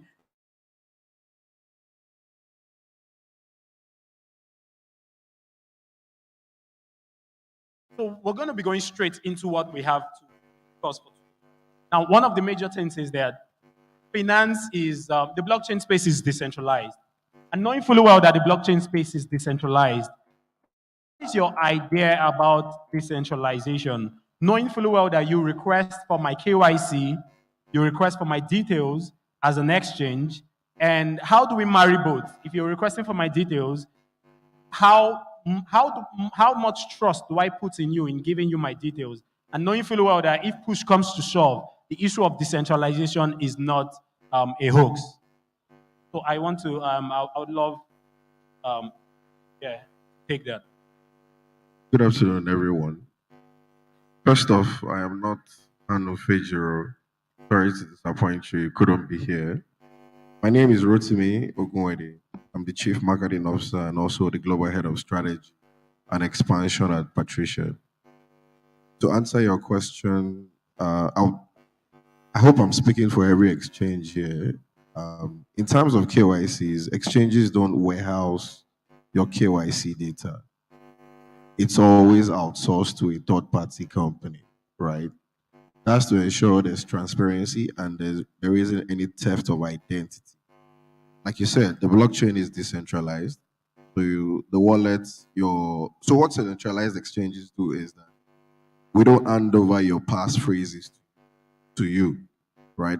Like if you have a trust wallet, you have your keys and you can do what you want with it. But once you lose your keys, that's it. But with centralized exchanges, we don't give you those keys. If you lose your password, you can simply do a password reset. The reason why the KYCs are done is to ensure that you are the real person trying to access your account at any point in time. And it's also to prevent fraudulent transactions from happening. If you are talking about, also who actually warehouses information that is gotten during the KYC? Okay, so I can speak for Patricia. I'm sure other exchanges have who they do. So at Patricia, we have two KYC partners. One is Jumio, and the other is Passbase. We also have a third, right, which happens to be Smile Identity. So depending on your verification level, you get passed on to a different KYC provider. So the first level is like you sign up, you verify your email address, which is basic for everyone. The next one is you verifying your identity and which is like you do your facial verification and all that. That could either be done by any of these guys that I've mentioned. The next level is maybe address verification. Then there's somebody else that's going to do that for you. Representative of Hanu, very much from Patricia. Nigeria right now for the cryptos, and they are the biggest users of cryptocurrencies in the world. I would love to ask Owen, what exactly do you think is driving this interest? And the reason why I had to ask him about the whole idea of the KYC, or who warehouses them, is because to drive adoption, you need to lower the bars. You need to lower the entry. So if people are trying to come in, you want to make sure, okay, as ABC for them to come in. So now that you have explained how these KYCs are being done regarding your customer base, what do you think is driving the interest, especially the Nigerian market? Thank you very much. My name is Owen. I work with Luno. I'm the head of Luno for Nigeria. So it's not like I'm trying to market my product, but we are a platform that makes it easy for people to buy and trade cryptocurrencies. Like he was correct, respect to KYC, it's important you know your customers. First of all, cryptocurrency, it's almost technical, right? I mean, you hear people talking about public address. Important before any customer comes on board, you do proper KYC, which is know your customers. There are a lot of KYC providers. We work with Smile, for instance, and they have been recognized by the federal government to carry out proper verification process. First of all, cryptocurrency, decentralization is something I know has a huge appetite for innovation and change. So it's no surprise that you see a lot of people interested. Luno, for instance, we have every day, the number of customers we have coming on board, it's surprising, you know? And the reason is, of course, apart from the organic appetite, the current economic situation, people are looking for ways to make money work for them, right? You have a lot of people that come in because they are looking at diversifying their portfolio. Right now, owning cryptocurrency is almost like owning fixed assets, right? People pride in owning cryptocurrency. You have a lot of people that are interested in trading because people know that when you trade, you can make money from trading. People just keep because they believe that eventually the value of the cryptocurrency will appreciate. So there are lots of use cases. I mean, what is expected that in Nigeria, just because of the economic situation in Nigeria, you get that huge appetite from Nigerians. Thank you. Okay, thank you very much, Owen. So if you look at the banking sector, I think your industry is related. We can relate it to the banking sector, and you guys are warehousing assets that people are putting. Yeah, they're different assets. And if you look at the banking sector, you see, if you go to universities, you see courses like banking and finance. It is so mainstream. Education about this sector is really paramount in that sector. And that is what is driving, and that is what has driven the banking sector to become one of the biggest sectors in the world. What do you think the exchanges are doing regarding education? Do you think you guys are educating the people enough for them to warehouse their assets with you guys? Or do you think you guys are not doing enough? How do you think we can drive education to make sure financial inclusion in the blockchain sector is not a hoax? So I would speak for Luno, and then I'll speak of from economy at large. Luno, we pride ourselves in education because, like I mentioned, cryptocurrency. When people say cryptocurrency, they already get scared because it sounds almost technical. My parents, for instance, they're still trying to understand the whole idea behind blockchain, decentralized. So it's something that what we do is we want people to come on board, but we want them to come from an informed perspective.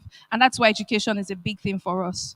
We have webinars, we organize meetups just to ensure that customers are properly educated, right? We want you to come in from an informed perspective. So I think that's a huge focus for us. However, looking at the population, it seems like we have, I mean, I'm speaking on exchanges now. We have only scratched the surface, but I'm happy that a lot of exchanges are focused on education. They're thinking of how to spread that awareness, right? We see ourselves as a bank for crypto. People are gradually moving from the traditional payment system. You see a lot of people, even though they are not particular courses in blockchain in most of these universities in Nigeria, people are thinking of educating themselves because they know it's the future. Technology is evolving. You are hearing of Web 3.0, NFT. People are interested, you know? So I think the good thing is that the interest is already there. What we exchanges need to do is to ensure that we can help them control that interest so that when they're coming from obviously an informed perspective. Wow, amazing one there. The next question I would love to ask gentleman in glasses, love to ask you, what exactly do you think is happening in this bear market? And the bear market has opened the eyes of many investors. You have the likes of different exchanges restricting withdrawals, and people can withdraw their funds. And that alone is creating a whole lot of fear in the market. What do you think is the way forward regarding that? Okay, thank you. My name is Ugochukwu Arono, and I'm the CEO of Zen Finance.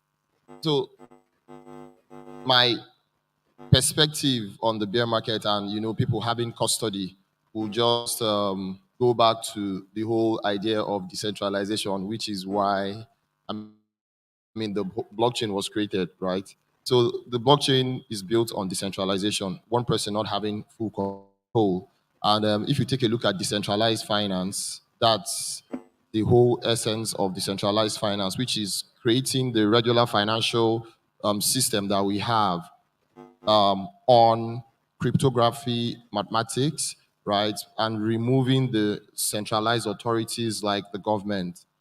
Now, if you put these things into perspective, you would realize that with the bear market and maybe centralized exchanges or centralized financial platforms with withholding people's funds, it defeats the whole essence of decentralization, right? And I think at this point, people need to look more towards DeFi than CFI, not neglecting CFI. So CFI is centralized finance, and that's where you have the likes of like what's these guys that got like the guys that held people's funds for a long time and got like insolvent basically. I'm trying to remember their name. Celsius. Yeah, I think Celsius. Yeah, exactly. Celsius. So Celsius, and I also saw 3AC now got insolvent and they filed for bankruptcy. Right. So if you look at centralized systems like that, most times, they appear to have all, or everything figured out because maybe they have billions of dollars of assets under management. But you still have human beings who are prone to error managing these assets. Things like sentiments, things like emotions can come in. And when you have sentiments, emotions come in, most times bad decisions are made. Computers don't have emotions, right? And that's why decentralization is really the main way to go, not ignoring centralization, but trying to move mostly towards decentralization because it helps to mitigate these risks, where people have full control over systems. So I think for this bear market, we try to encourage people to look more into decentralized finance or fully decentralized systems. For example, at Zen Finance, one of the things we've managed to build over, like close to almost for 2 years now is a very advanced DeFi strategies that give people the best yields in the market. As at today, I think we have the highest yield on stable cryptocurrencies on the Binance Smart Chain in the world, and it's purely DeFi, right? It encourages, people to be able to take a look into decentralized finance and know that there is actually real value going on there. And you won't say we are not even in control of the system. The system is autonomous, and as long as it's running, it's running. So these are the things that I think would help the current bear market, and it will help people to actually take a look at decentralized finance. I mean, the thing happening in the decentralized market is really, that's with Celsius and all these guys, is really affecting this, creating a bad sentiment, right, about crypto or the blockchain. But if you look at DeFi, you can see everything.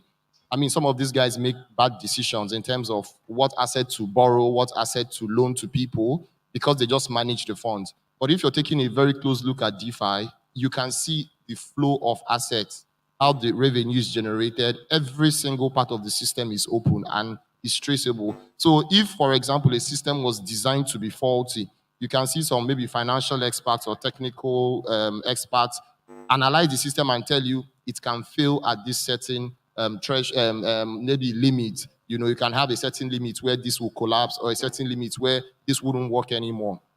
But you really can't do that with DeFi, with CFI, that's centralization or centralized finance. So these are like things that we really have to consider, put into perspective in the bear market. They enable us make good decisions when it comes to investment, in terms of, buying company tokens and all that. And also when it comes to protecting our assets, that's our funds, which now in the economy with inflation and all these things, a lot of people don't have a lot of assets. So you need to actually put your assets where it will actually be secure and gets put to good work. Yeah, so this is actually my take on it. Okay, so thank you very much, Mr. Oguchukwu. The next question, I will channel the next question to Mr. Dedeji. The Dedeji, contrary to what Mr. Oguchukwu just said regarding CFI, do you think decentralized finance actually in this part of the world, in Africa, is the way to go? Because if people are not held accountable, if there are no regulations on board to make sure they put some of these exchanges on check regarding how they handle people's funds, if they are not accountable to regulatory bodies, SEC, the NIFU, and all these regulatory bodies that are available on ground to manage the transactions carried out on these exchanges, do you think adoption do you think it will increase adoption that way or not? What's your take about that regarding adoption in Africa? Yeah. Yes, please. Okay, my name is actually Tola. Okay, Tola. Founder Crypto Masterclass. Please, that question, take it again. Like the question. Okay, So I'm saying, contrary to what he said regarding decentralization, in Africa here, a lot of Nigerians, a lot of Africans do not trust the government. They don't trust the people. There's always this trust issue, especially when it has to do with money. And so if they are not regulated, if the exchanges are not regulated by regulatory bodies, and it is fully decentralized, do you think it will adoption is going to grow that way, or you think it's bring about decline in adoption? All right. Thank you very much. Hello, everyone. My name is Tola, founder Crypto Masterclass. Okay, talking about DeFi or CFA. The fact remains that whether we like it or not, regulation will continue to come into the blockchain space. Why we have the likes of Luno, for instance, gaining weight every day is because, to an extent, they are well regulated. It is very simple for anyone to float a DeFi platform built on any of the layer one blockchain, and of course, go away with your money. So if there are no regulations, all these things can only continue. So personally, before now, I have been calling for regulations, although it will come with its own challenges. But notwithstanding, we can't take away the place of regulation. Look at what happened to Luna, even though that happened, on different exchanges, but Luna being a tier one blockchain and so much money gone, and trying to come back with Luna 2, that one already behaving like lunatic, right? Right? So just take, for instance, if you invest your money somewhere that is being insured, you know that if anything goes wrong, you still have your phone backing. And I think the first concept of SAFU came with Binance. So whatever happened, your funds are secured. And of course, we saw how 7,000 Bitcoin was stolen from Binance. After which, we saw how more than $240 million was stolen from KuCoin. It happened on Binance, happened on KuCoin. Whereas some exchanges that were not fully backed, be it via the government, via SEC, or they don't have enough funds to back what they have on the high stage, they couldn't come back. An example is Cryptopia. We've seen so many of them. In fact, don't think if you joined the crypto space few months ago, let's say 6 months ago, don't think that you can just put your money on random exchanges. Don't do that. We've been here for few years, and I can tell you that some exchanges like Coin Exchange, like in fact, our money left with them. So you only want to deposit your fund on an exchange that is so regulated. And before I round up, let me also advise you: if you trade on a decentralized exchange like Pancake, like Balancer, like OneInch, I want to encourage you, please, that wallet you use in trading, don't leave your money on that wallet for too long. I use them too. Now, let's say I want to buy XYZ. When I buy, it goes up, I sell. I take that money out into my personal wallet, the one that I know that I'm not connecting to a DEX. Now, let me give you an instance. Before the pancake trade, we've seen DeFi. Started with IDEX.market. Then we have Ether data, we have folk data. One night around 2 a.m., I was still awake. My money was leaving Ether data. I was getting an alert on my, what was it called? What was this app name? IM token app. I was getting withdrawal alert. Why? Because that platform called Ether data allows you to use your private key, wallet backup phrase, or your JSON file to access that platform. So when you trade on PancakeSwap, it will tell you that you should grant a particular request. Then you see smart contract call. It means that that wallet has the ability to read your private key and wallet backup phrase. So be very mindful, very careful, because all these platforms are not well regulated yet. Thank you. So, Okay. Owen, when he some was thoughts? speaking, if I may Okay. interject, when he was speaking, I was almost tempted to interrupt, but I'm happy he's sort of spoken what I want to hear. First thing is technology is evolving. There'll be huge crypto adoption in Nigeria. That's the truth. It's not something that can be stopped. But I'm not speaking for the government, but I believe regulation is very important. This is because with crypto adoption, you see people, exchanges coming up.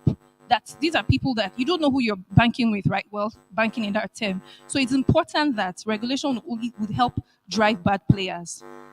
The process for regulation is tedious, right? They need to ensure that it's a viable company that is coming on board. Because in the end, the most important or the priority for the government is to ensure consumers are well protected. The problem we're having now is trust.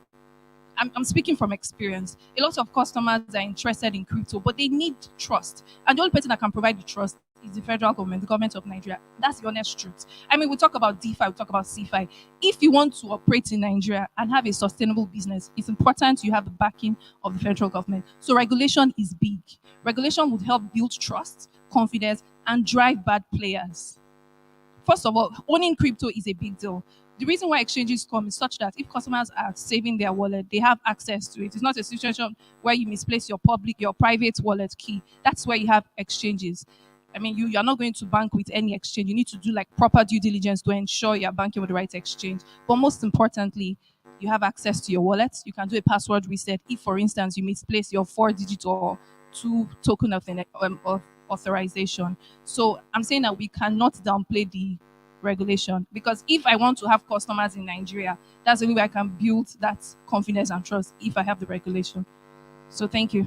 Thank you very much. Next question is going to PJK. I would love to find out from you. What exactly do you think is the future of payment in Africa? What do you think is the future of payment in Africa? Yes, we're doing our possible best to make sure adoption is increased and all that. But what do you think is the future of payment in Africa? All right. My name is Obina Iuno, and not Chijoke. I'm the founder of Crypto Bootcamp. Okay, so the future of payments in Africa is when we are able to go mobile. What do I mean? We have a lot of people who have access to a mobile phone, but not many of these people have access to the internet. All right. So if we are looking at solving the payment issue, because right now we have a huge problem with payments. It's easier for me to send money from Nigeria to the US than it is for me to send money from Nigeria to Kenya. All right. And presently, we see that cryptocurrency is helping us solve that. But then, cryptocurrency has not really achieved deep penetration to the what I call the hinterlands. You know, we don't yet have full-scale adoption.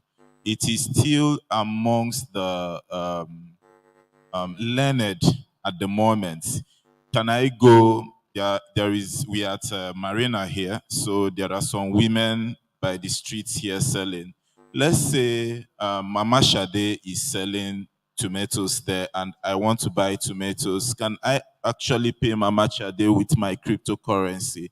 The answer is no. But does Mama Shade have a mobile phone? The answer is yes. Now, Mama Shade might have a mother in the village who also has a mobile phone that she communicates with.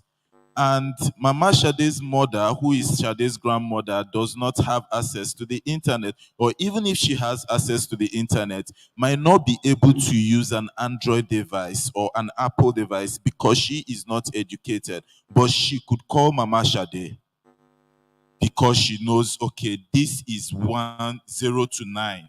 All right, and she brings out Mama Shade's number. Can we start to create mobile solutions that people can actually transfer payments via the blockchain by the dialing of a code without access to the internet? That is, Mama Shade's mother in the village can actually use a blockchain platform to make payments without having to use an Android phone or come to an exchange. But then it will be powered by an exchange maybe, but what we are talking about is, can these things be on the blockchain? Now, anybody who is able to solve the payment problem in Africa would be king. So far, no exchange has been able to do that. No fintech has been able to do that. Of course, we could look at M-Pesa in Kenya. They have done far more penetration when it comes to payments than our crypto exchanges have done. So in the crypto industry where we are from, this is what we need to start thinking about. This is what we need to start looking at. How can we process micropayments from even places where people don't have access to the internet using simply a mobile phone just by dialing codes? All right, this is going to open up a lot of opportunities. Presently, we that are learned can now actually do international businesses with cryptocurrency. That means I can sell my product here in Nigeria to somebody who is in Germany, and I don't have to go and queue up at the bank. I mean, I took my friends to lunch during Easter when they visited me, and I swiped my card on the POS, and I was debited, and the merchant claimed they didn't receive any payment because it showed decline. Until date, I've not gotten my money from UBA, and I'm still angry about it.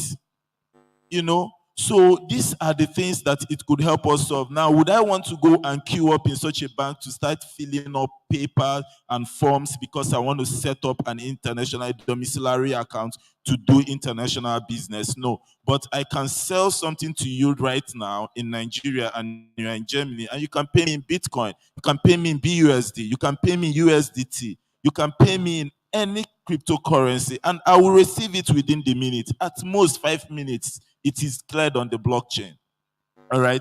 So there is huge opportunities that we have with blockchain, but I don't think that we have really done a good work when it comes to adoption. We are still, adoption is still within the people who are learned, but can we transform it beyond this? So the future of payments in Africa is mobile. When payments can go mobile and can penetrate places where internet access is not enabled, then we know we have solved the payment problem. Thank you.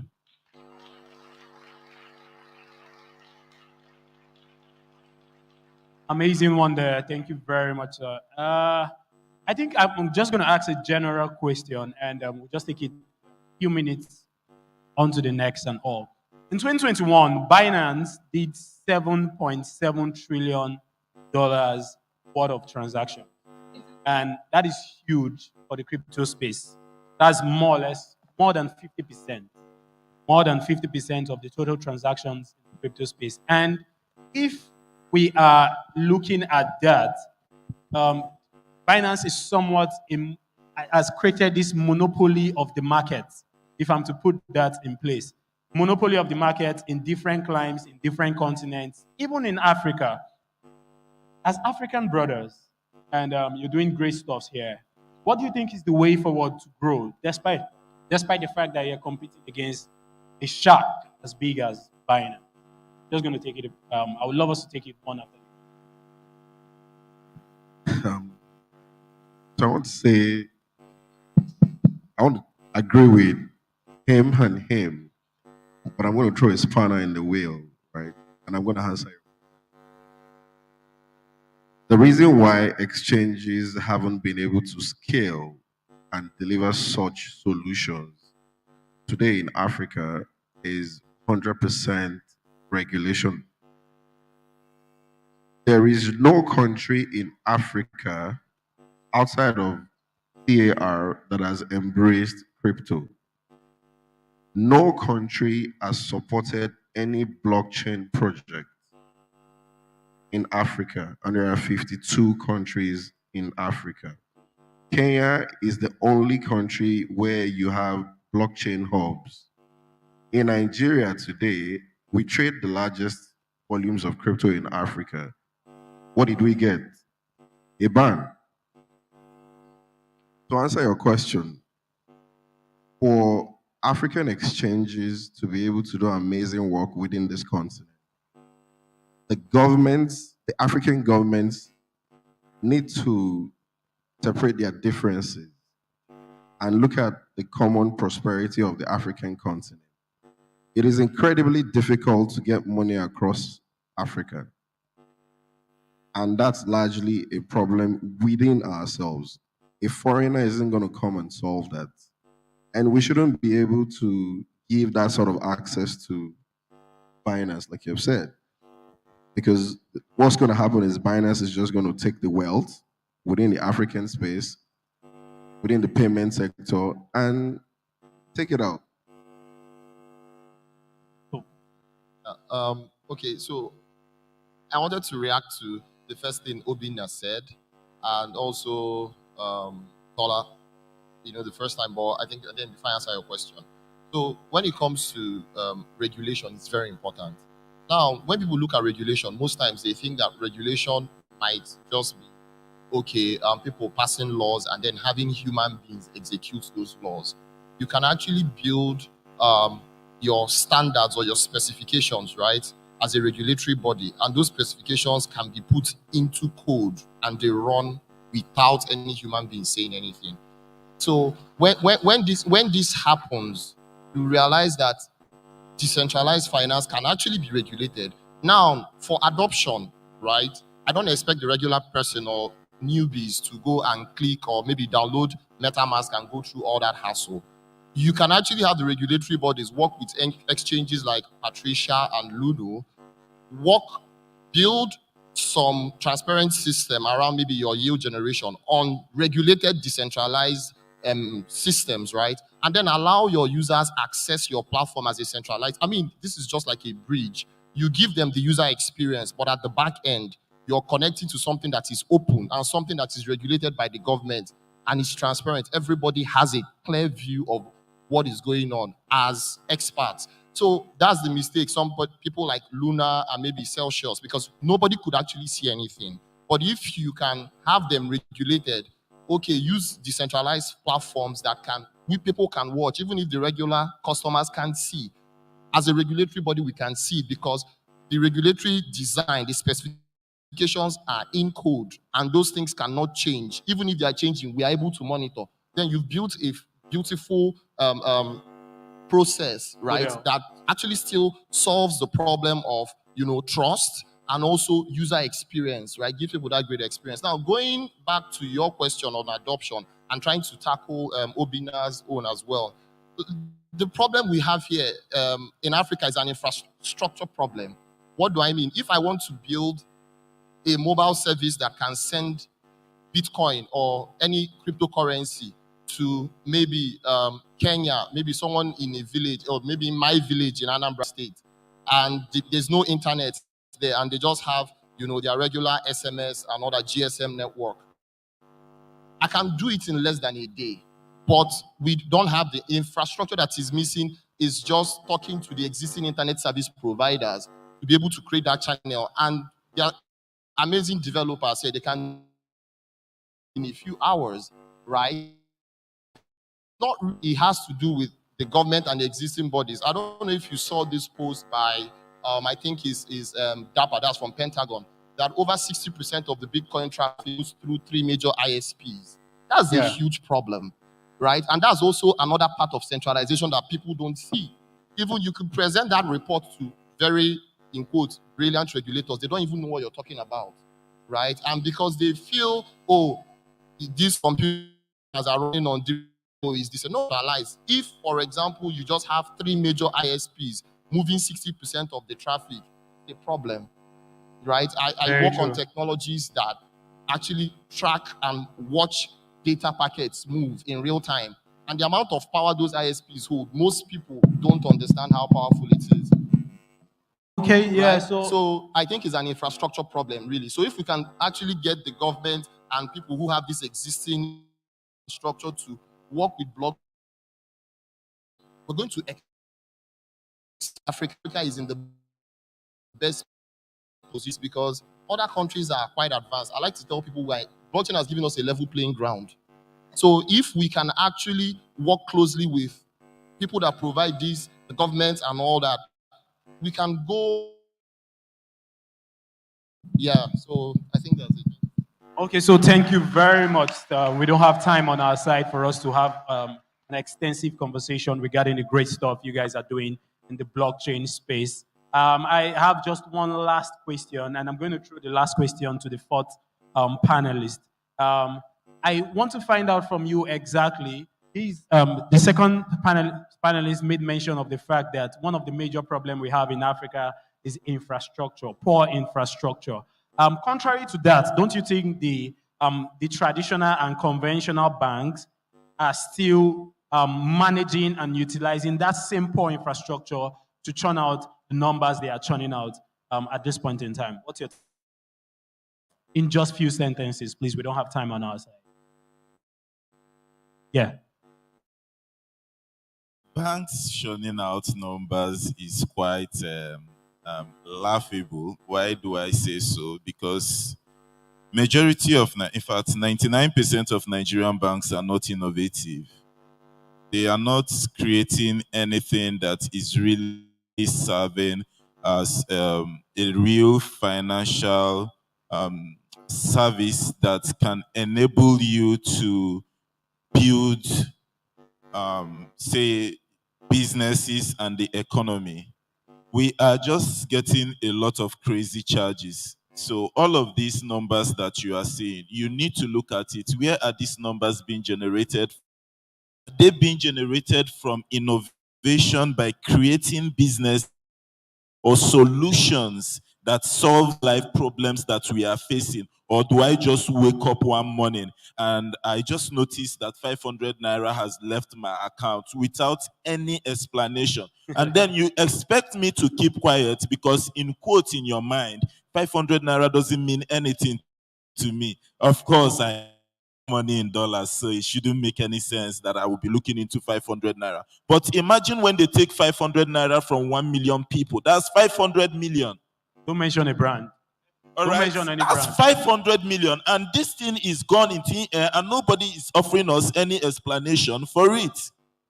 So we just get a lot of crazy charges, and at the end of the day, they post bogus profits, and you think that these people are doing. Our commercial banks are all failures. The only thing that Nigeria has gotten right when it comes to banking, the only thing that Nigeria has gotten right when it comes to banking is that go all over the world, we have the best banking service. In the US, you can't send money to anybody. I can send money to you now, and you receive it just now. Can you do that in your country? It's not possible. It's not possible in Europe. It's not possible in the US. It's not possible in Asia. So in the whole world, Nigeria has the best banking service. But you see, when it comes to real banking, we are not doing it. All right? The banks are not building small businesses. Wow. They are not building the economy. So we are not really achieving any development. You know, and so all of these things are the things that we can deal with if we really know the intricate value. Look, I keep telling people to look. I would have to cut you here. Thank you very much. Thank you. Thank you very much. Thank you very much to our panelists. An amazing time, and we really, really appreciate your effort. So I think it's just time for us to take pictures at this point in time. And while we're taking pictures, I would love the next speaker, and I think the final speaker to come on board. We have a platform presentation by Sinzo Technology, Maria Abirahim. She's the CBO of Sinzo, so she's coming on board.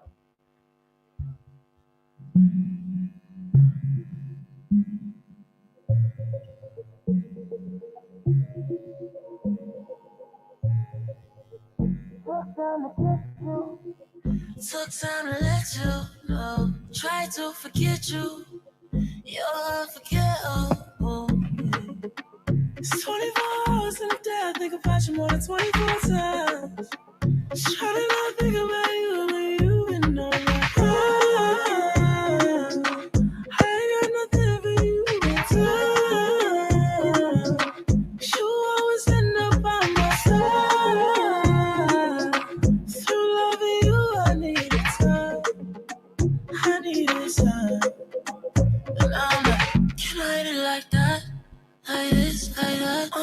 You know. Can I kiss it like that? Like this, like that, remember that. Cinzo Technology, you have the floor for your platform presentation. Cinzo Technology, you have the floor now. Thank you. A round of applause for Marianne. Maria, you look splendid. Hello everyone, nice to meet you. It's Maria. I'm the CBO of the Cinzo project. So I'm very excited to meet you all here. It's first time I'm Nigeria, Africa. So yeah, I'm not a very good public speaker, but today I'll try my best. Thank you.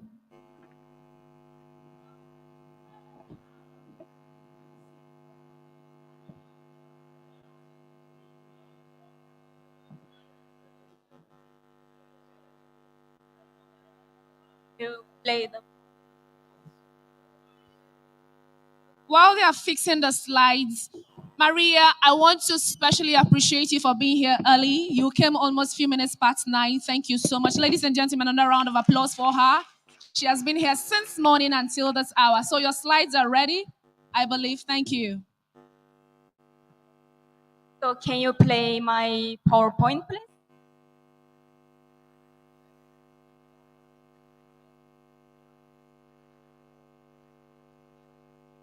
How many people knows about Cinzo? Anyone knows about Cinzo here? Wow. Yeah. I can see the upstairs.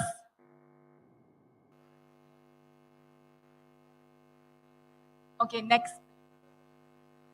Cinzo is a Web3 infrastructure. First, I would like to introduce myself. I'm Maria, CBO of Cinzo Technology. I have more than 10 years of experience in investment, fintech investment, and more than 5 years of experience in the crypto field. So I'm also the advisor of some multi-projects, crypto projects. Next. So maybe you know, no layer 2, no web 3. How many people know about this sentence? Oh, great. Thank you. Next, please. And data is your most important asset in the future. What does it mean? So currently, I have a question. Where is your data? Do you know where is your data? So most of our data are managing by the platforms. They are managing our data, and then maybe they are selling or how to manage our data. We don't have any idea about it. And in the future, we want ownership our own data, so we can manage all of our data by ourselves, and we can sell our data if you want, and we can donate our data if we want. Yeah, that is you can get the great income just to use your data. So your data is your important asset in the future. So what is a Cinzo?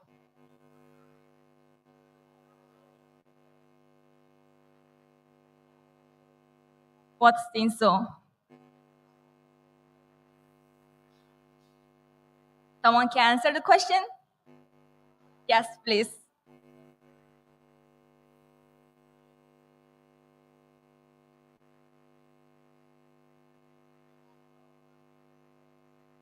Excuse me, do you have the microphone for him, please?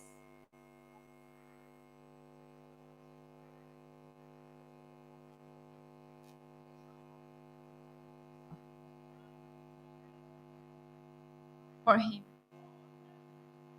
Yes. So I'm asking a question.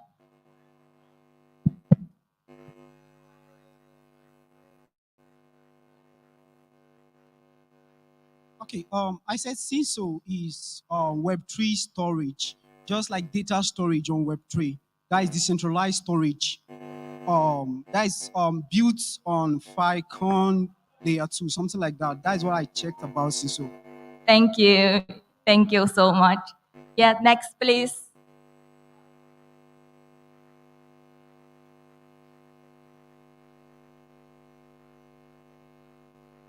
Yes. Next. Next, please. Next slide. Yeah, one more. Yes, okay. CISO is a layer 2 infrastructure, and the CISO focusing on the decentralized data storage, and the CISO data DAO, and the data NFT. So that's what CISO. It's very simple, just 3 words. Okay, next. So your data is your asset. What is the current storage market phase? One is a centralized storage. It needs issue of trust, you know. So like the Facebook or the Google or the many of the platforms.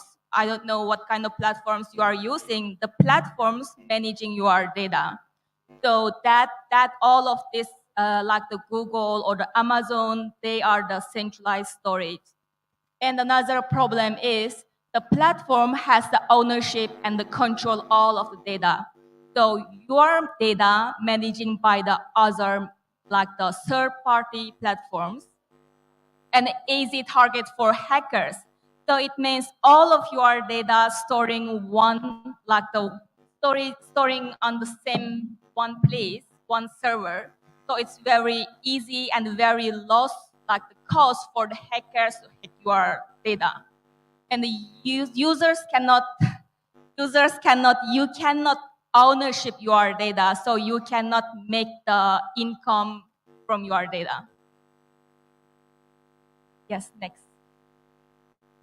So since we have 5 main products, Finso Gateway is the API code. It's like the middle layer of the cold storage, decentralized cold storage. And the donors network data land is for the Finso Gateway is for the B2B. So the decentralized applications, NFTs, GameFi, and any other like the traditional companies, they can use the Finso Gateway API interface. They can store the data on the Filecoin or any other like the distributed data storage. So it's the interface for, it's kind of the tool for them. Data land is for the B2C. So every user can use the data land product. So you can store your data on the decentralized cloud storage, and then you select your valid data, create one NFT, and you can sell, you can trade your data, and if you want, you can donate your data. Yeah, we have another 2 product is Qt and the Cinso DAC. Cinso DAC is like the data DAO. We want to make the Cinso project become the data DAO. So it belongs to the community, not belongs to us. Yes, next.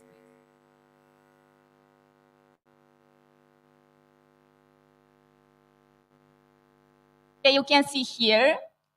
Yeah, we are now this layer 2. We are on the layer 2. And here is a layer 1, like the basic layer. You can see, you know, the Filecoin, maybe they are using the IPFS technology to build the cloud decentralized storage. And another project like that, they are all of them doing the decentralized storage. But we are middle layer of them. So on the third layer is like the decentralized application. So GameFi, I just mentioned GameFi, NFT project, or the DeFi projects, they can use the middle layer to store their data on the decentralized storage. Yes, next. Yeah,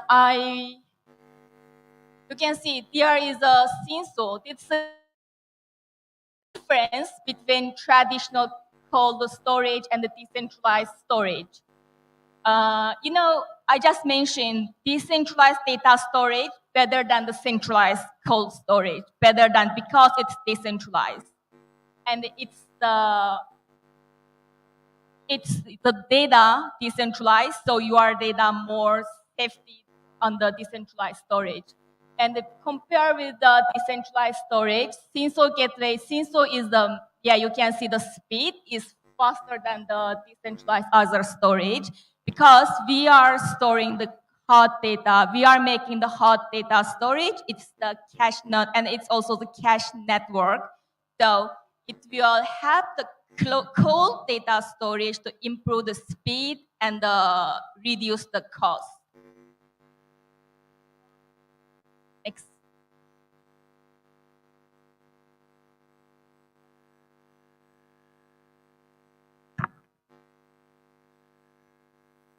Yeah, who we help. You can see here, all of these projects are now using our Sinso Gateway product. Our Sinso Gateway product already launched. So we are providing our technology to these products, and they are making their data. So they have a lot of users as well, community as well. So they are making their users' data distributed. So we help with these projects to store their data on the Filecoin and any other decentralized cloud storage. Yeah, this is you can see this watch. I'm using this watch. So they are also using our Sinso Gateway technology. So I can check my health data on the application. So it means my health data, I am managing my health data by myself, not the company, not the watch company. So I can trust my data. I can use my data. If there is some like the professor or some medical like the research center who need my health data, I can sell my data to them directly.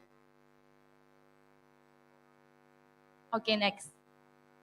And this is one luxury mobile, Virtu Mobile. I don't know how many people knows the brand, the mobile phone brand. They are now producing the metaverse cell phone. So they are using our technology, Sinso Gateway. So all of the data, if you use this phone, all of the data distributed. So your data safe.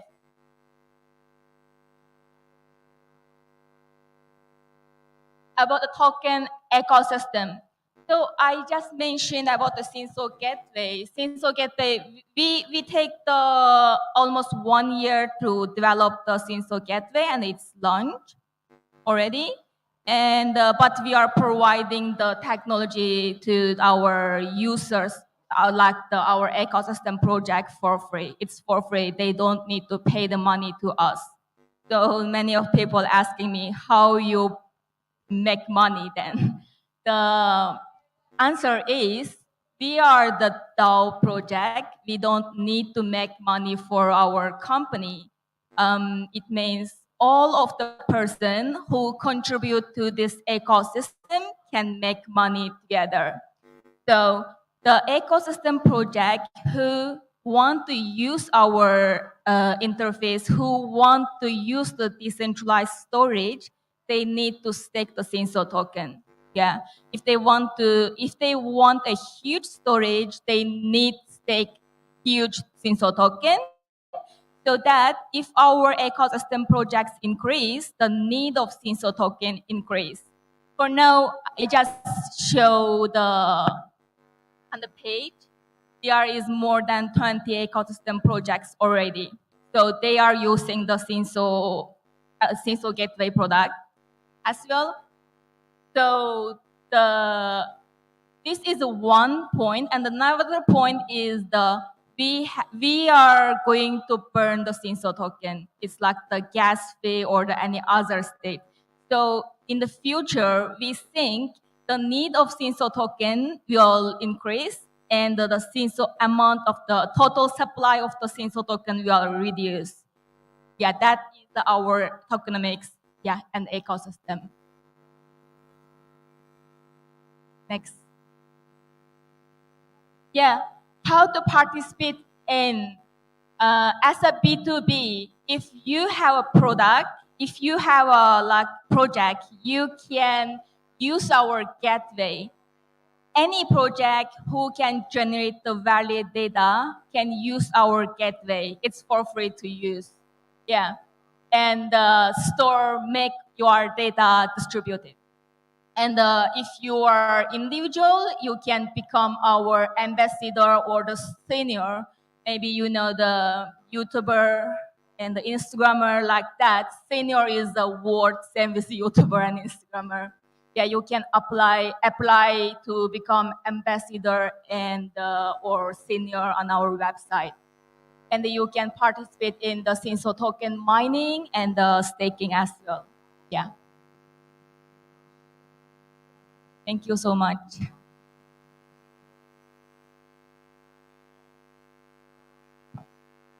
Please, another round of applause for Marie. Don't get stuck in the past.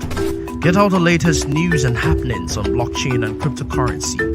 Only on Crypto TV Plus. This is the face I make when I buy a shitcoin. Hold on. Hi! In the crypto world, there are a lot of slangs used by crypto experts, and one of them is shitcoin. So what is shitcoin? A shitcoin is a slang for a coin that has no value, and it's basically worthless. Oh, hi. I'm a smart investor. I dare say that because I understand the cryptocurrency markets and I am up to date on every new development, fintech and blockchain ecosystem. All because I watch the Inside Blockchain show on Crypto TV Plus. Every Monday morning, Crypto TV Plus brings you news headlines of top stories, interview with an expert, and give you detailed market analysis to enable you make the right business moves. Now you too can become a smart investor if you don't miss it. The Inside Blockchain show, only on Crypto TV Plus.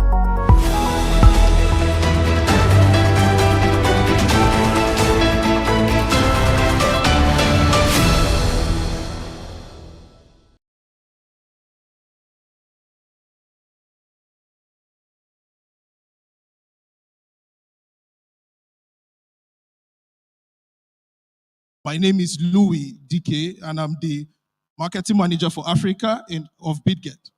So I'm going to be explaining about our platform. Please put up my slide presentation.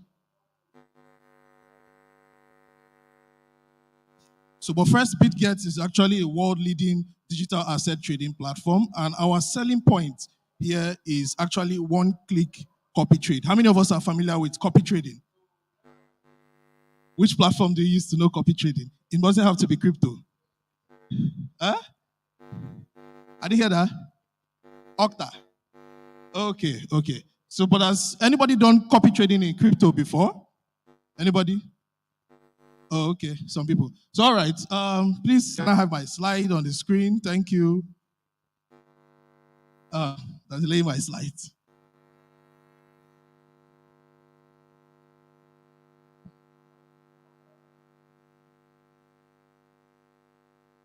Okay.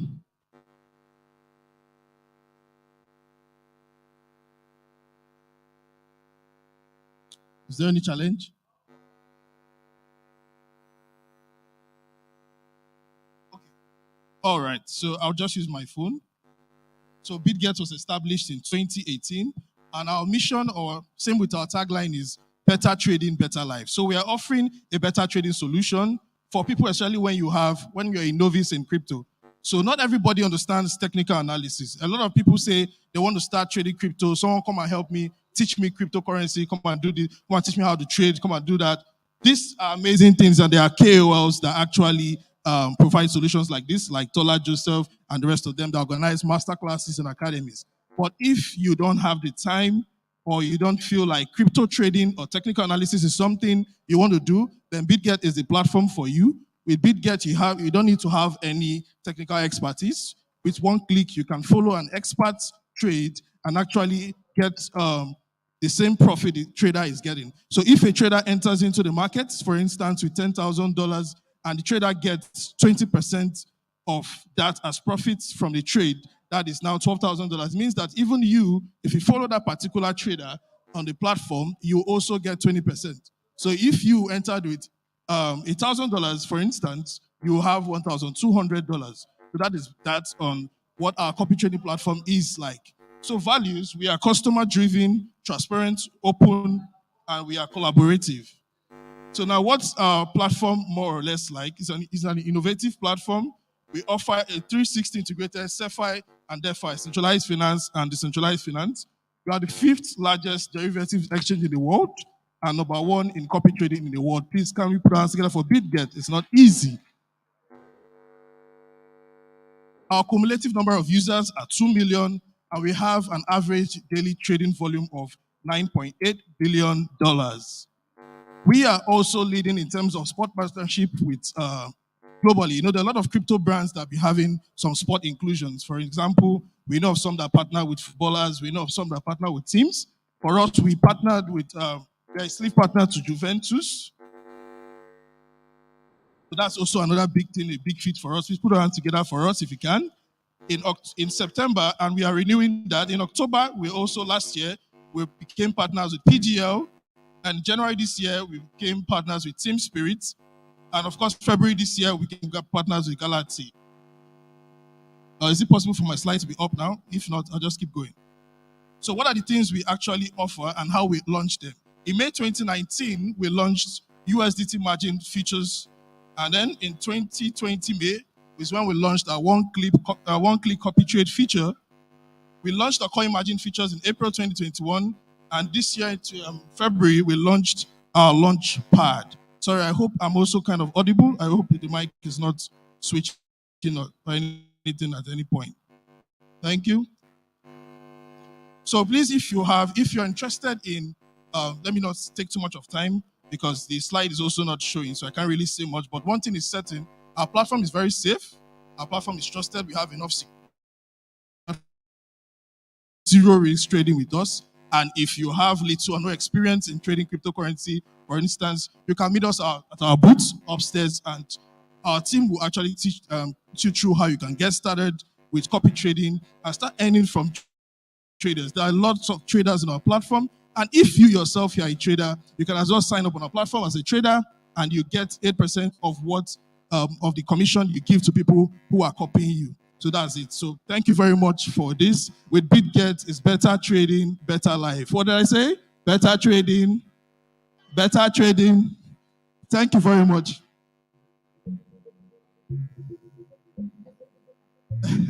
You're welcome. Thank you for keeping to your 8 minutes.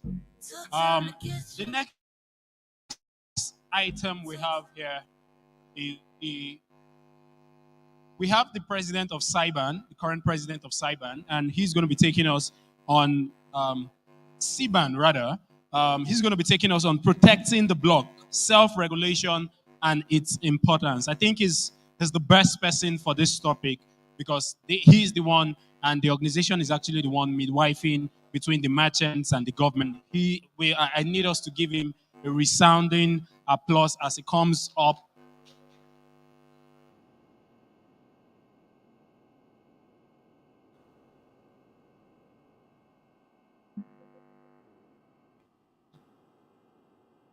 Hello, everyone.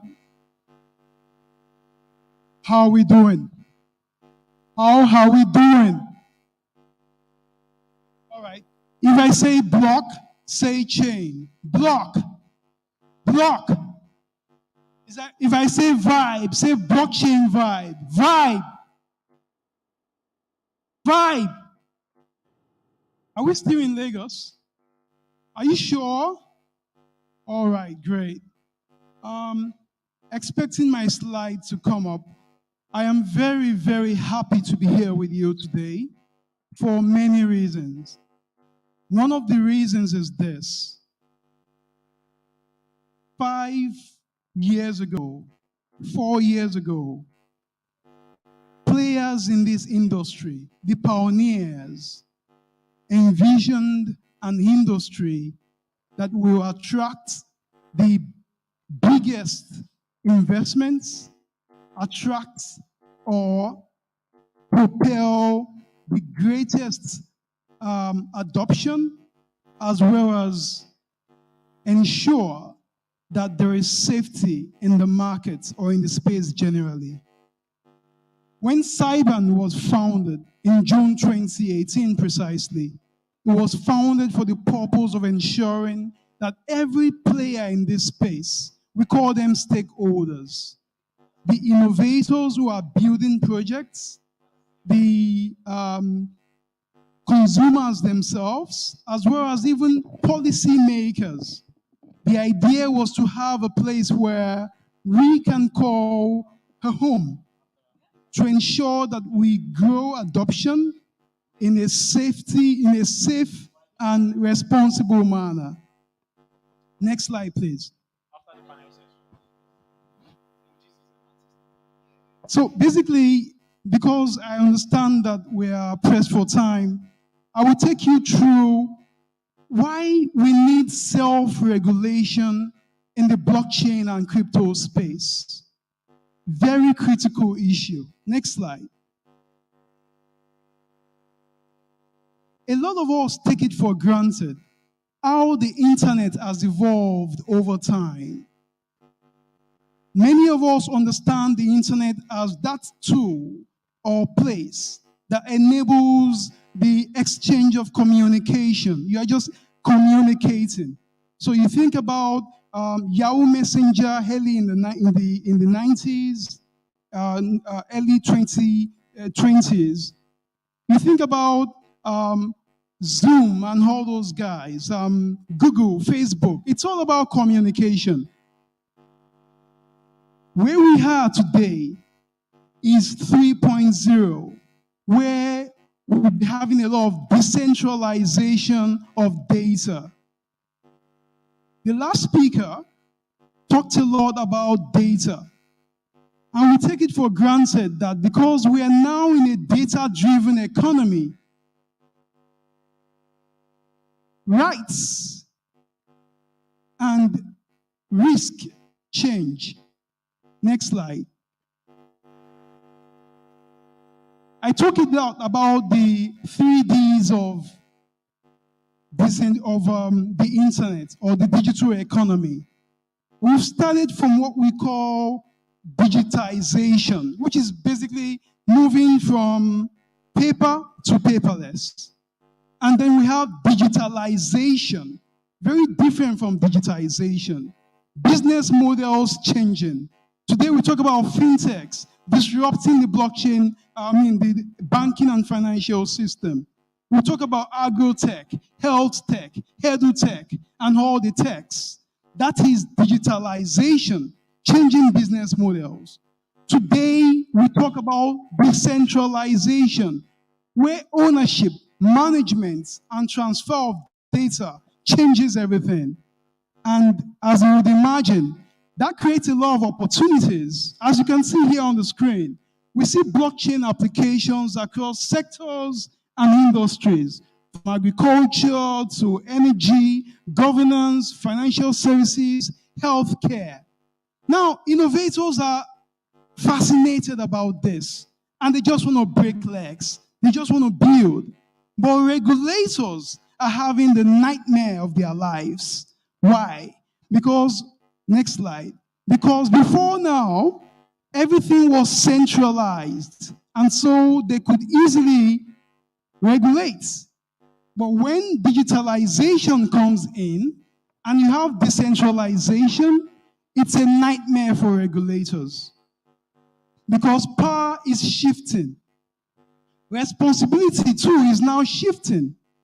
Unlike before, where the idea of market integrity, the idea of consumer protection, the idea of investor safety is something that sits typically on the regulator's desk. Regulators like the Central Bank of Nigeria, regulators like the Securities and Exchange Commission, regulators like the National Deposit Insurance Commission, and all of the rest of them.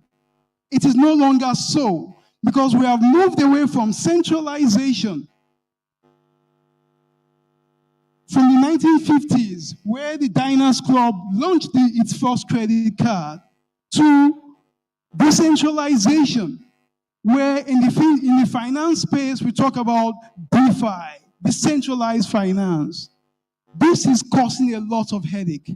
Regulators are struggling to keep up, as you must have noticed. Consumers are getting hot.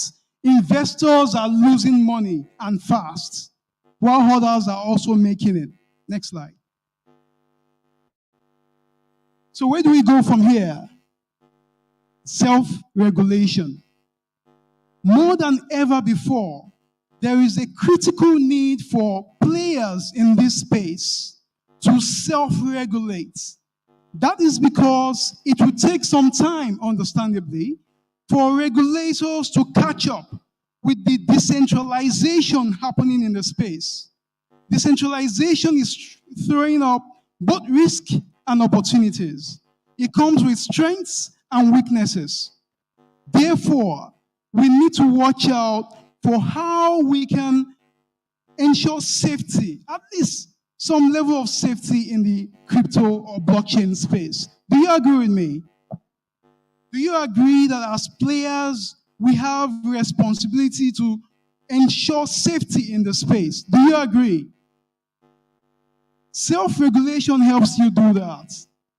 The idea of self-regulation is to preserve market integrity, protect investors, as well as ensure that you have a fair, transparent, and efficient market. Next slide.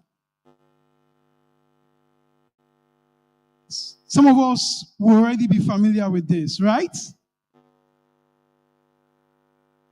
Luna, Celsius, things crashing all of a sudden, and investors get hot, especially retail investors, especially the uninformed investors who basically just jump into the bus.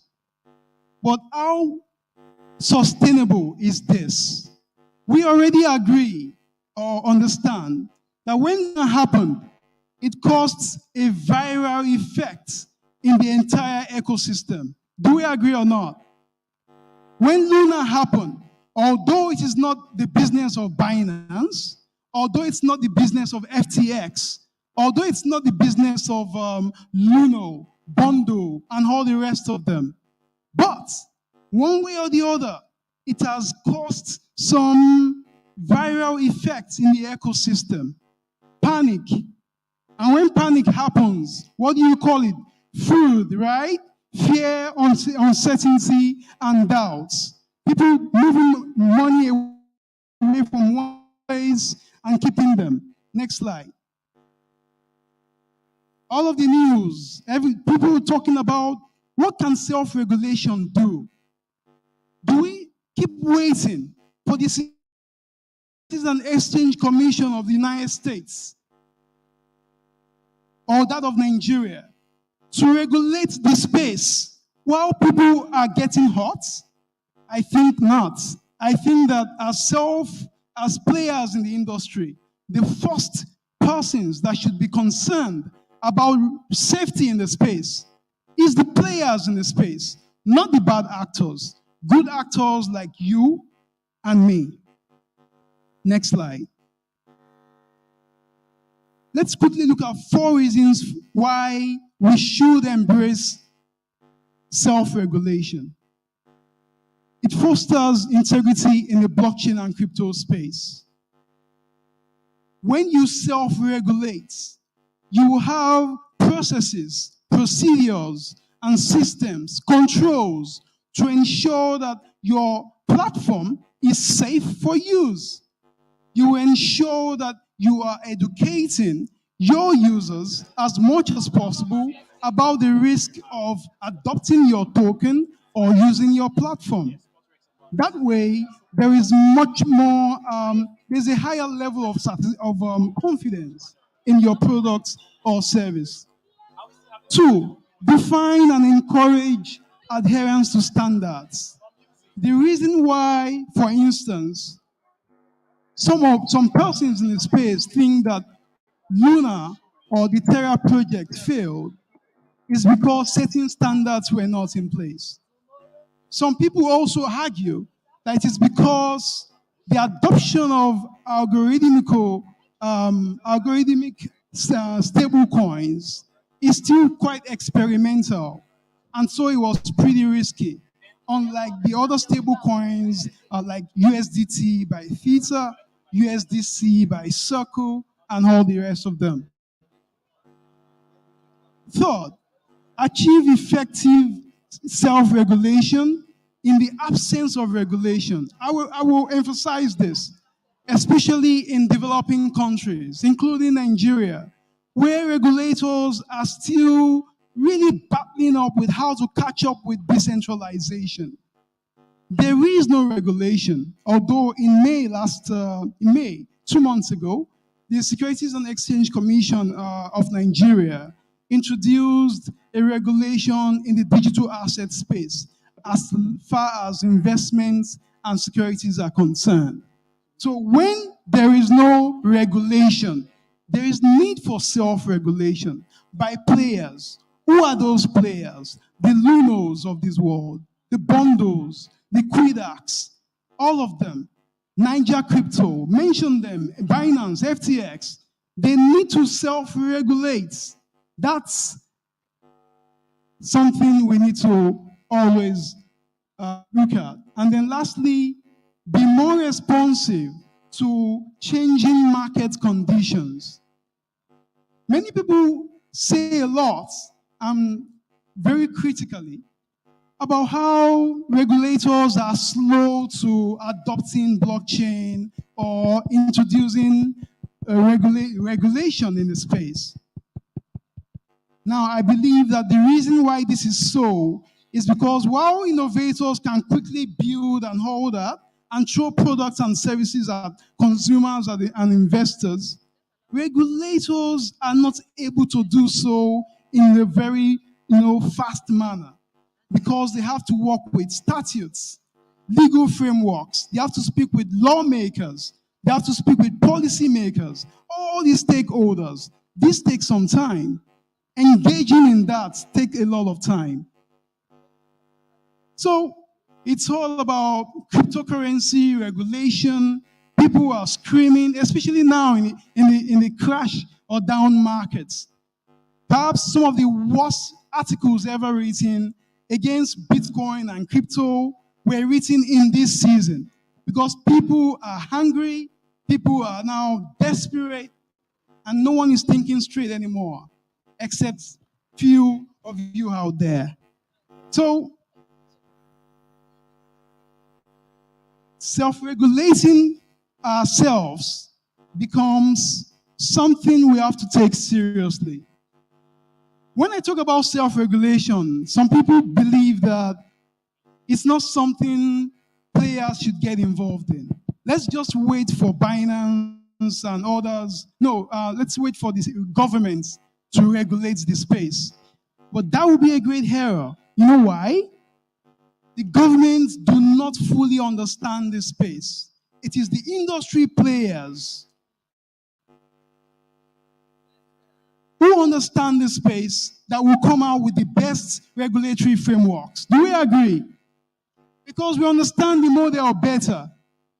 When the Nigerian Securities and Exchange Commission issued its regulatory framework, guess what happened?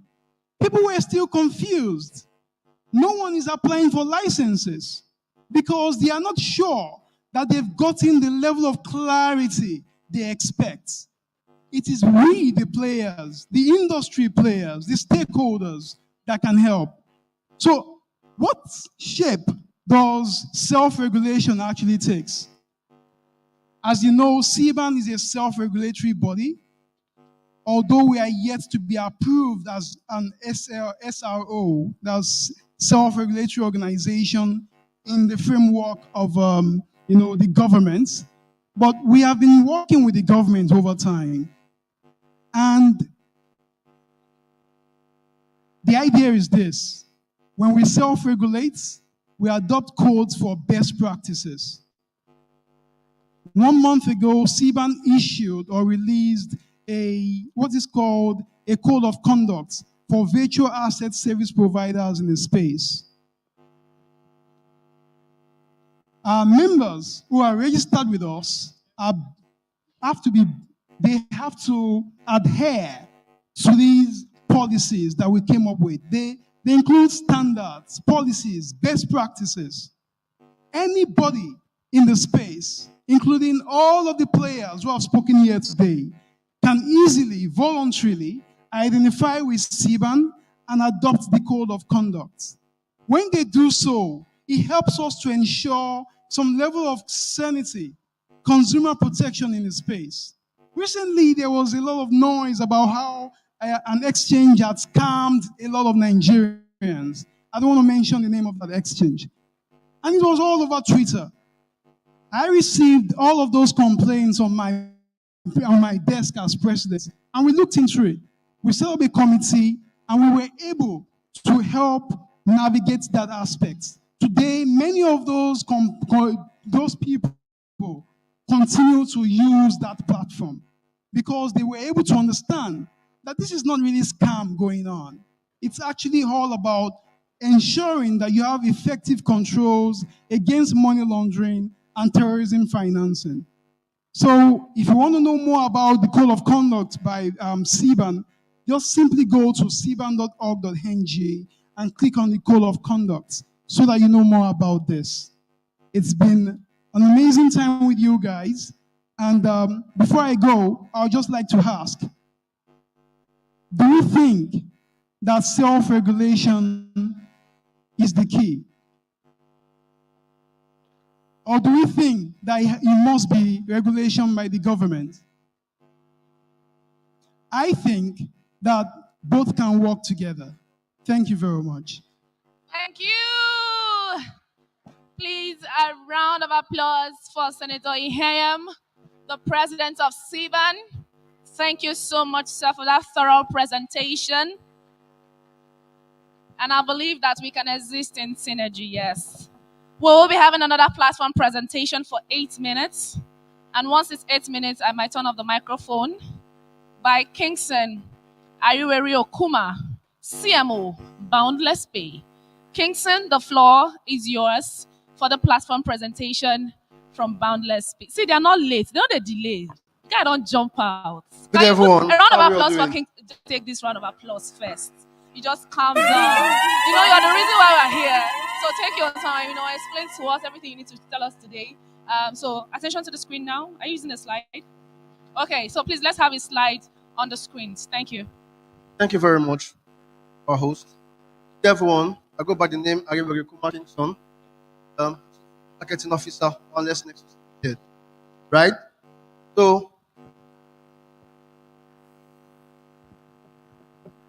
all right, I go by the name Ariweri Kingston, Chief Marketing Officer, Boundless Nexus Limited. I'm so glad to see you all. So I gathered here today, Blockchain Vibe, and is holding in Africa. Africa, as we know it, has a population size of over 1.6 billion people. That's about 16.7% of the total world population, right? According to metric.info.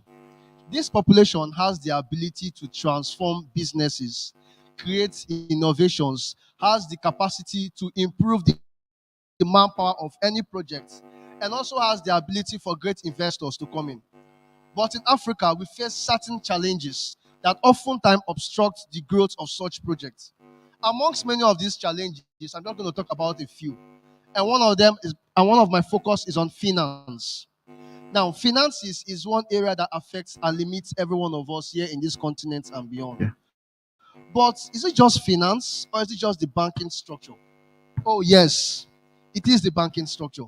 So we at Boundless Pay, we are looking at an innovative product that will be able to tackle most of these issues we have surrounding the banking sector, because it is believed that over 60% of Nigerians are either underbanked or unbanked.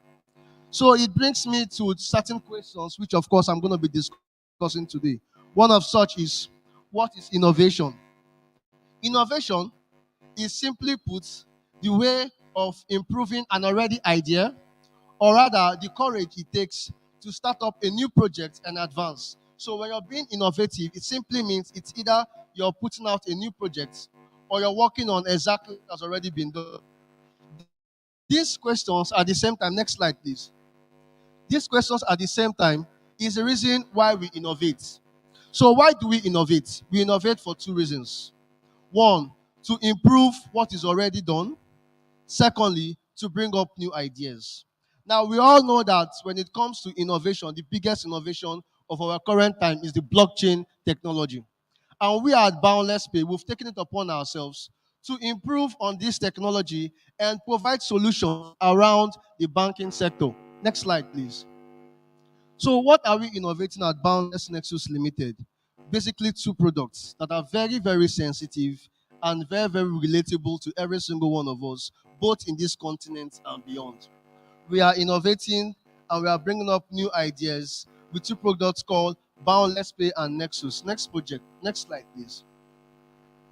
So, before I talk about what we do, I want us to have a review of what our vision is. So, at Boundless Pay, our vision is the elimination of every barrier to crypto fiat transactions, making financial services accessible and support the financial inclusions of global users. So it means our major target is to ensure that you have no problem in spending your cryptos as it relates to what your fiat requirement would be. Next slide, please. Our mission, we aim to expose everyone, irrespective of status or background, to opportunities in the blockchain industry, enabling people and businesses to compete in a global, borderless, boundless economy with ease. So a main part of what we intend to do, part of what we are innovating, part of what we are working is to ensure that you and I have the ability to compete with the best minds all over the world and with ease. That's what we're doing at Boundless Pay. Next slide, please. So then, what is Boundless Pay?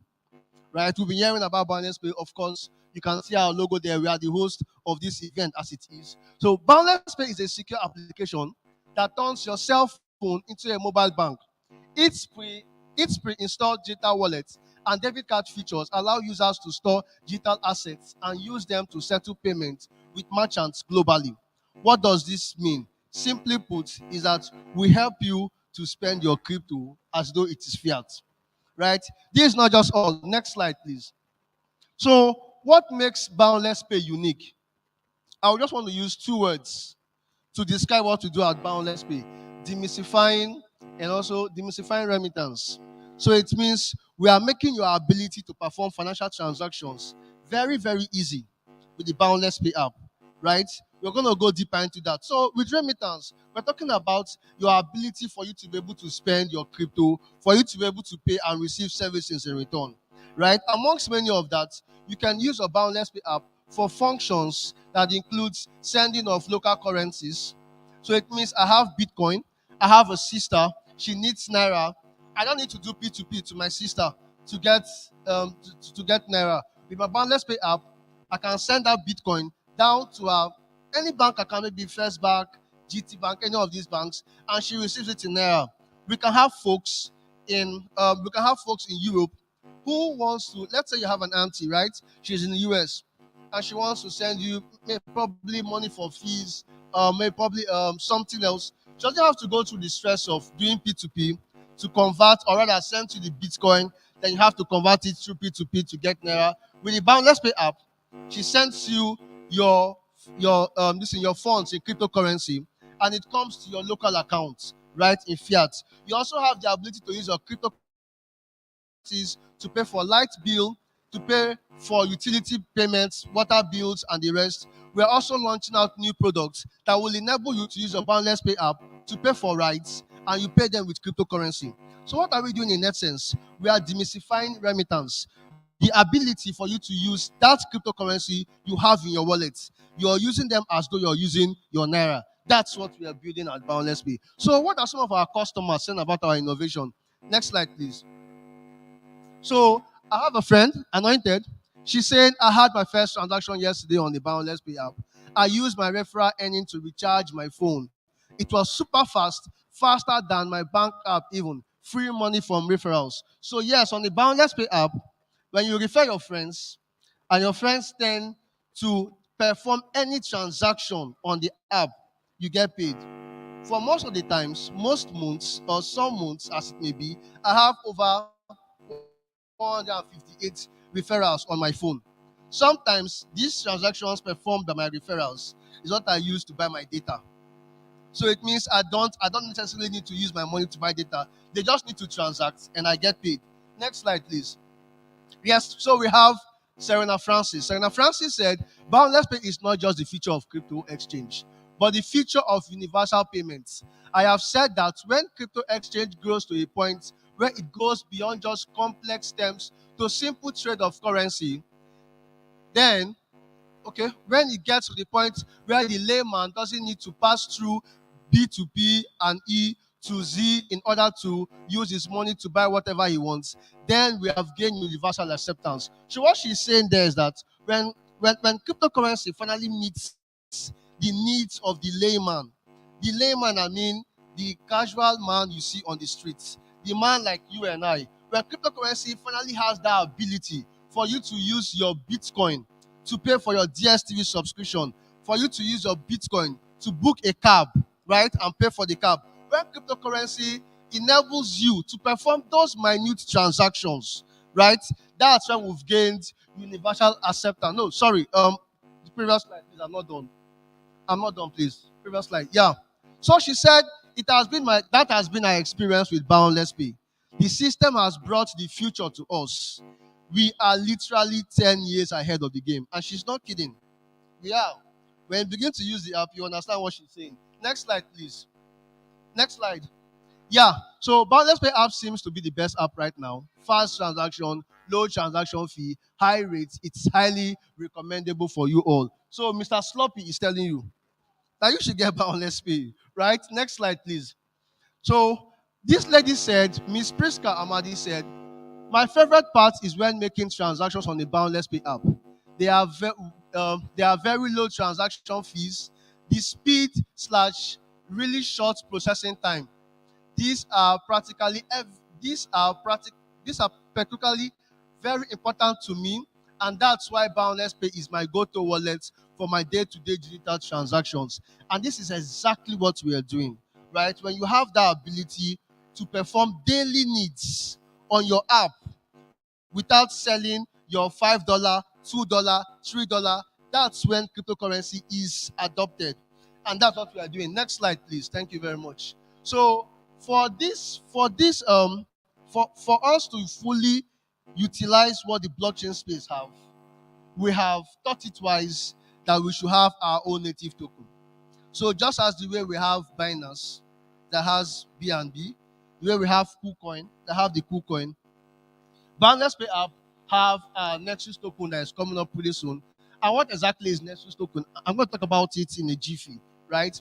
So Nexus token is native token of Boundless Pay ecosystem, an extension of Boundless Pay into NFTs Web 3.0 metaverse, fully utilizing the blockchain technology. So it means, Kingston, what are you saying? What will this Nexus do?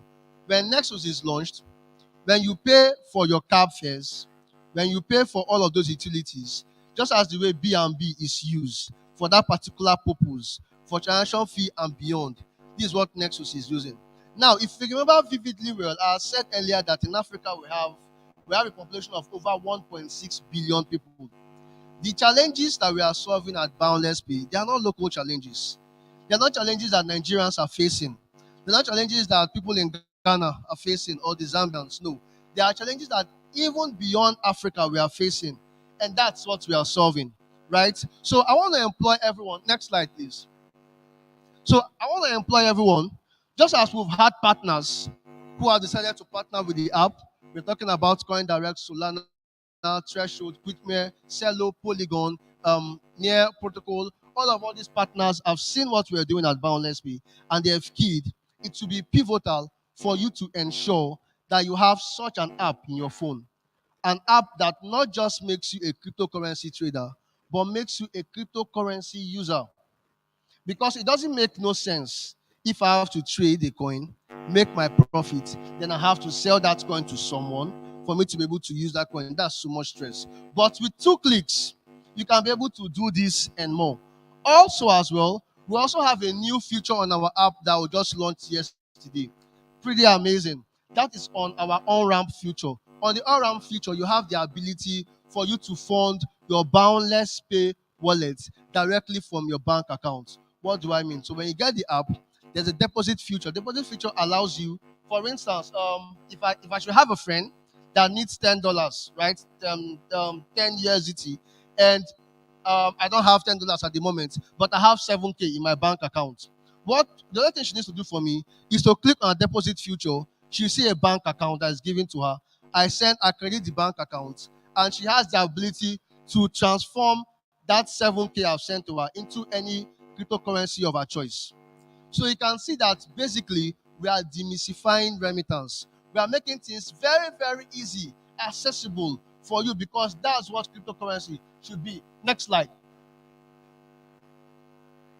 So at this point in time, I would like to appreciate and encourage every single one of us, those of us in the up view and the down view as well, ensure that you have a piece of this ease, right? So that we don't have to call Chukwuemeka Maker at 10 p.m. for him to sell $5 for us. So we don't have to call all of those our vendors. Over, I beg, I dey broke, I need 1K. I want shop, I beg, just $2K, $2. With the Boundless Pay app, you have that ease at your fingertips. Thank you very much, everyone.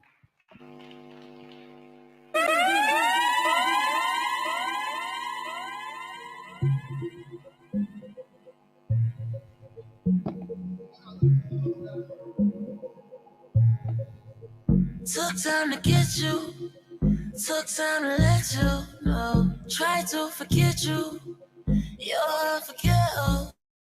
So the next speaker we have on board is Alex Obi from Sportrex. And, I think that's the final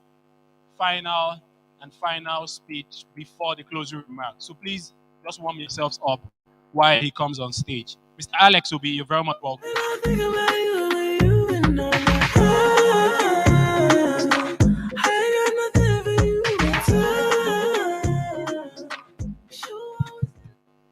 Hello, everyone. Good afternoon. My name is Alexander Obi, and I'm a mobile game designer with Sportrex. I'm pleased to be here with all of you. We've been so serious today, like the atmosphere has been tense with a lot of intellectuals dishing knowledge and all of that. So I think we should have a little bit of fun. While I was seated there, I saw some people already getting bored and fiddling on their mobile phones, playing games. You know, depression they keep person. So if you build up, you shake body small, and that is exactly what Sportrex is about. Now, before blockchain and before cryptocurrencies, the gaming industry has been big, but people don't really know about that. It's not often talked about, but I'm not sure you know that the gaming industry is bigger than Hollywood and the entire music industry combined. The gaming industry churns out more revenue than these two industries combined, but people do not talk about it that often. Are there gamers in the house? Let me hear you. Are there gamers in the house? Please, if you play Candy Crush, you're not a gamer. I'm just joking. All games are made equal. So, Sportrex wants to do something different for gamers and for gaming. I myself am a gamer and I enjoy to play video games a lot. Is my slide up? Please, can we move to the next stage? The next page, please. The next one. Thank you. Sportrex is trying to do something really innovative for the gaming ecosystem. Now, gamers are not stingy people. Gamers are open to spending. But so far, most of this expenditure has not in any way incentivized gamers.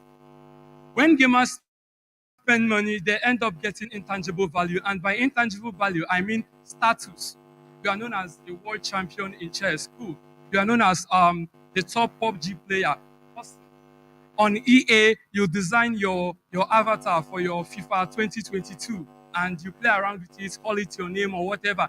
And that is most of what you get. But with the Sportrex ecosystem, we are trying to redefine the gaming ecosystem. And this means you not only get to play your games and have fun, which is the primary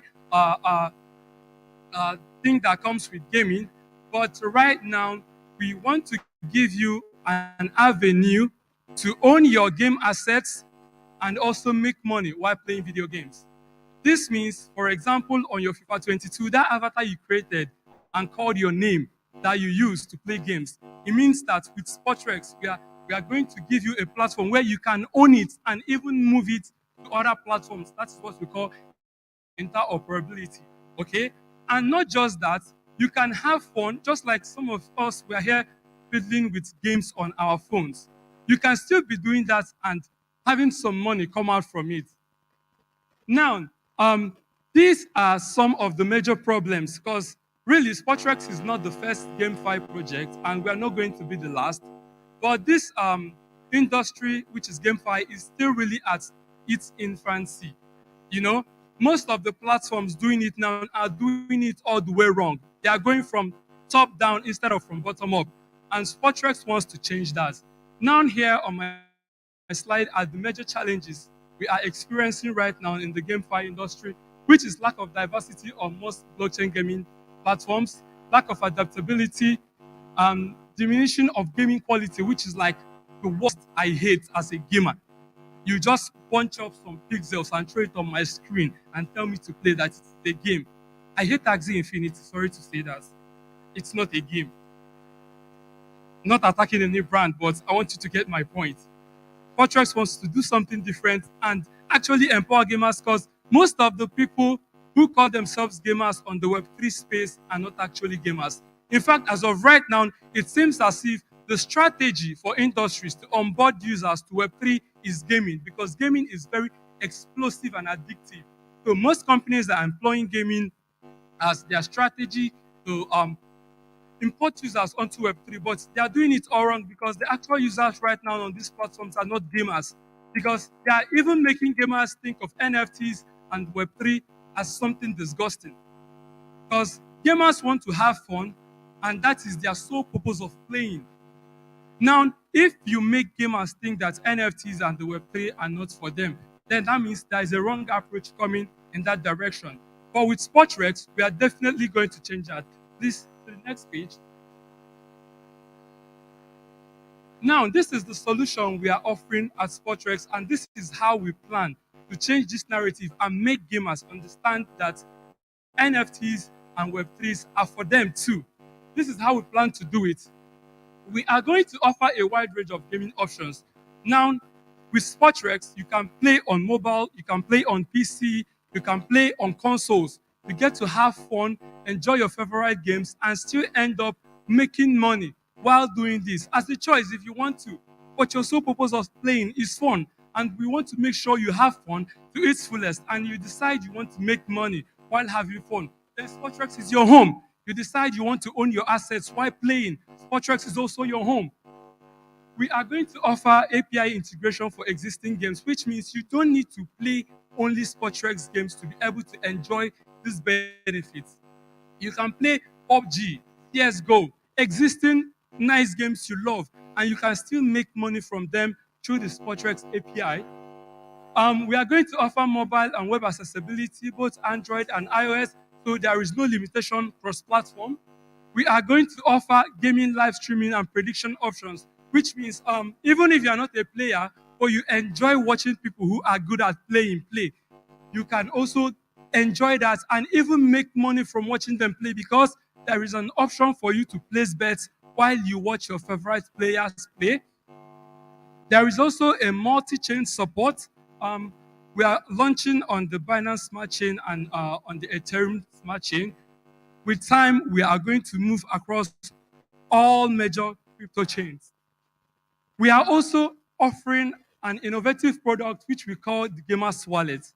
You know your Trust Wallet, you know all your other wallets, but so far there is no wallet dedicated for gamers. Gamers, can I hear you make some noise? Make some noise, gamers. We are doing something very cool for you. Now you have Gamers Wallet from Sportrex, an innovative decentralized wallet dedicated just for gamers where you can store your token, store your gaming NFTs, and all of that, where you can also convert your winnings to other cryptocurrencies and stable coins, all from Sportrex. So Gamers Wallet is dedicated specially for gamers. Also, there is integration of the NFTs in the NFT marketplace and a gaming entertainment metaverse. yes, Sportrex is building a metaverse, and this metaverse is dedicated to gamers. So, next page, please. Next page. In a nutshell, Sportrex is a decentralized platform built for gamers and built to deliver excellent gaming experience. Next page. These are some of the top problems Sportrex addresses, and when you read through the list, you can see other features that we have included in our offering, which are the virtual peer-to-peer matching, predict and win, gamers mortgage, game pension, decentralized gaming, DeFi match module, premium NFTs, Sportrex card, just like what Boundless Play is doing, letting you spend your crypto. Sportrex is also allowing gamers spend whatever they earn from their gaming. So you can follow us to stay updated on all our announcements on Sportrex HQ, on Twitter, and Sportrex Official on all other platforms, Telegram, Instagram. I would also like to shout out Bucket Boy, an NFT project we are also working on right now. When you go outside there, you will see our poster. Thank you so much for having me, and I hope to play with you on Sportrex. A round of applause. Stop for a second and think of a platform that offers gamers the opportunity to play all kinds of games, from board games to video games and competition streaming. Offers gamers a pension plan, a mortgage plan, an NFT marketplace, a gamer wallet, and an immersive 3D world. If you can find one, let me know. Oh wait, I have one and I'm so ready to talk about it in this video. Hey guys, welcome into the metaverse on Crypto TV Plus.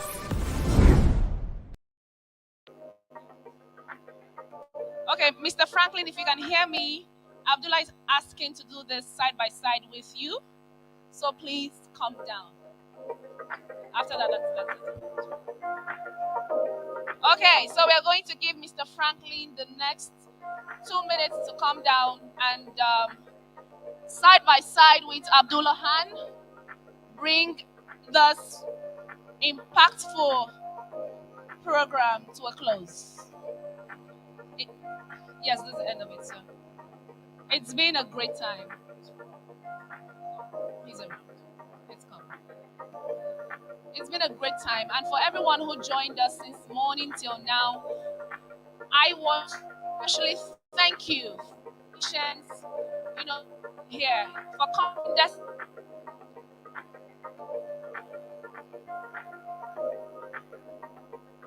Let's pay on behalf of Blockchain Vibes Lagos 2022. I am saying a big thank you. We will be coming back to say thank you much more in a bigger and a better way with my co-host. But right now we are waiting for Mr. Franklin to please join Abdullah Han here for the closing remarks. So.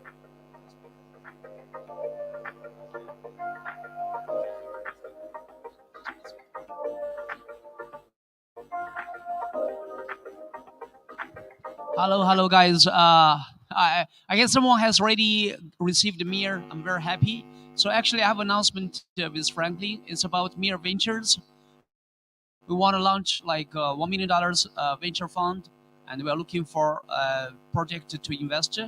And our first project there is about liquidity mining that is going to be with Boundless Pay. And keep in touch with all you guys, and I hope to see you guys again. Thank you. Thanks very much for your coming all the time. All right. Thank you so much, Abdullah. You can sit down. Thank you. So in case you don't hear funny like that, he said there's a 1 million. Okay, Mr. Franklin is here. I think Mr. Franklin, please come. Let's have the announcement done now. There's a funding, and they're looking for projects to invest it in. Yes. So if you have a project, you have an idea, there are a lot of angel investors in the room. Those that have come and gone. If you have that, remember the after party tomorrow at 2 p.m. If you have not registered for the after party, you may not have the opportunity to be up close and personal with Abdullah Han and every other person that will be at the after party tomorrow. The dress code is glamour, but of course, we are networking. We are getting funding for our ideas in dollars, guys. You can meet Some just outside the hall for the registration of the after party. Mr. Franklin, Please come say your closing remarks. Thank you.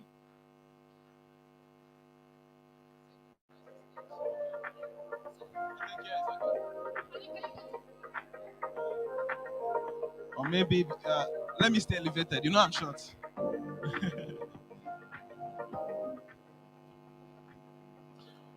All right. So good evening, everybody. Hello. All right. So from the depth of my heart, I am grateful to everybody able to make it to this place. I actually, at some point before I came, I saw the weather getting dark, and I wasn't worried because I knew that the community that we have are people who are solid. And so when I came and I saw that the hall was almost filled up, I was very, very happy, right? So I want you guys to give yourself a round of applause. All those that waited until now. Yeah.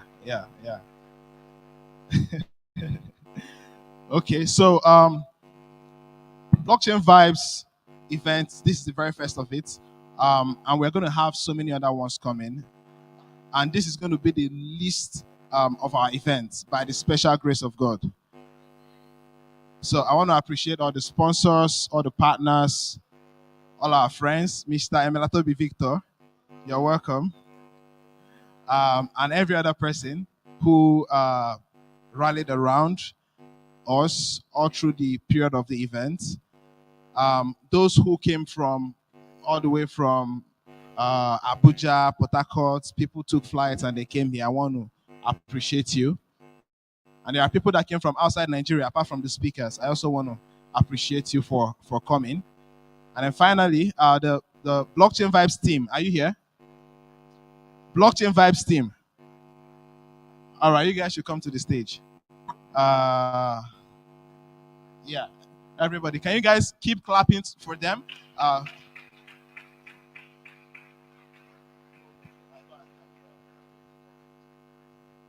Go and talk to him. Yeah. All right, so keep clapping until they get here. Finn, come to the stage. All the Blockchain Vibes team. All right, you guys should keep clapping until they come here. Keep clapping. Blockchain Vibes team. Is everybody here? Keep coming, keep clapping, please. I know you guys are already tired.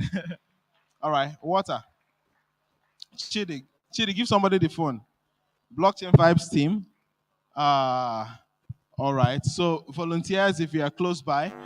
So these are the people who dedicated their time, their energy, from those who were in Abuja, Port Harcourt, Uyo, Enugu, wherever they were. They gave their time, their energy, their expertise, both the volunteers. I mean, these are the people that actually made this event happen. So once again, can you guys give them a round of applause? All right, so together as a team, we want to appreciate everybody and want to invite you to our next event. We're going to have Blockchain Vibe event in Nigeria again. Before this year is over, we're going to announce that. We're going to also have in Ghana, in South Africa, in Kenya, and in Dubai. Yes. At least 2 or 3 more events is going to happen across Africa before this year is over. So I want to specially invite every one of you to all those events and to be part of our communities. I think there is we're going to share our community links on Twitter, right? So if you follow us on Twitter at BChain Vibes, right, you can join the community for updates. So I want you guys to, I want to say like hip, hip, hip, and everybody should shout hooray, then you snap. You guys should make any pose, do anything. The cameras will capture it. All right, hip, hip, hip. I'm going to join. All right, so I'm going to say Blockchain Vibes. I'm going to say Blockchain Vibes. And what should we say? What should we say in return? Lagos 2022. Okay, so I'm going to say Blockchain Vibes. You guys should scream Lagos 2022 and then we'll snap. Blockchain Vibes. All right. So I want to, for us to snap as a team, I want to especially invite Mr. Tola Fabobe, Mr. Jimmy. Please join us on stage. Abdullah Han. Yeah, come to the stage. Let's take a shot. And then I also want to invite you tomorrow. We are going to be having a VIP cocktail party. Okay, the team first. Okay. Let's follow this team snap first. Okay. All right. The people will follow. All right.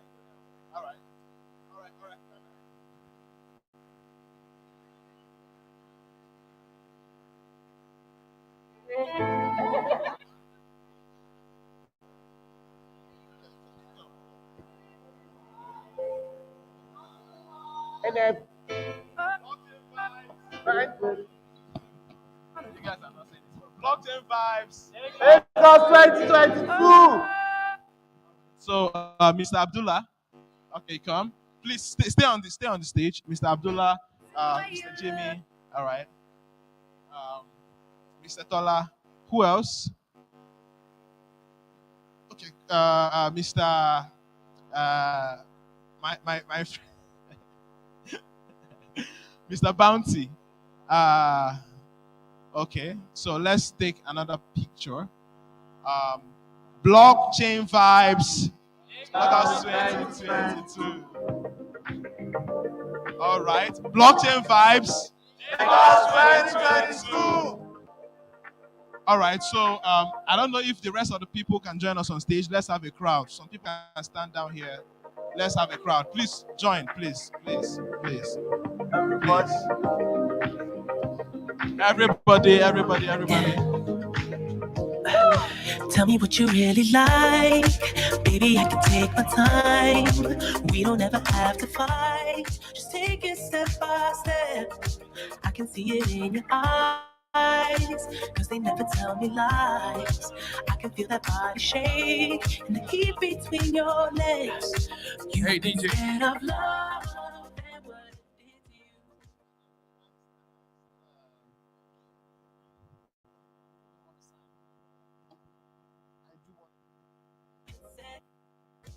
We don't have to rush when you're alone with me. I feel it coming. I feel it coming. Blockchain vibes.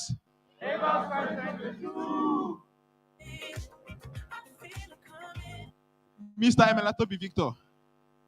Please. All right. Come to the stage. Come. Please give Mr. Victor to the center. DJ, some good music, thank you. You've been scared of love and what it did to you. You don't have to run. I know what you do. Just a simple touch and it can set you free. We don't have to rush when you're alone with me. I feel it coming. I feel it coming, babe. I feel it coming. I feel it coming, babe. I feel it coming. I feel it coming, babe. I feel it coming. I feel it coming, babe. I feel it coming. I feel it coming, babe. I feel it coming. I feel it coming, babe. I feel it coming. All right. I feel it coming, babe. Okay, blockchain vibes. Lagos 2022. Love and what it did to you. You don't have to run. Can we have a video? Can you? All right, thank you. All right, so record it as a video, not just picture. Blockchain vibes. Lagos 2022. All right, guys, so we're having an amazing event. Thank you so much for coming, but before you go... DJ, hold on. All right, cool. So we have a guest artist in the building, and this is the greatest surprise.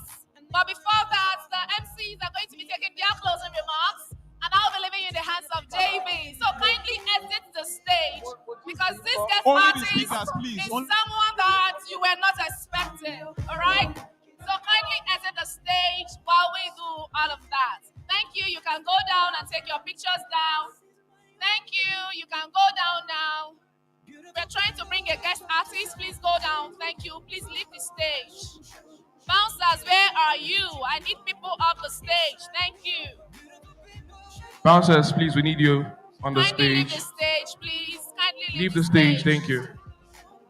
Kindly leave the stage, please. Thank you.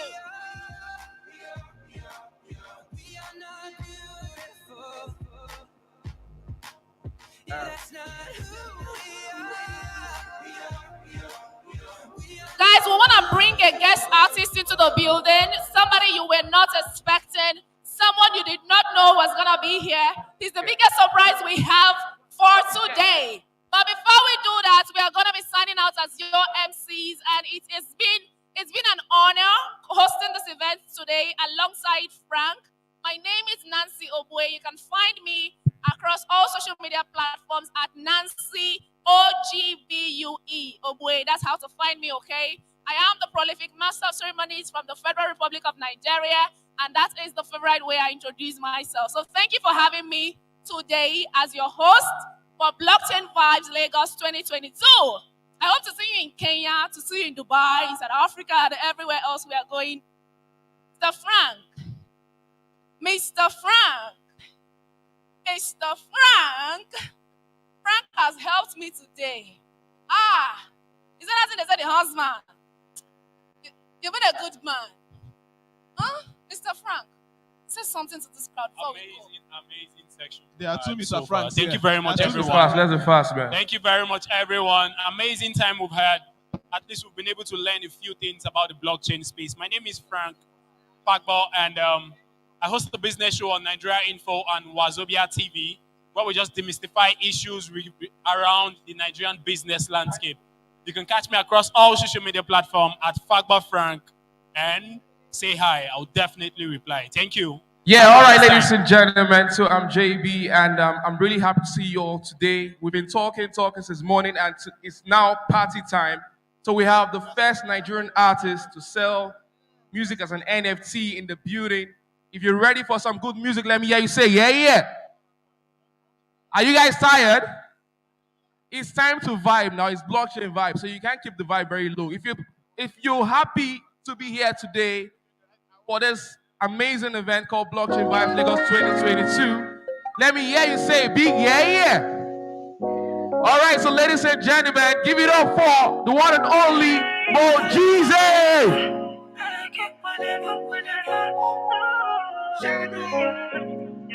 I can hear you. Come on. Come on. Yeah, you give me smile, got no way. I'm on this one touch, me no bit high. Suddenly I can get you up. Like a drug, I need you on. You're the kind of drug I wanna be. Come on. Can't wait to get you in my arms. And I've been waiting on your knocking right away. Come on, see, it's the things you do that makes me wonder. It's the formula I cannot prove. Hey, I won't spend my whole life with you. Come on, it's a simple song. Give me some coffee, some coffee, some coffee. Come on, that I need in the morning, the morning. See, would you give me some coffee, some coffee, some coffee that I need in the morning, the morning, oh. Come on. Whenever, yeah, whatever. Are you ready now? I love this part. She goes, she be lady. She be African lady, oh. See, she goes, she be lady, yeah, yeah. She be African lady, oh. See, well, I can't wait to get you in my arms. And I've been waiting on your knocking right away. See, it's the things you do that makes me wonder. It's the formula I cannot prove, yeah. I'll spend my whole life with you, yeah. Come on, would you give me some coffee? Some coffee, some coffee. Sing with me. Give me some coffee, some coffee, some coffee. Would you give me some coffee? Some coffee, some coffee. What I need in the morning, the morning, the morning. Are you ready now? Okay, so I just released a new song, DJ. I just released a new song. I titled this one "Love in the Metaverse." It is out on all digital platforms and NFTs are out also. Okay, so give it to me, "Love in the Metaverse." Are you ready now? Are you ready now? Come on, turn it up, turn it up, turn it up.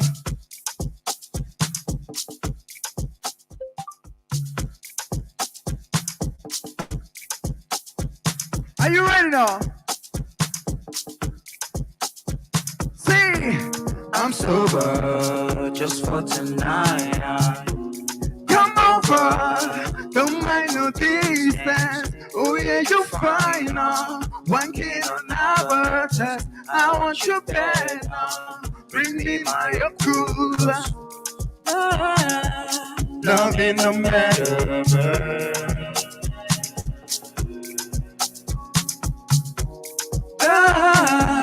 Love in the metaverse. Are you ready? Who's ready to love in the metaverse? Sing! Love in the metaverse. Love, love, love in the metaverse. Love, love. Hey, love in the metaverse. Love, love, love in the metaverse. Love in the metaverse. Come on!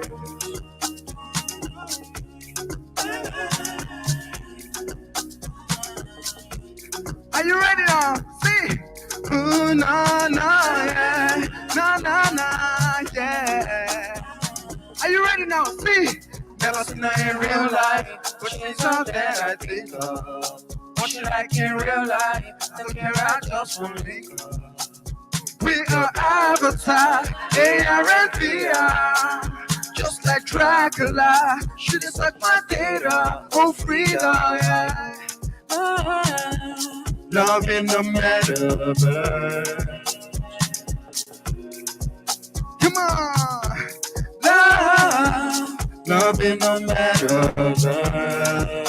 Are you ready now? 1, 2, ready, go! Love in the metaverse. Love, love, love in the metaverse. Are you ready now? Love in the metaverse. Love, love, love in the metaverse. Love in the metaverse.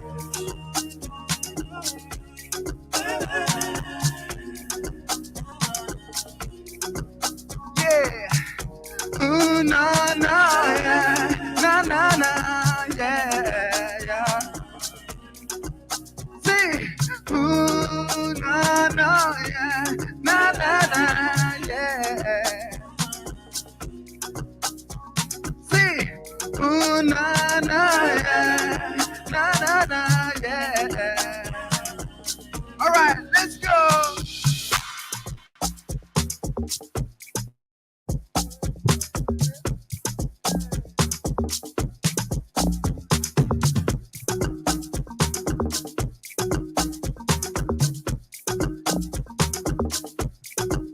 Let's go.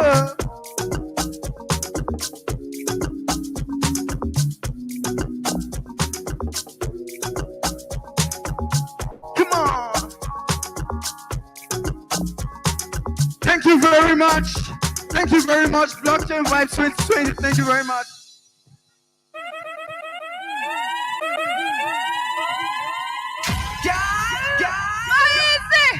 NFC Music Boy, thank you so much. I would not have forgiven myself if I didn't do this. DJ Rain, shout out to DJ Rain for holding it down from the beginning to the end. The guy has been amazing. So it's DJ Rain. Find him everywhere, online and offline. DJ Rain to the rescue. Thank you. See you anytime, sometime.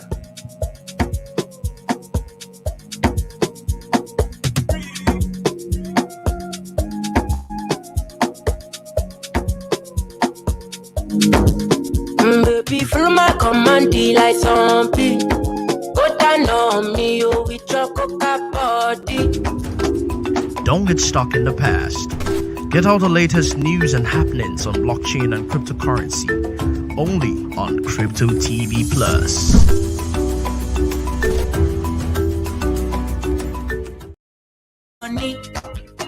And if you're looking a fighty, I saw me to look.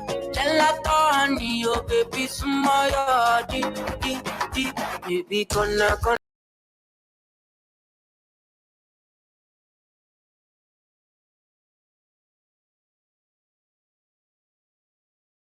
Me sugar, wala.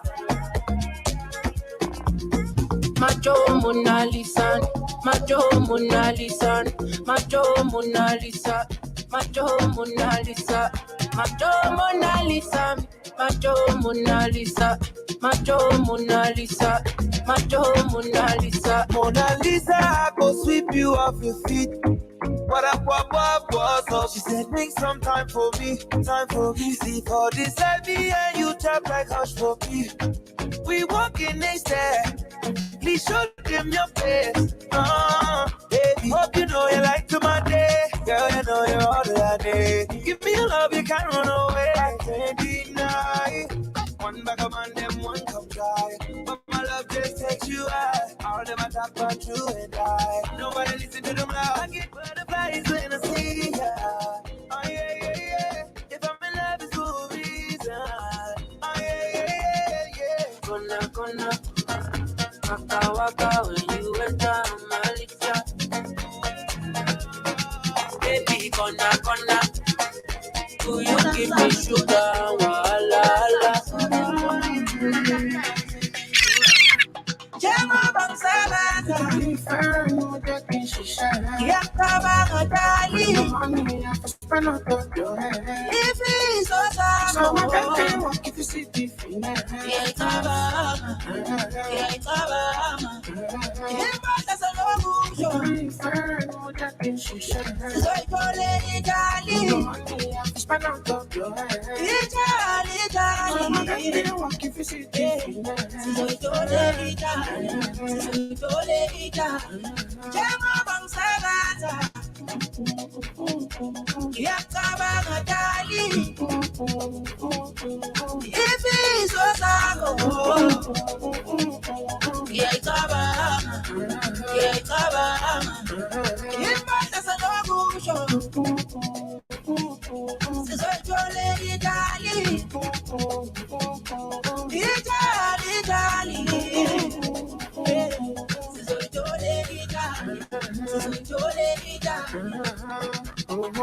I should tell me something if you do for me, Sha. I will be so far, cause I love you, I feel with your mother. Why you designer? Baby, man, I'm feel me, Shakosha. Shama Shinoma. If you give me a loving, I go shout. And Sante Sana. Shuma Kemi. Shuma Femi, Becky, Aje. Shuma Fumi, na yo kosi. If I touch your body, Shuma Kemi. Shuma Femi, baby, Aje. Shuma Fumi, Jackie, it's your mommy. I use up my money. Yanta Banga, darling. If it's a taco, Yanta Banga. If Palace and I could show. Oh, she's a darling, darling.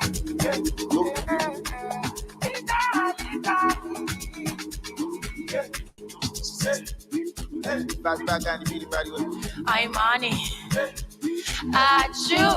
Ngifuna impilo right ngifuna nemali eningi ngijabulisa nabazali ngisebenzele endlini labafana abaningi nginale mali ikhona naba bayatekateka ngizobafaka isikole why ningizala ngamawazawazi washo mama wathi ngiyisiphalaphala why ningizala ngamawazawazi naba labafana ngamawalawala ayiye celi papa nishebele nesavana nitelele le piano niyekele yelele ayiye Once you start to share with it, once you buff the la wekele, I'll be your I'm a kekele.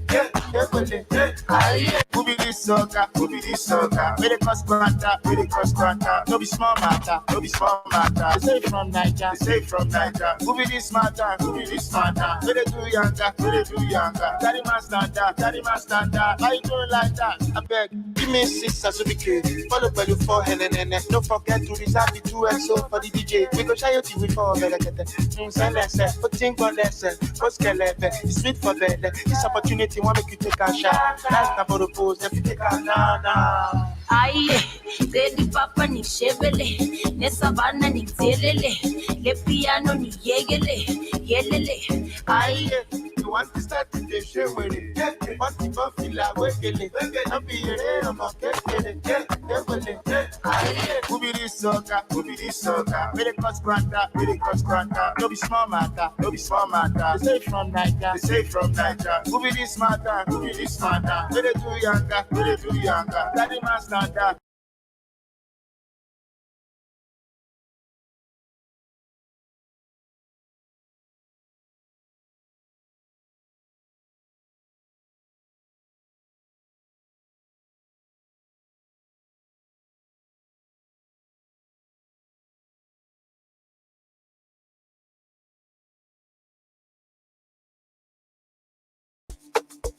Mozambique number 1, Nigeria number 1, Utarico number 1, Koswesu number 1. Jove.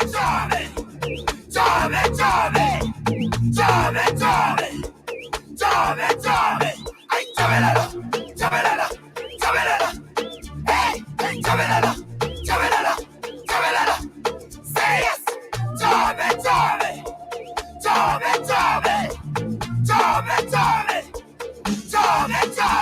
Ay, Javelala. Hey, Javelala. Serious. Pelala kuna munandi. Pelala kuna munandi. Ay, Pelala kuna munandi. Pelala kuna munandi. Ay,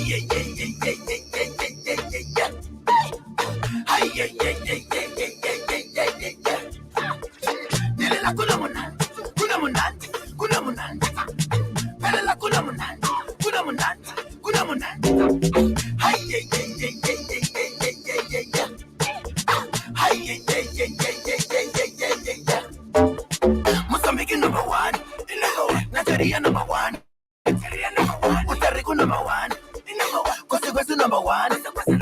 Ide shake, saya. Ide move,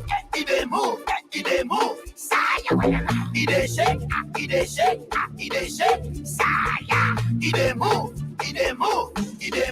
saya. Tarico.